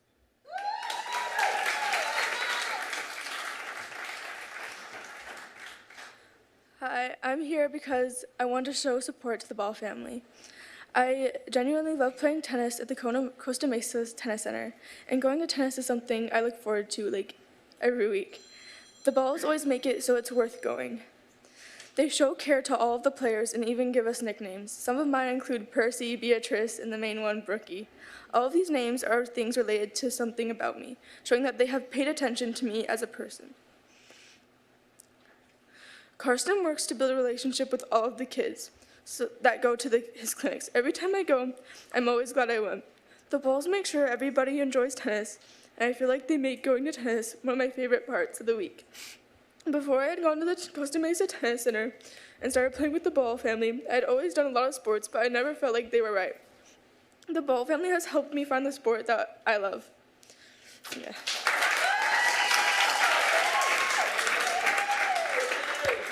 Hi, my name is Jamie Winterton, and I am a resident of College Park, Costa Mesa. I moved here 2 years ago, and I'm a little embarrassed, but not so embarrassed to say that a big part of it was to be closer to the Costa Mesa Tennis Center. And I think there will be more people moving to the area with the Balls continuing to run the center. I did not hesitate for a second to stand when Cam turned around and said, can my family please stand? And I don't think anybody else in this room with the sign hesitated, because that is how we all feel about the Ball family. They are family to us, and they've shown us so much support and love, no matter how long we've played there. Mr. Harper made the comment earlier about a good leader or a good coach gets the kids coming back. Behind each of us here today, there are endless children, grandchildren, neighbors, and friends. I mean, some of these ladies have like 7 children. And so we will keep coming back. I promise you, we will keep coming back as much as we are able to, as much as we can afford, as many days as the Balls will take us each week, because we love it so much. I think we would all say it is truly the highlight of our week to play with the Ball family. So I thank them for their time and their service to us and to the community, and I hope that they continue to be in charge. Hello. Thank you. Hi there. My name is Christine Machado. I'm a resident of Orange County in Huntington Beach, and I am a member, or I participate at Agape. And I have to say, when I first started playing pickleball, I did try to take a beginner lesson at Agape. It didn't go as well, but that person's no longer there. I did get encouraged to go back by a neighbor, and that's where we met David. Hey, David. But we started with a small group of people, and we are now up to 60 or 70 people in our league, and we have an amazing group of friends and people that play at the center. We really feel like a huge family, and I know there's other centers that have opened up, and I just hear everyone say they don't want to leave David. They don't want to leave him at Agape. So I do have a really good experience. I'm just here to talk to you about my experience at the center, which has been phenomenal.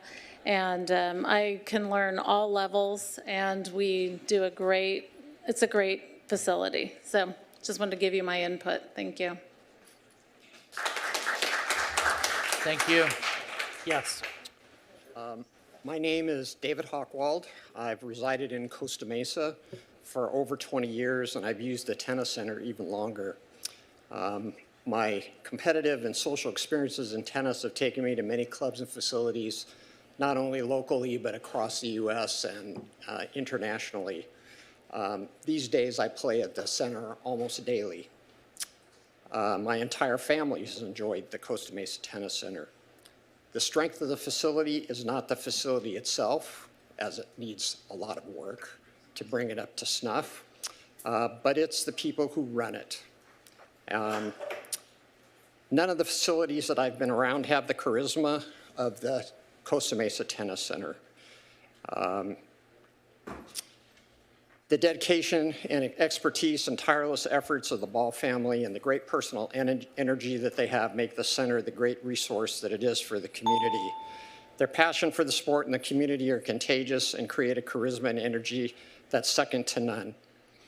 It's daily busy with many different things: social matches, group lessons, adult and junior workouts, kids clinics, private lessons, etc. Many kids have gone through this center and have been introduced to tennis, coached, and gone on to college with tennis scholarships. Others have a lifelong love for the game and have experienced life lessons at the center that have taken them far in their studies and their business careers. It will be a great loss for the tennis center and even more for the community if the Balls and top seed are not chosen to continue managing and operating the Costa Mesa Tennis Center for years to come. Their track record at the facility, unique experience, passion, enthusiasm, expertise, caring and energy for tennis and the Costa Mesa community cannot be replaced. The best thing that the City Council can do for the future of Costa Mesa community and future Costa Mesa Tennis Center.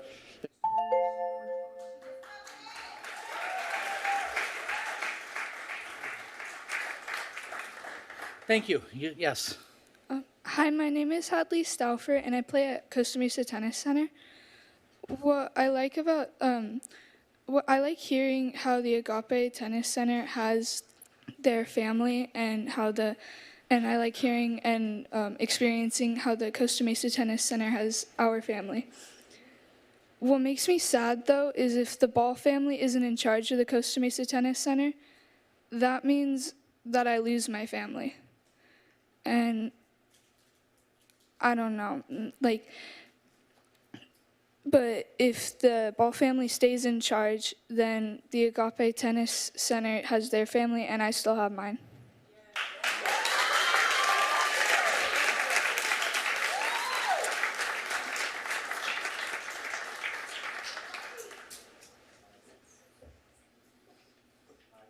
Hold on one second.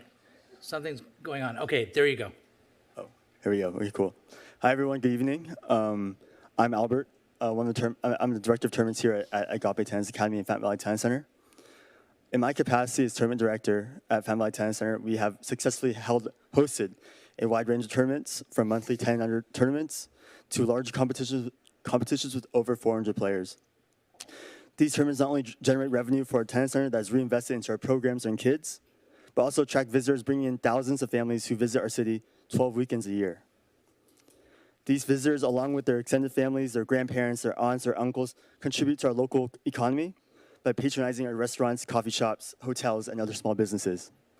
But beyond tournaments, Agape has consistently shown unwavering support for our staff. We have an extremely diverse staff of all races and backgrounds, and she's ensured that all new coaches receive a livable wage that work in our junior and adult programs. Additionally, Amy has prioritized continuous training and provided business opportunities for staff members. And by creating such an environment, Agape has made it possible for our staff to pursue their passion for tennis and pickleball while also earning a living. Thank you.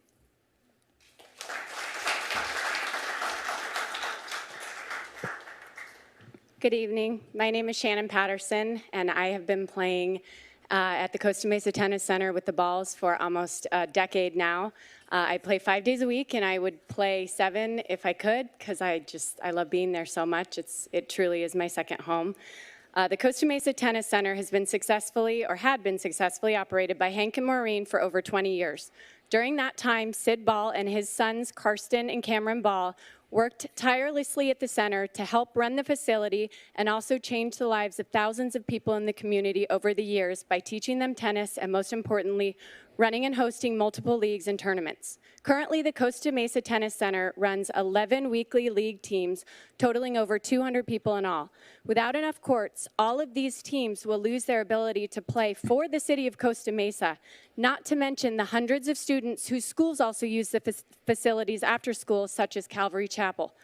This proposal will take a small family-owned business that has brought joy and mental health to the community for decades and replace it with an impersonal, money-making franchise that has no personal connection or obligation to this wonderful city.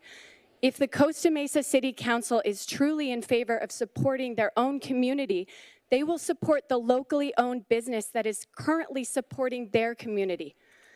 Earlier, it was difficult for dozens of people to get in. Supporters of Top Seed, Agape offered hour-and-a-half free lessons and t-shirts for anyone who was willing to show up. The Ball family can't give us free lessons like a national chain can because the Ball family is already on the court, grinding away every hour of every day to support their family financially and support the incredible community that they have built. We are here to support Top Seed because nothing has added more richly to our lives and our children's lives like their programs have. Thank you.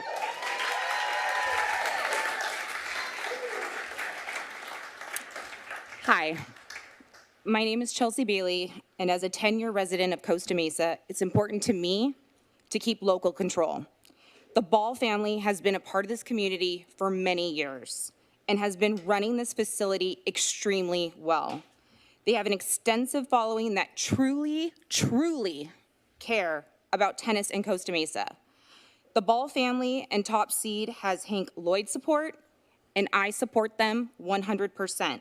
And I really feel that you should reconsider your decision to award this bid to an out-of-town organization. People from Costa Mesa know what's best for Costa Mesa, and that is the Ball family, who has been here for generations and has people from our community and best interests at heart. Thank you so very much.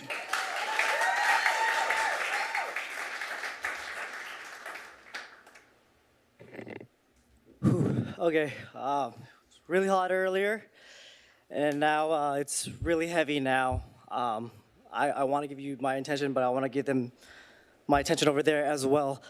But through my words, what I can honestly not understand is why we aren't all clapping for each other. Because everybody right now in this room has one thing in common, and they're pouring out their hearts, okay?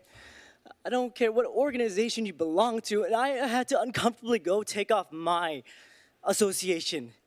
Because, yes, I may be a tennis coach part-time and a pickleball coach part-time for Agape, but my full-time job is a nurse, a graveyard nurse. But I choose to wake up after my shift to go and coach and give back because you know why? I'm not representing Agape. I represent what it means, okay? And it's the unconditional love for what you care about. And I get it, guys, okay? You guys are more than a community. You guys are a culture of family. And we're all here trying to find trust in each other.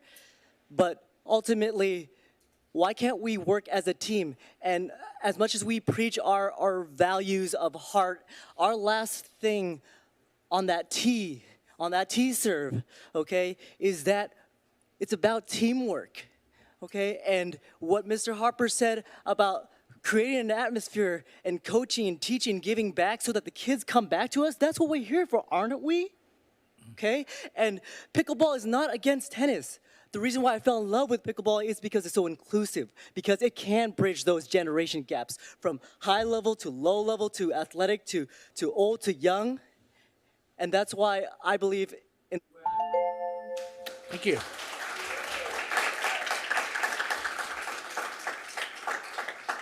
Hi, I first want to thank Lori and Carol and Jason and the staff for, putting together this bid and RFP. It's been 15 months.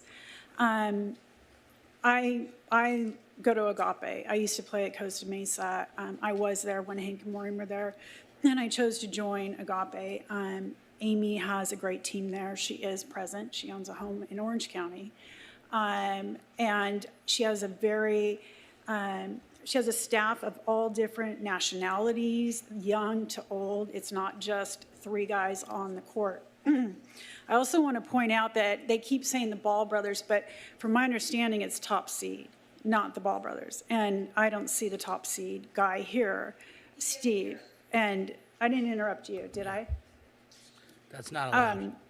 So anyways, he's never at the court and present. So, with Agape, they have a system in place and they have pickleball. But what all these people don't seem to understand is in the RFP, you're asking for pickleball. So they're not doing anything on their own. They're doing what the city's requesting. So I hope that you go with Agape. They have the experience. They have a great system set up to pay to log in online, which is everything now. Who pays their bills by check anymore? And it would be a great, and regarding family, why does it have to be one or the other? Amy's already offered jobs to everybody at Agape to join, and the families can join. Why does it have to be so divided like a big divorce? So, and Amy's willing to bring everybody in. And the one thing that I also really noticed is nobody brought up Eduardo. And Eduardo is part of that center. And their family, they keep saying Ball brothers, and really Eduardo has been there longer than the Ball brothers, and he runs the city program. And he's going to work with Agape. So. Thank you. That's it. Yes. All right, hello and good evening. Thank you for allowing me this time. I'm Trevor Croneman. I'm the Executive Director of the Southern California Tennis Association. I've played my tennis here in the Orange County area, college at Irvine, coached at Irvine, been around all of these different organizations. They're all wonderful people. They're all going to mean a lot for tennis as they move forward. But I have to bring it up. Tennis needs a win, period. Pickleball is taking over tennis courts, tennis facilities, and we are losing ground. I mean, we are losing ground. The kids don't have a place to play. We're hosting tournaments. We're not being able to start till 1 in the afternoon. We've expanded to more and more facilities just to host some of our events here in Orange County. There's a lot of history here. There's a lot of community in all areas. There's pickleball. We can't let it happen. We got to stop it now. I know that you guys are thinking, that we need more pickleball courts. We need more tennis courts. 23.9 million people play tennis in America. We're going to 25 million in 2025. We're going to 30 million in 2030, and we're going to 35 million in 2035. It's happening. We're looking to build facilities, to add courts to facilities, not lose them to pickleball. There's plenty of flat space all over the county, all over the state. Go find it, just like we did as tennis players. And as far as the different factions, everybody would do a great job. You guys have a tough job to do, but tennis needs to win at the end of the day, not pickleball. Thank you. Thank you. All right, my name is Cherie Kimball. I'm a resident of Laguna Beach, and I choose to go to Costa Mesa Tennis Center. It is the best club I've been to here in Southern California. I've been over there playing with them for 8 years. The Ball family, the top seed organization, all of the staff are wonderful. But I just want you to know, I'll stand here all night for them. I'll stand all night for that club because I choose to do that. That's my passion. I know it's their passion. I know each of you have a passion, and you will fight for your passion. You will stand up, and when you see something that's not right, I feel like there's flaw system in your system of you council members and the city manager. I think there's a flaw system in this process when in the last 17 months, they have taken over, taken charge, and shown their due diligence, and they have not what? They haven't caused a problem. I mean, it's not broken. The system is not broken. So I am here to tell you you should, as a council members, you should look at the community that has been built by the Costa Mesa Tennis Center, the Ball family specifically, built a community, and here you want to take it away and destroy it. And I will stand up and I will fight for it, and I want you guys to realize what a great organization you have here in Costa Mesa. I will continue to support them as long as the Ball brothers are there to run that facility, and that's all I want to leave with you. Thank you. Thank you. Good evening. Thank you. My name's Alberta Marisotti. I'm a resident of Costa Mesa. I'm a homeowner in Costa Mesa. I'm a business owner in Costa Mesa. And I like to play pickleball, and I play pickleball at Agape. And I also play in Huntington Beach. And why can't I play it in my city? Why can't I spend my money in the city that I live in, the city that I love?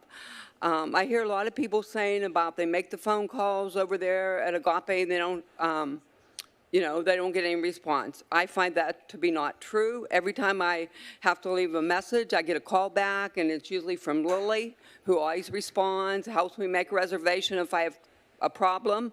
And I've been playing over there for a year. I want to say, am I welcome at the Costa Mesa Tennis Center? No. I'm sure the Ball family is very nice people. I'm sure they're hardworking and stuff, but I will never have the opportunity to be there because I'm not a tennis player.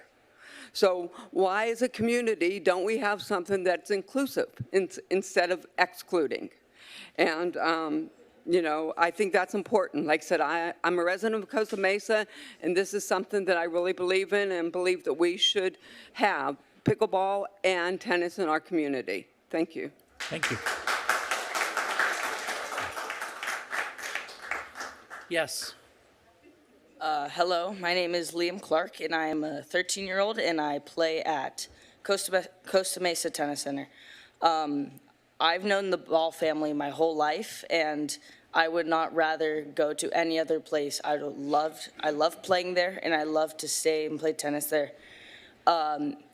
They've taught me since I was a little kid, and my family's known them practically for the whole time they've been there. And anytime I go there, no matter what mood I am, and I always come out the same. I always come out happy and wanting to go back.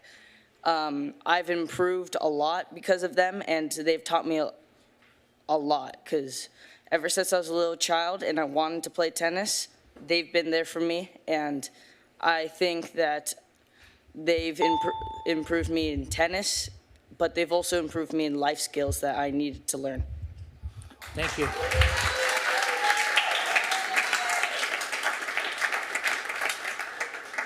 Hi, my name's Terry Rasmussen. I've been at Costa Mesa Tennis Center for about 6 years, playing on 3 different teams. I was playing at Fountain Valley with a group of 12 to 20 people 3 nights a week on a team representing Fountain Valley when Agape took over. It was a problem. Tennis was a second-class citizen to them. They restriped courts to where our opponents show up, and the courts are double-striped with junior lines and adult lines. Difficult to make reservations, broken glass for 3 weeks on the court. We show up to host a match with a private club, and there's debris all over the court. I try to get someone to come clean it. They've got one person working, doing a clinic that looks like juvenile adults out there. It's nothing high level. She couldn't come help us because she had this one clinic to do. So our team, our team left Fountain Valley. Our group of 12 to 20 people left Fountain Valley. We're at Costa Mesa, and we're also at Cabrillo now. We have not gone back to Fountain Valley, and if you ask any of the tennis players, the common refrain is that Agape ruined tennis at Fountain Valley Tennis Center. You've lauded both groups, and the staff seems to like the fact that they've got computers and online payments. That's easy. Anybody can do that. We can do accounting on QuickBooks. That is not what's important in this community tennis center. Everyone spoke to the community. I won't repeat that, but the technology is nothing. The slick slides are nothing. As you can tell, people want the Costa Mesa Tennis Center to be run by the people that have been running it. The last thing I would say is, I understand that everybody has to have some pickleball in their proposal, and if you turn 2 courts in, that's 10 courts of pickleball, great. They'll be welcome at Costa Mesa Tennis Center as well, and Agape can stay in Fountain Valley and run pickleball there. But they would have pickleball in both places, but we would still have a tennis chance. And the last thing I would say is Don Harper's question at the beginning was, I don't have enough facts to make.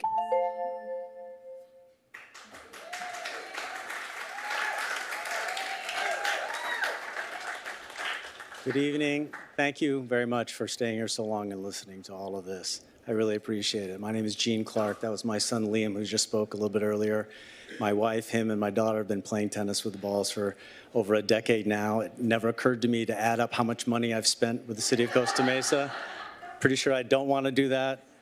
But it's all been worth it, whatever the price has been.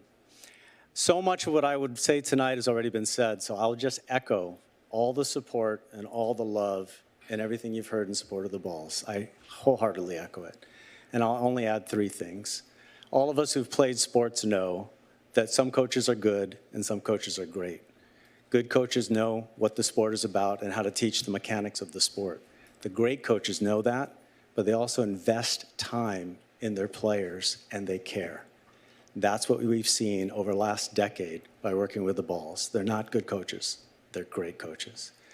Number 2, you do have a thankless job, and we appreciate you doing it. But we know that part of your job is to build a community. And if there's any evidence that the balls have been building a community here for the last 2 decades, you've seen it tonight. Your job is made easier by what they are doing out in the community. Number 3, we've learned much more tonight than we ever wanted to know about the RFP process. But we see the word recommendation up there, and I know we know it didn't say rubber stamp.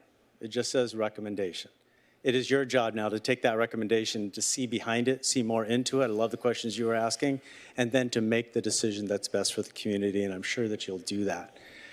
In that RFP process, we talked about how much do you weight phase 1 and how much do you weight phase 2. My final question to you is how much do you weight the community support that you felt tonight in that entire process? Thank you very much.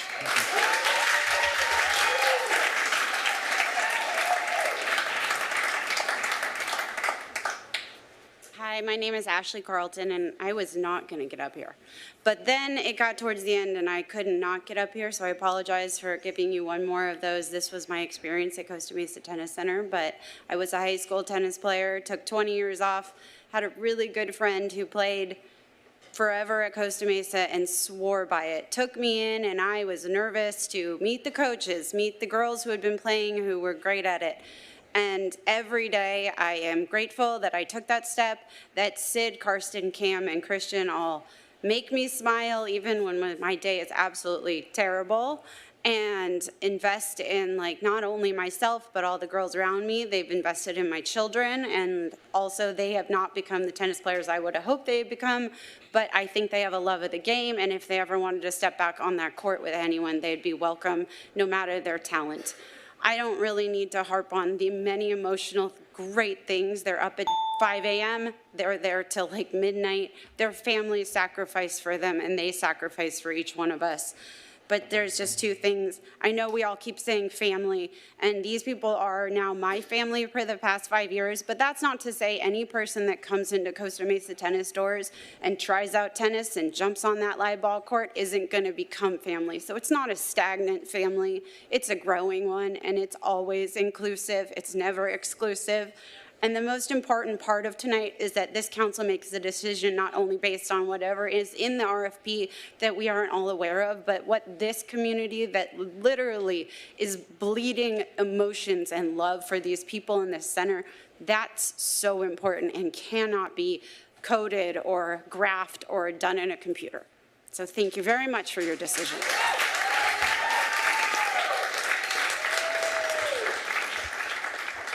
Hello, Yes, sir. everyone. My name is Eduardo Reyes. I'm one of the tennis coaches in Costa Mesa Tennis Center. I've been there for over 15 years. I teach about 100 different kids and adults every week. I'm in charge of most of the city classes, the summer camps, junior competitor program. I pretty do all the drop-in clinics. I still teach with hand a couple times a week. And it's hard for me to stand up here, to be honest. I'm going to be as completely honest as I could be and sincere. I'm nervous. I'm scared. We're all scared, okay? I put 5 different bidders asked me to be part of the proposal if they get the tennis center.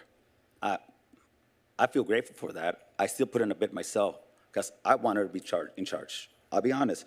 I knew it was a long shot, no big deal. But I'm not going to speak here about negative and positive from one person to the other. Honestly, we need to do better in the tennis center. You guys don't know. I'm there in the trenches. This is the lowest number of community involvement with our classes that we had in years. I mean, the city managers have chosen Agape to run the facility. Agape reached out to me a few days ago to help me facilitate the tennis center. How could I say no? I love the community. I love Costa Mesa. I moved here a few years ago so I could be closer to Costa Mesa. This is my home. I don't know this guy, Henry. I just met him right now. I want to echo his words. Why can't we all work together? Why do we need to continue fighting? There's room for that. If Amy wants me there, I'm going to have her. I already asked her, and I'm going to have fight for the Ball brothers to be there and everyone in there. I don't know how that's going to work. I don't know the logistics, honestly, but I want not to be 2 communities, to be 1 community. Thank you.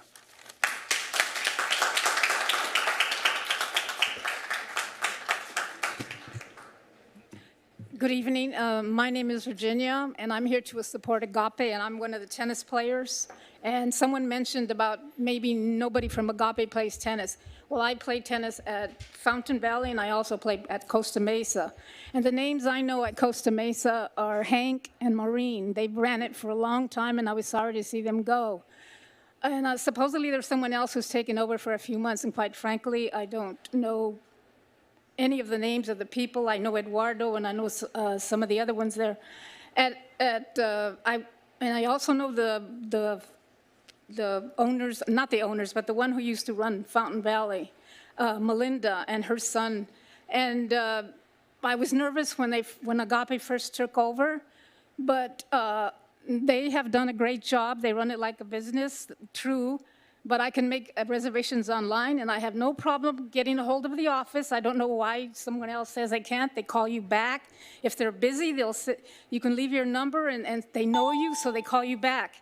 And I can say all the names of the people at Agape. There's David, and I also play pickleball. There's David, there's Robert, and of course, Amy. And to tell you the truth, I guess there's a new, someone that's taken over for 17 months at Costa Mesa, and the only names I know are Hank, Maureen, because they still come around, and I have not been introduced or met any of anyone has reached out from Costa Mesa. That's the only negative thing I'll say. Like I say, I can say all the names from Agape, and I still play tennis at both centers, and I will continue no matter what happens. I will play at Costa Mesa. I play with a group there. And I will also continue to play at Costa Mesa and take the lessons there. I play on Tuesday and Friday mornings. I go for the drills, the doubles drills. So I dislike the fact that everything is so negative on certain sides. Thank you.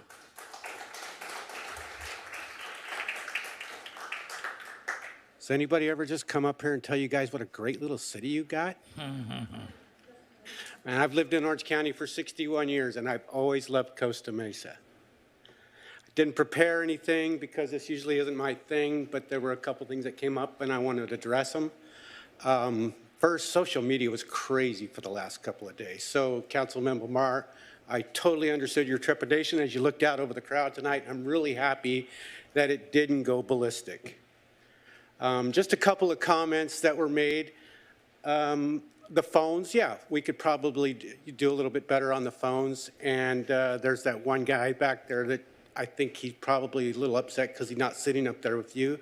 But other than that, it was pretty tame. Pickleball, it's coming. It's coming. And if you think you're going to stop it, I invite you to walk out to Huntington, stand in it waist deep, hold your arms out like this, and try to stop the wave.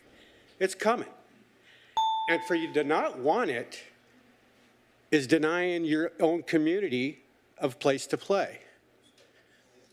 Just bring it. You're not going to stop it. Obviously, I'm a tennis player at Agape. My name is Randall.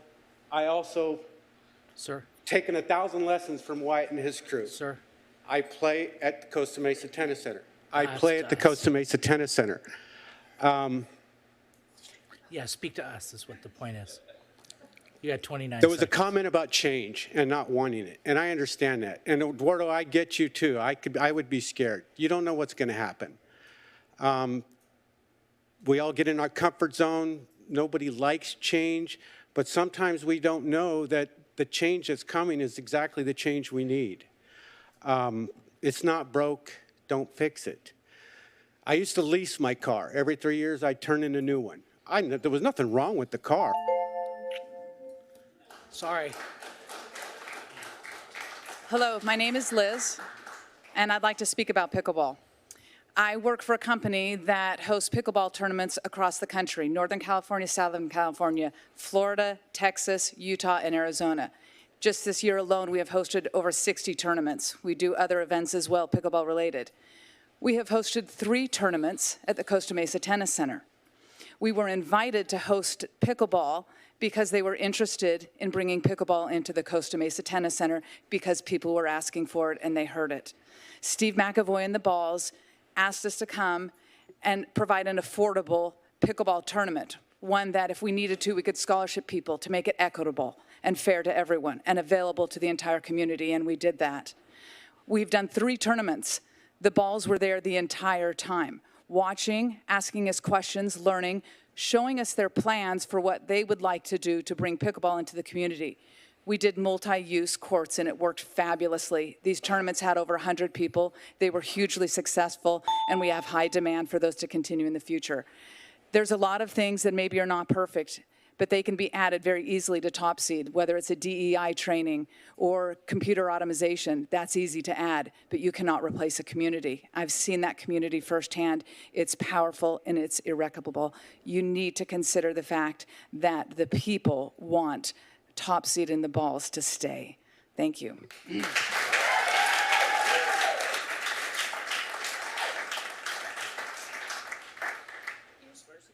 Yeah, why don't you go, and it doesn't matter. We'll get through it.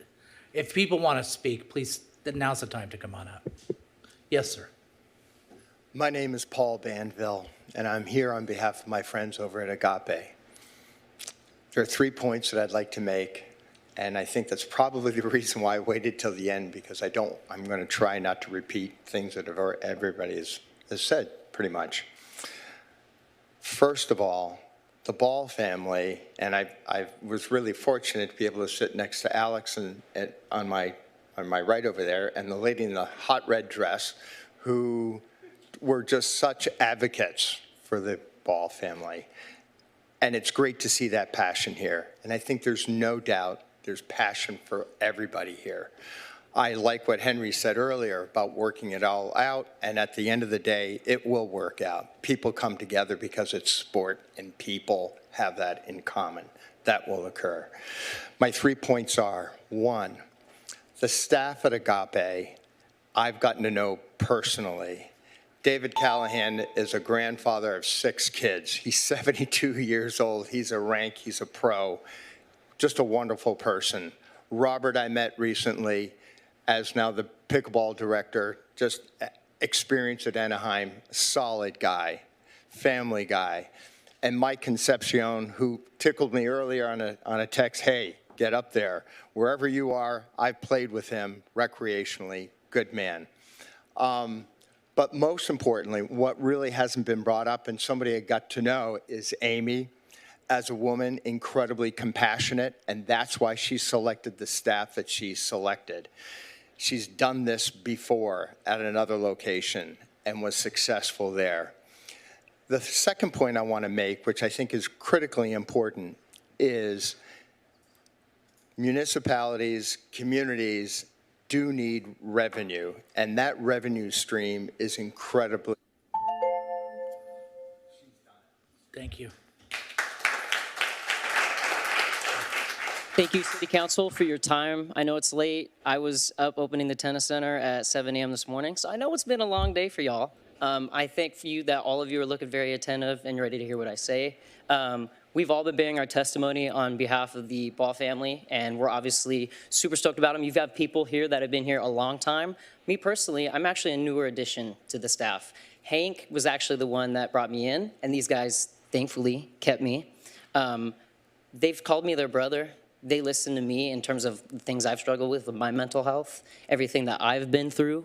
And they've also shown me the ropes and allowed me to grow. And I can guarantee you that some of my clients that are out here, every time they leave the tennis center, it's with a smile. Because of me, their efforts, I can't just speak highly enough. I think everyone's done enough speaking highly of it. I want you guys to look at the emotional response from your community members and what they've said. We've got folks coming from all sorts of walks of life in different areas. Look at what your community is saying and who they support. I support the Ball family. I support all you guys, and I know you've got a tough job. My prayers are with you guys. Thank you so much for your time. Thank you.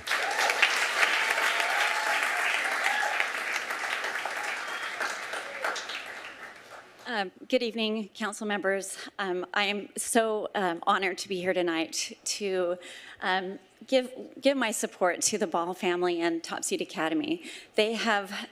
I've been playing with them for about 10 years. When my youngest of my 4 children finally started kindergarten, I finally had time for me to go do something for me. And I'd always loved tennis ever since I was a little girl. I used to play on the courts by my house. But this group of coaches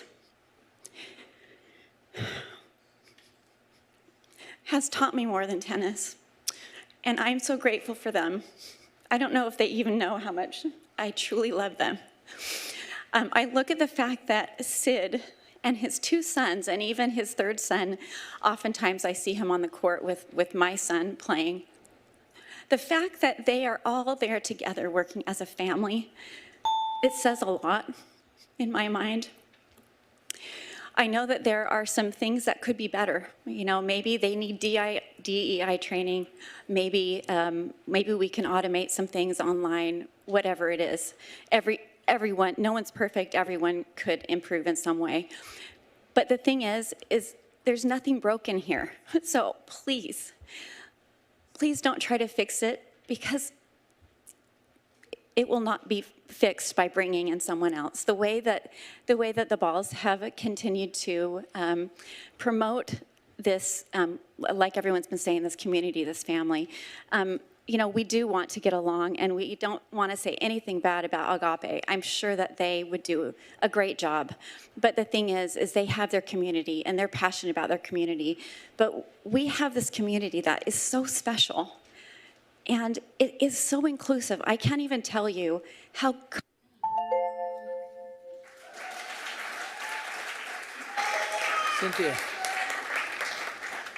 Cynthia, you have the floor. Thank you. I want to talk about the process because it was flawed. Who on the panel is a ranked tennis player? Who on the panel or the city council took a lesson from one of the Balls? Who on the panel went to Fountain Valley to observe or take a lesson and survey the center? I heard the city manager say qualifications and experience were important in deciding what is the best deal for the city. The best deal for the city. Well, you know, the best deal for the city can best be determined by the players of the Costa Mesa Tennis Center.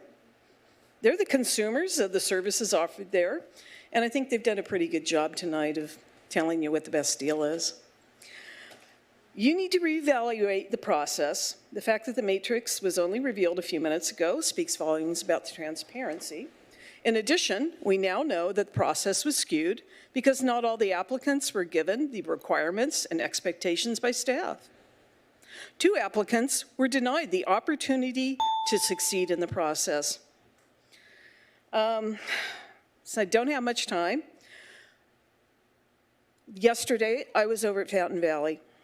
I was observing one of the group classes of like 10 or 12-year-olds. I witnessed an instructor berate a student on the courts in front of his classmates. I went to the office to try to talk to someone about it. There was no one there. That would never happen at Costa Mesa Tennis Center. It would never happen. I'll tell you, if Agape is going to be the operator, I'll vote with my feet, and you know I know where to go. My 3-year-old grandson never will be instructed by an agape instructor. Now, I would take him, I would drop him off with Cam or anybody else. I'd go shopping for an hour because I know when.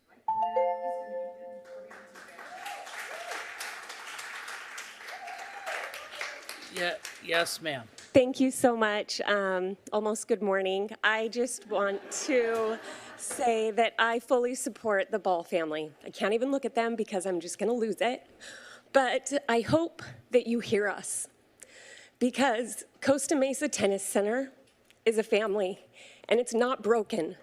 So please put us in the race, make it fair, give us a chance. And I just echo what everyone says, that this family that we have at Costa Mesa Tennis Center is not exclusive, and that all of these women that I play with, I learn and grow with each week, and it's all because of the Ball family. And I just fully support them, and I hope that you guys reconsider the vote. Thank you. Thank you.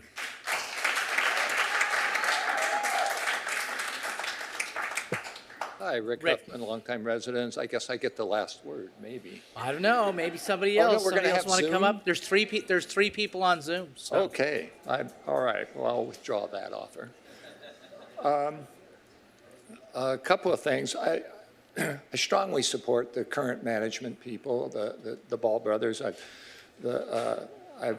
had lessons with Sid and Cameron and Karsten, and played many years at the tennis center, and I appreciate all the people here support that. It does feel like a community. We used to have after tennis drinks at the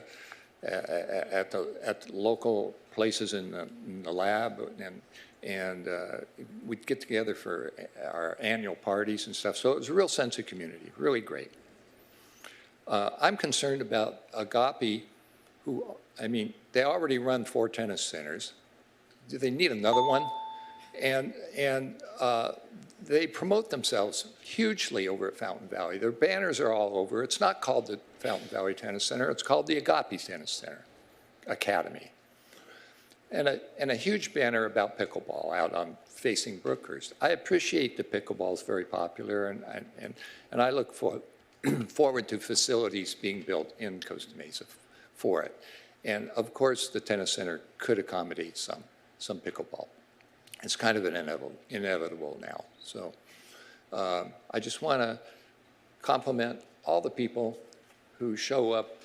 We come to city council meetings for years now, all the time. And usually there's 6 of us, right?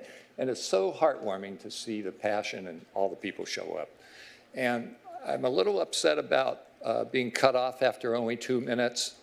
And here we go.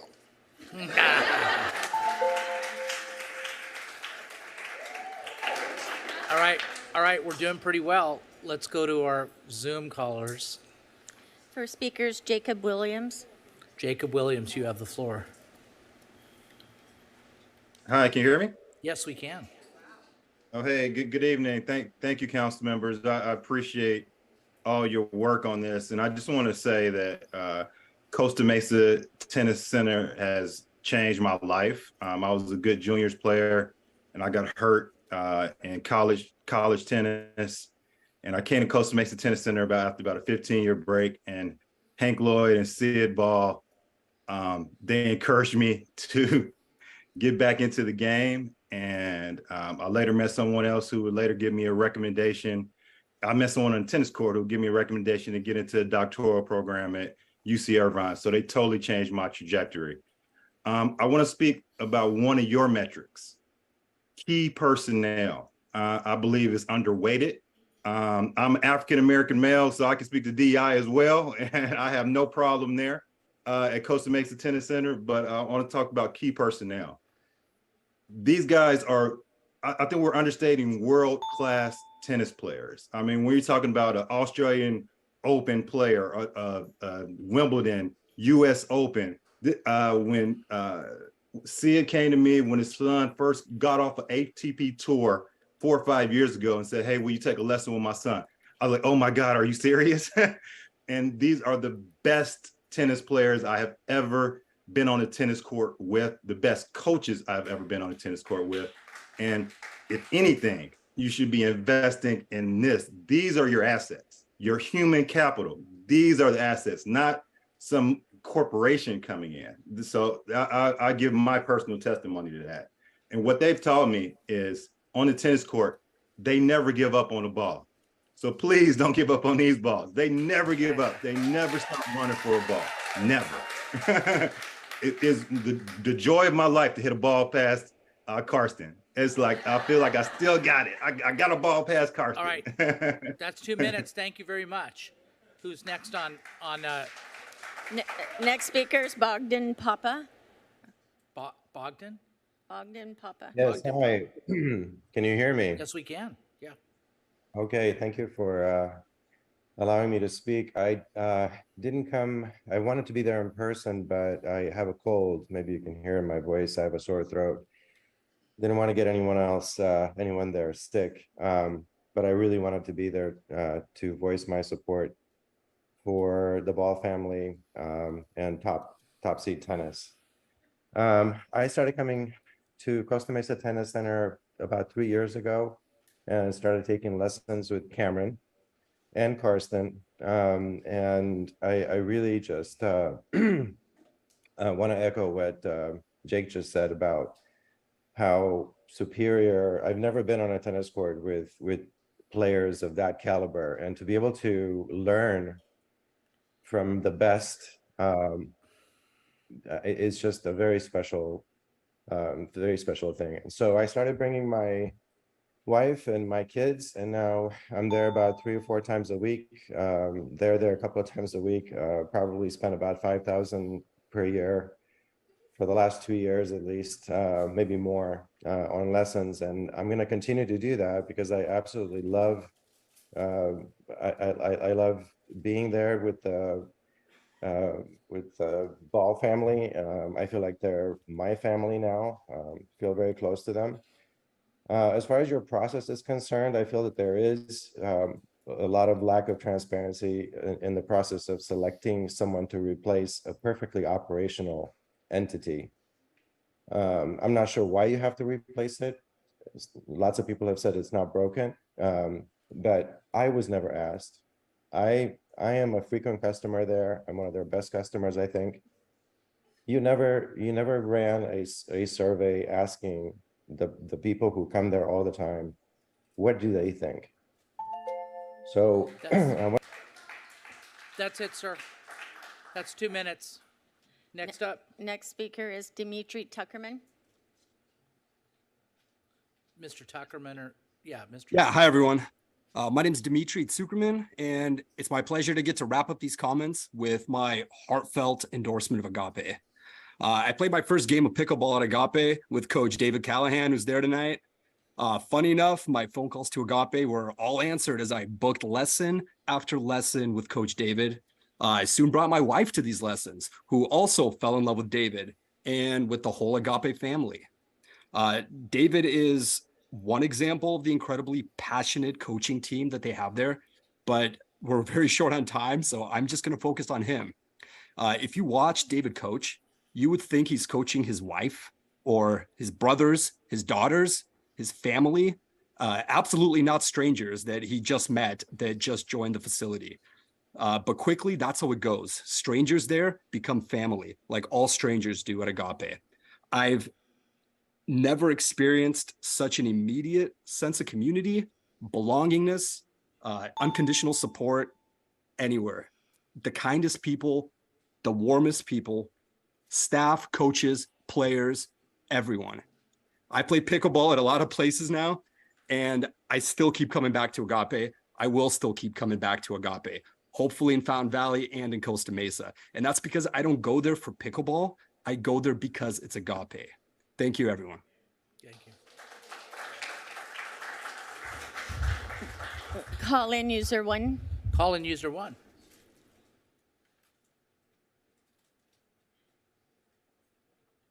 It seems like we've had some inequities, that everybody wasn't given the same directions on how to proceed with entering their applications.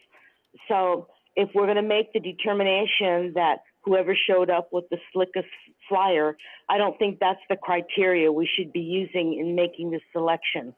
You know that you are taking advice from the staff report, but it's just that. It's a suggestion. The final decision is up to you, and you have so much more to weigh into it and to read in between the lines of all the staff report. You have a proven winner. They're already part and parcel of Costa Mesa, through and through. I guess you could say that the Ball family is Costa Amazing. What more can you say? They've given everything. We've taken it. And as someone said, if it's not broken, don't fix it. So you have the ability to vote fair and square. I think the community is telling you what they want and what they expect out of your vote. Thank you.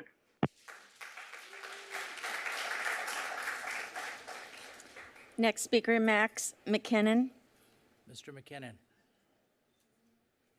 Hey, how's it going? Hi, my name is Max McKinnon. I'm currently in Minnesota right now, where it's 1:15 a.m., so I'll make it short. But I started working with Karsten Ball when I was 14 years old at Costa Mesa Tennis Center, and it's been an amazing last 7 years being there. I've really grown as a person. They've helped me through so much, through everything, being helping me become a college athlete, being an all Pac-12 player, once playing the French Open. They've just really helped me out, and through everything. Sorry, it's really tough for me to talk right now, but I just couldn't imagine anyone else running the show there. And Karsten, Cam, Sid, Top Seed, what they're doing right now, as many of before have said, if it's not broke, don't fix it. So,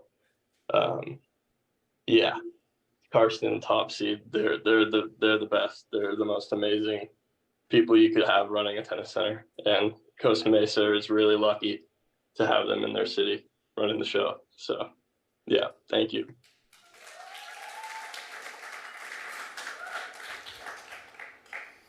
Mayor, no further speakers. Close public comment. So it looks like Councilmember Gameros wants to make a motion, and miraculously, I'm a placeholder. you're gonna second it. I'm a placeholder. Wow, Mr. ESP over here wants to second Right, it. the right to- I don't know. We'll soon find out. So let's see what the motion is. Okay, I'm going to make this brief, but I'm going to make a motion that we go with the Ball family.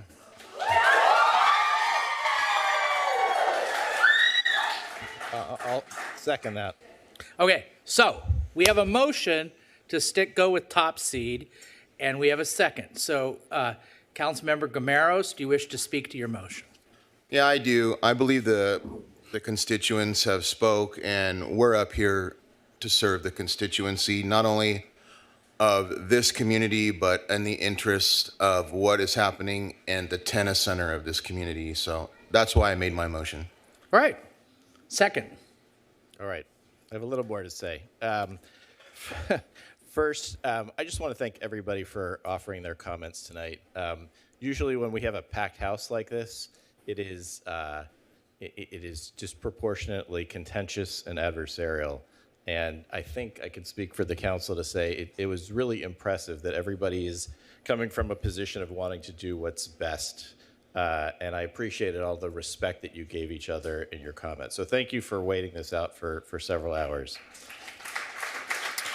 I also want to thank the three proposers, the final proposers. I read every proposal very carefully. I went to facilities. I feel like I did my due diligence here. Those were very thoughtful proposals. Clearly, you were interested in trying to deliver what Costa Mesa wants and needs, and I think that was reflected, at least in the written proposals. I also do want to thank staff. I have some, like my colleagues, some reservations about the process here. However, ultimately, this, falls on us. We're the final decision maker here. I respect staff's expertise and judgment. In this case, I just simply disagree. But I am very mindful of the fact that a public hearing cannot simply be a popularity contest. That's not what we were elected to do. That's not how we make good decisions. So the question for me that I've been asking all night is, who can best serve the community and based on what? And here's what I know. I've been a resident of Costa Mesa for 17 years. I've gone to the Costa Mesa Tennis Center almost from the day that I moved here. I found a community there. I have not played tennis there recently, but I can appreciate what everybody brought in their testimonials, because I was able to witness firsthand, first with Hank and Maureen Lloyd, but certainly with the Ball family, really being able to continue that legacy. They have clearly a proven track record here in Costa Mesa, and to me that counts for a lot. Secondly, it's been said many times tonight, world-class instruction, which I think I've got a little authority on this. I grew up playing tennis as a competitive junior player all through Southern California. I spent summers with UCLA coaches. I know good instructors, and I know good competition. But being a good player isn't necessarily being a great coach. And I think we have something really remarkable here in the Ball family. And I think that also extends to the other coaches at the Costa Mesa Tennis Center, and Eduardo in particular.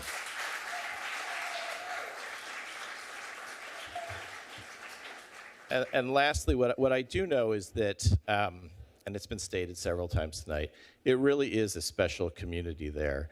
I mean, let's be frank, the Costa Mesa Tennis Center as a facility on its face is nothing, it's not a premier facility, right? But it is a premier community. And I think that what I've heard tonight repeatedly is the value in having a facility like that play a place in people's daily lives, and really develop those relationships. And it's very hard to put, a number on that. But that is at the heart of what we do here in Costa Mesa. I know that Costa Mesans have a lot of pride in certain places in the city. South Coast Plaza, the camp and the lab, Fairview Park come to mind. I think the Costa Mesa Tennis Center occupies that same place. So I don't see any measurable reason to deviate from what I know and what we've heard tonight is working. Thank you. Other council members wish to speak? I'll go first. Okay, fine, then we'll go with Councilmember Harper. So, Councilmember Chavez. first of all, thank you everyone again for speaking today. Very long meeting, but very passionate conversations. And I think we've really demonstrated to the community as a whole that we have something special in the tennis center. One of the things that kind of stuck to me though a little bit was I don't really see people that look like me a little bit in the audience. People from perhaps Westside Costa Mesa. So I'm happy to support a top seed in this proposal. But one thing I want to ask my council is, can we require perhaps outreach to all parts of Costa Mesa so that there's more people involved in the tennis center? Because I think this is an amazing community that we saw today. And I think everyone in Costa Mesa should be part of this amazing community. So the maker second agree to that suggestion? Lauren, the question by Councilmember Chavez is, can we include in the motion that the contract will include a requirement that there be more outreach to the communities, like, for example, in his district. So you'll add that. And the second? Yeah, absolutely. Okay, good.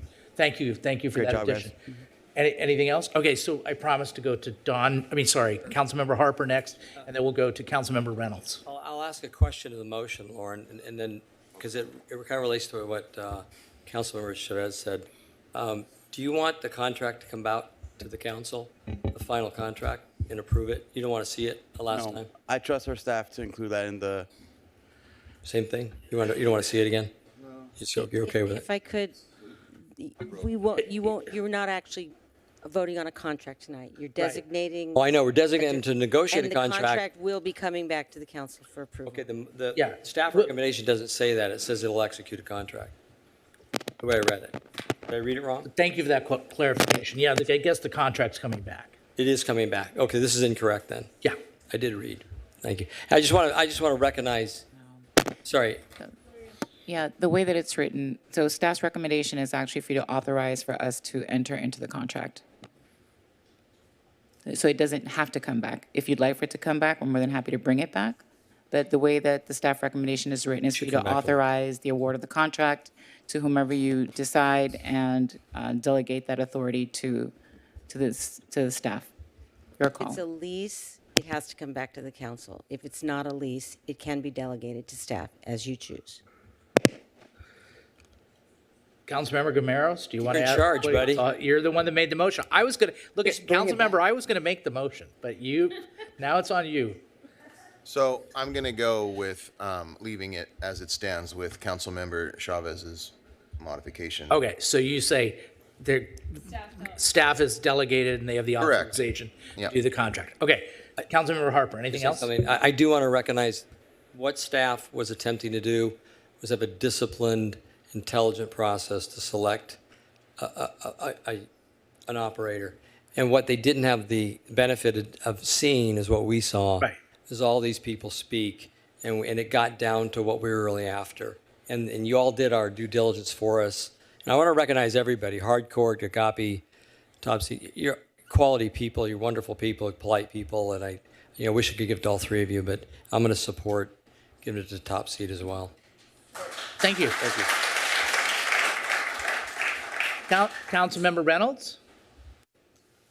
Yeah, thank you. I first of all, I want to thank everyone for being here. I'm going to take the opportunity when we have a big audience because to share something that I think many people don't realize, and that's that we're all sort of part-time up here. We all have full-time jobs, so we've started our regular workday. Like many of you, in the morning, we start our meetings here at City Hall at 4. So it's a long day for us. We're, I think, all frantically throughout the day trying to monitor all the emails that come in and all the different documentation that come in. So people are often surprised to hear that. They think we're here all day. And I say that because I've only had, I haven't done a thorough review of the Top Seed proposal, and there were a couple of things in my quick skim that stood out that I just want to emphasize and really appreciate Councilmember Chavez's point. And it's related to this sort of ongoing discussion we've had here at Council related to equity and access, especially for our lower income community. I think it was Councilmember Gameros that used the term sort of a tale of two cities in Costa Mesa. There are many things in Costa Mesa that are working really well for many people. There are many people in our community who are struggling, who don't have access to recreational facilities, who can't pay the $5,000 or $100,000, right, to be a part of these families and use our recreational facilities. And so a lot of why I, as someone who grew up in Costa Mesa on the west side and had many friends that didn't have access to various sports because of the costs, I ran for council to lower barriers to entry and to increase access to especially public-owned recreational facilities. So it's a really important point that Councilmember Chavez raised and my most important priority through this process. I'm, also notice that I hear the passion. I know it sounds like the tennis center is working very well for the people who go there. It didn't strike me as a very diverse audience, and it needs to be. This is a public facility. Our council has set very specific goals around increasing access to facilities, increasing inclusion, really providing opportunities for all people in our community, especially the children. We've talked recently about seniors, and so it's important for me that the negotiations in the contract really include provisions to increase access, reduce barriers to access for this this public recreational facility. It's also clear to me that we don't have enough recreational facilities, right? We've talked about this. We're working on our open space master plan. We need more tennis courts. We need more pickleball courts. We need more soccer courts. And we need more parks. We've got a intense CIP program where we're trying to increase all of those facilities.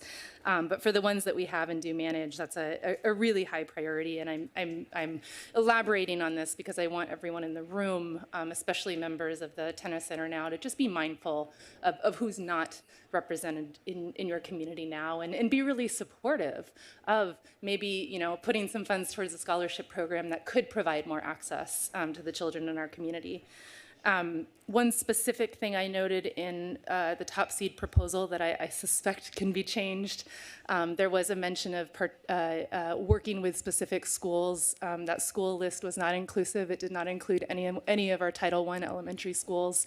That stood out to me as a red flag. I'm sure that can be negotiated, but that would be something I'd be looking for in a contract.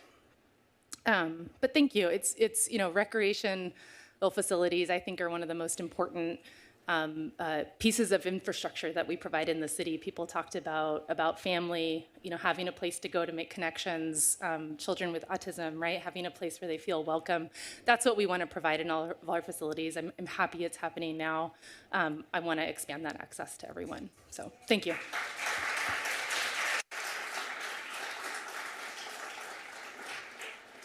You want to say something? Or?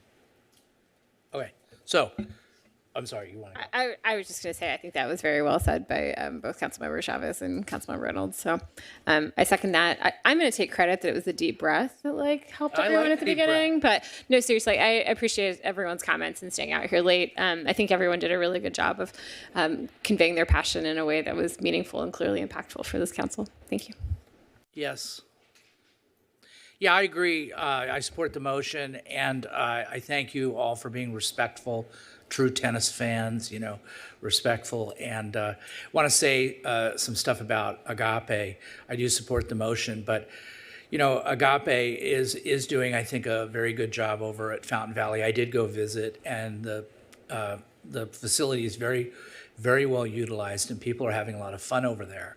I have friends that are over there at Fountain Valley, and in particular, my good friend Chris Servin goes to 4 days a week, more than she should, she says, just to David for lessons. And I have another good friend who's on city staff there, Christy Ariza, and she says nothing but good things about Agape. As I said, I visited the facilities. I read every word of every proposal.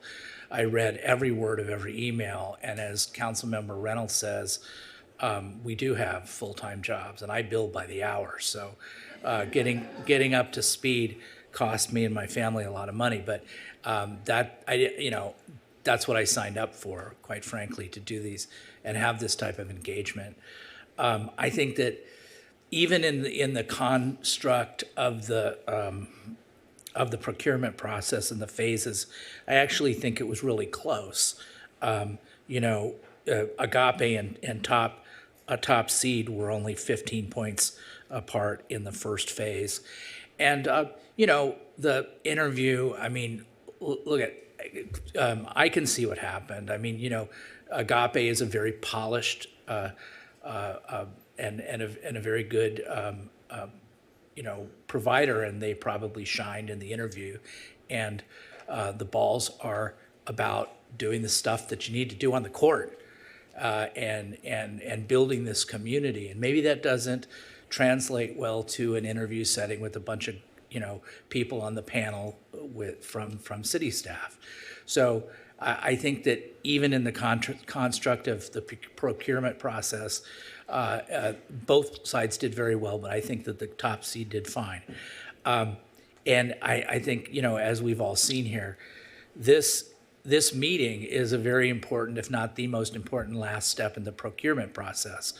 And we heard a lot of testimony, a lot of very favorable testimony for Agape, but overwhelmingly favorable testimony for the current use and the current operations of our tennis center. And that just simply cannot be overlooked by the mayor or any city council member.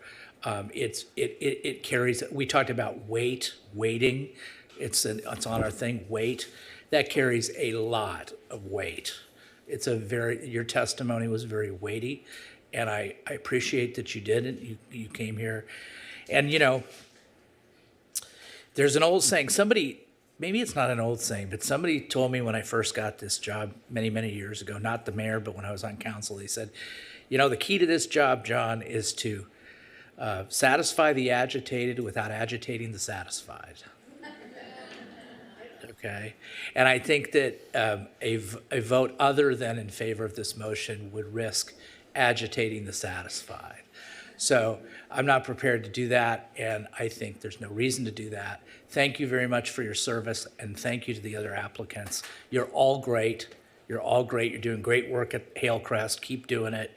And there was no wrong answer here, but I do support the motion. So let's call for the question. Motion carries.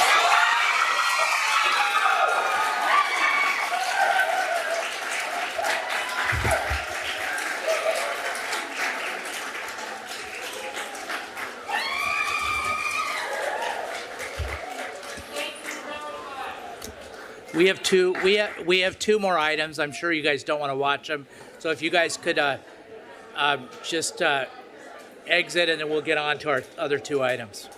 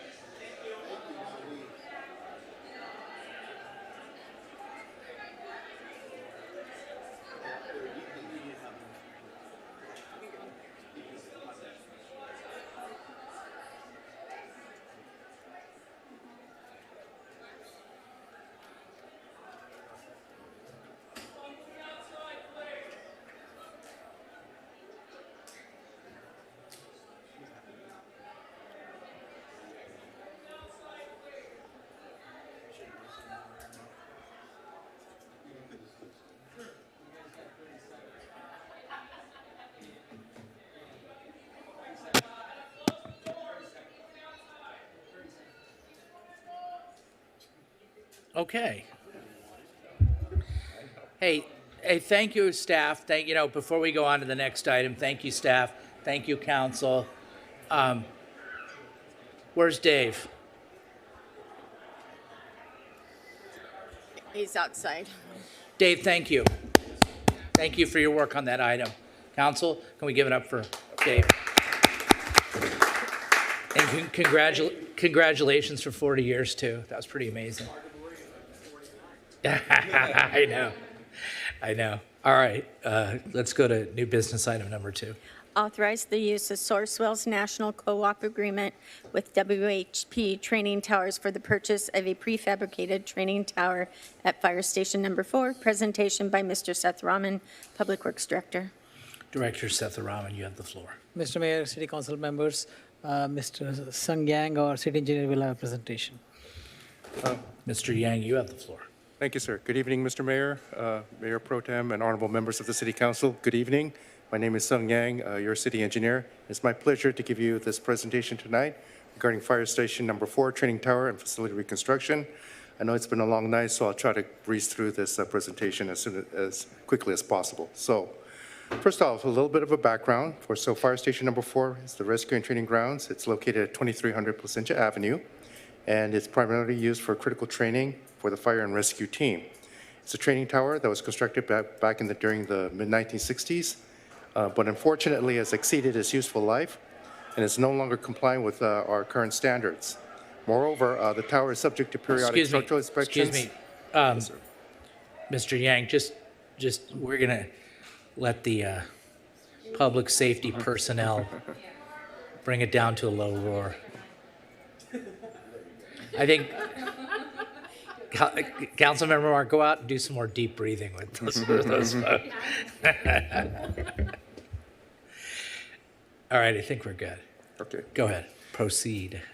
So, yes, so the training tower was constructed during the mid-1960s, but unfortunately has exceeded its useful life and is no longer compliant with our current standards. Moreover, the tower is subject to periodic structural inspections and repairs. Back on March 21st, 2023, the city awarded a design services contract to PBK for the replacement of the existing training tower and also the reconstruction of the training grounds. A little background on the funding. State Assembly member Cardi Petrie Norris helped secure for us a $2.5 million earmark to the city to rebuild Fire Station Number 4 training tower, which we believe will be a state-of-the-art regional training facility. As part of this project, these will include the reconstruction of the training tower itself. We'll have an enhanced water recovery through modern water reclamation technology by reutilizing the water waste as part of the training exercises. And last but not least, upgrades to existing lighting and include energy-efficient LED fixtures that will be solar-powered with backup energy. The funding was allocated in the adopted fiscal year 22-23 CIP budget, or Capital Improvement Program budget. That includes the $1.1 million from the Capital Improvements Fund. A little background on the training facility. The project's divided into two phases. The first phase, which is called Phase 1, will include the purchase of the prefabricated training tower, in addition to its installation inside the grounds within Fire Station Number 4. The second phase will include a separate structure that includes the restrooms, the showers, station grounds will be newly constructed. That will have a concrete slab on grade pavement, and which will feature a water recirculation system for all on-site operations. So here are the features of the training tower. The design itself with the consultant has been completed for the Phase 1 of the design, which is the training tower. The fire department staff assisted us in reviewing and approving the training tower design. Some of the key features of the training tower, which has three main sections, include number one, a 5-story enclosed stair tower, 154 feet high with 2 flat roofs and 10 rappelling anchors. Second story residential industrial section with attic space, which includes the balcony and Class A burn room as well. And last but not least, a 1-story annex with Class A kitchen stove prop as well. So staff is proposing that this training tower be procured through a Sourcewell contract. So Sourcewell's national cooperative agreement with WHP Training Towers, which is the consultant or contractor supplying the tower, meets all procurement requirements, expediting the project schedule, and also facilitating the fabrication and the installation process. So once again, you see Phase 1, which is the training tower, and the Phase 2, which is the training grounds and restrooms. So in sum, the Sourcewell contract and funding summary is as follows. Staff is requesting that the City Council authorize Sourcewell's National Cooperative Agreement with WHP Training Towers. The amount of the contract is $2,178,190, and staff is requesting an additional 10% for the contingency, which will total to a not to exceed amount of $2,396,009. So that concludes our presentation, and we'll defer to the council for any questions. Thank you. Any questions? No? Okay, no questions, so then we'll open it up to public comment. There's like literally no one in here except for paid staff at this point. So, and I do mean that literally. Oh, here comes somebody, but I don't think he has a public comment on this item. Anything on Zoom? No, Mr. Mayor. So we'll close public comment. A motion's being made by Councilmember Marr. I'll move to approve the staff recommendation. Second. Seconded by Chavez. Do you have anything to say in support of your motion? I do not. Okay, anything to say in support of the second? Thank you, Cotty, and it's important to invest in plug safety. All right, any other council members wish to be heard? Okay, let's call for the question.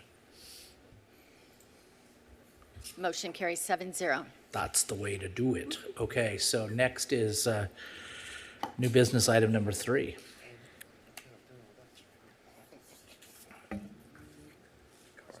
This is resolution for exception to the 180-day wait period pursuant to Government Code Sections 7522.56 and 21221 for the rehire of Emergency Services Manager Brenda Emmerich. Presentation by Ms. Lee, Human Resources Manager. Ms. Lee, you have the floor.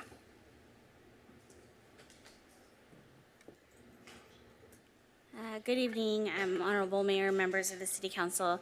Today we're here to request an exception to the 180-day wait period for the rehire of Emergency Services Manager Brenda Emmerich. Emergency Services Manager Brenda Emmerich retired from the City of Costa Mesa effective July 14, 2023. Her continued services are necessary because of critical needs related to the city's emergency services and disaster preparedness programs. Section 7522.56 of the Government Code requires that post-retirement employment commence no earlier than 180 days after the retirement date. However, a public agency may hire a retired annuitant prior to the expiration of those 180 days if the appointment is necessary to fill a critically needed position and the city is recruiting for a permanent appointee. The recruitment to fill the Emergency Services Manager position was opened in March 2023. However, the selected candidate from this recruitment did decline the position. The Human Resources Division is continuing to recruit for this position. While this position is vacant, Ms. Emmerich's services are required to provide vital services for the city's emergency services and disaster preparedness programs, including maintaining the city's emergency operations plan and the city's EOC. The recommendation today is for the City Council to adopt a resolution granting an exception to the 180-day wait period pursuant to Government Code Sections 7522.56 and 21221H. And this item to support the City's Council goals to strengthen the public safety and improve the quality of life. Thanks. And staff is available for any questions. Any questions? Seeing no questions. Open it up for public hearing, same situation. Anybody on Zoom? No, Mr. Mayor. Close public hearing. I'll make a motion to accept the staff's recommendation. Second. Congratulations and thank you to Brenda Emmerich for a great career and, mazel tov on the retirement and thank you for coming back. Thank you for coming back. Thank you for coming back. Wherever you are, Brenda, you're. She wants to come back, right? Like we're not like kidnapping her. Like she's coming back of her own volition. She wants to keep working. Yeah. Awesome. Thank you for coming back and bailing us out under the circumstances. A true professional and somebody who's been a very important part of the city family for many, many years. So, do you have anything to say, council member? I do not. Any other council members wish to be heard? Okay, let's call for the question. Motion carries 7-0. All right, and we do not have to vote to go after midnight. All right, anything you want to say? I have one thing. I think you all got an email printed from Janet about the OC League of Cities. So I cannot do it anymore, which means the seat is open for the large city representative. I got a lot out of participating in the League of Cities. You're kind of always aware of what's going on at the state level. You get some really great policy briefings. You get to hang out with Chief Stefano at various events. So, if anybody from the council wants to apply, I highly encourage it. It's not a huge lift in terms of your time commitment, and it's very worthwhile, and they will need to find somebody to fill both the large city seat and the 5th supervisorial district. So, what's the date? Thursday, August 24th. And then what's the process for getting selected? It's a vote of your peers who are the other large cities. So in this case, it is Anaheim, Irvine, Santa Ana, Huntington Beach, Garden Grove, Fullerton, and Orange all get one vote, whether or not they want to include you in their posse. Got it. Okay. Yeah, so any of us can just apply and we get voted on by that. Yeah, exactly. And Connor Medina, who was formerly with OCBC, is now the league rep. So I think a lot of you know him. All right, thanks for bringing that up. Does anybody, you have something, Councilmember? Yeah, I just wanted to give a quick thanks and acknowledgement to Director Seth Rahman and his staff. During this meeting, a large tree branch fell in a residential neighborhood. Staff has already been out there to address the issue, so appreciate getting stuff done. Thanks. There's a joke in there about a tree falling and everyone being at a council meeting. Yeah, if a tree falls during a council meeting and nobody hears it, okay. Yeah, also, one thing I would have said, same to Public Works, I would have said if we wouldn't have been kind of constrained in the time, is thank you for all your outreach and focus on this issue around Wilson Park. You know, that got a lot of press, and even the CBS News covered it today. And it makes a lot of sense if people are asking you about it. We can't put our crosswalk there until we get our hawk signal, because then people will have a false sense of security because they see a crosswalk. And that seemed counterintuitive to me, but listening to the experts, you really educated me, and I appreciate it. Okay, thank you. Anybody else? All right, thanks. Great job. Hey, Council, great job tonight. Thank you.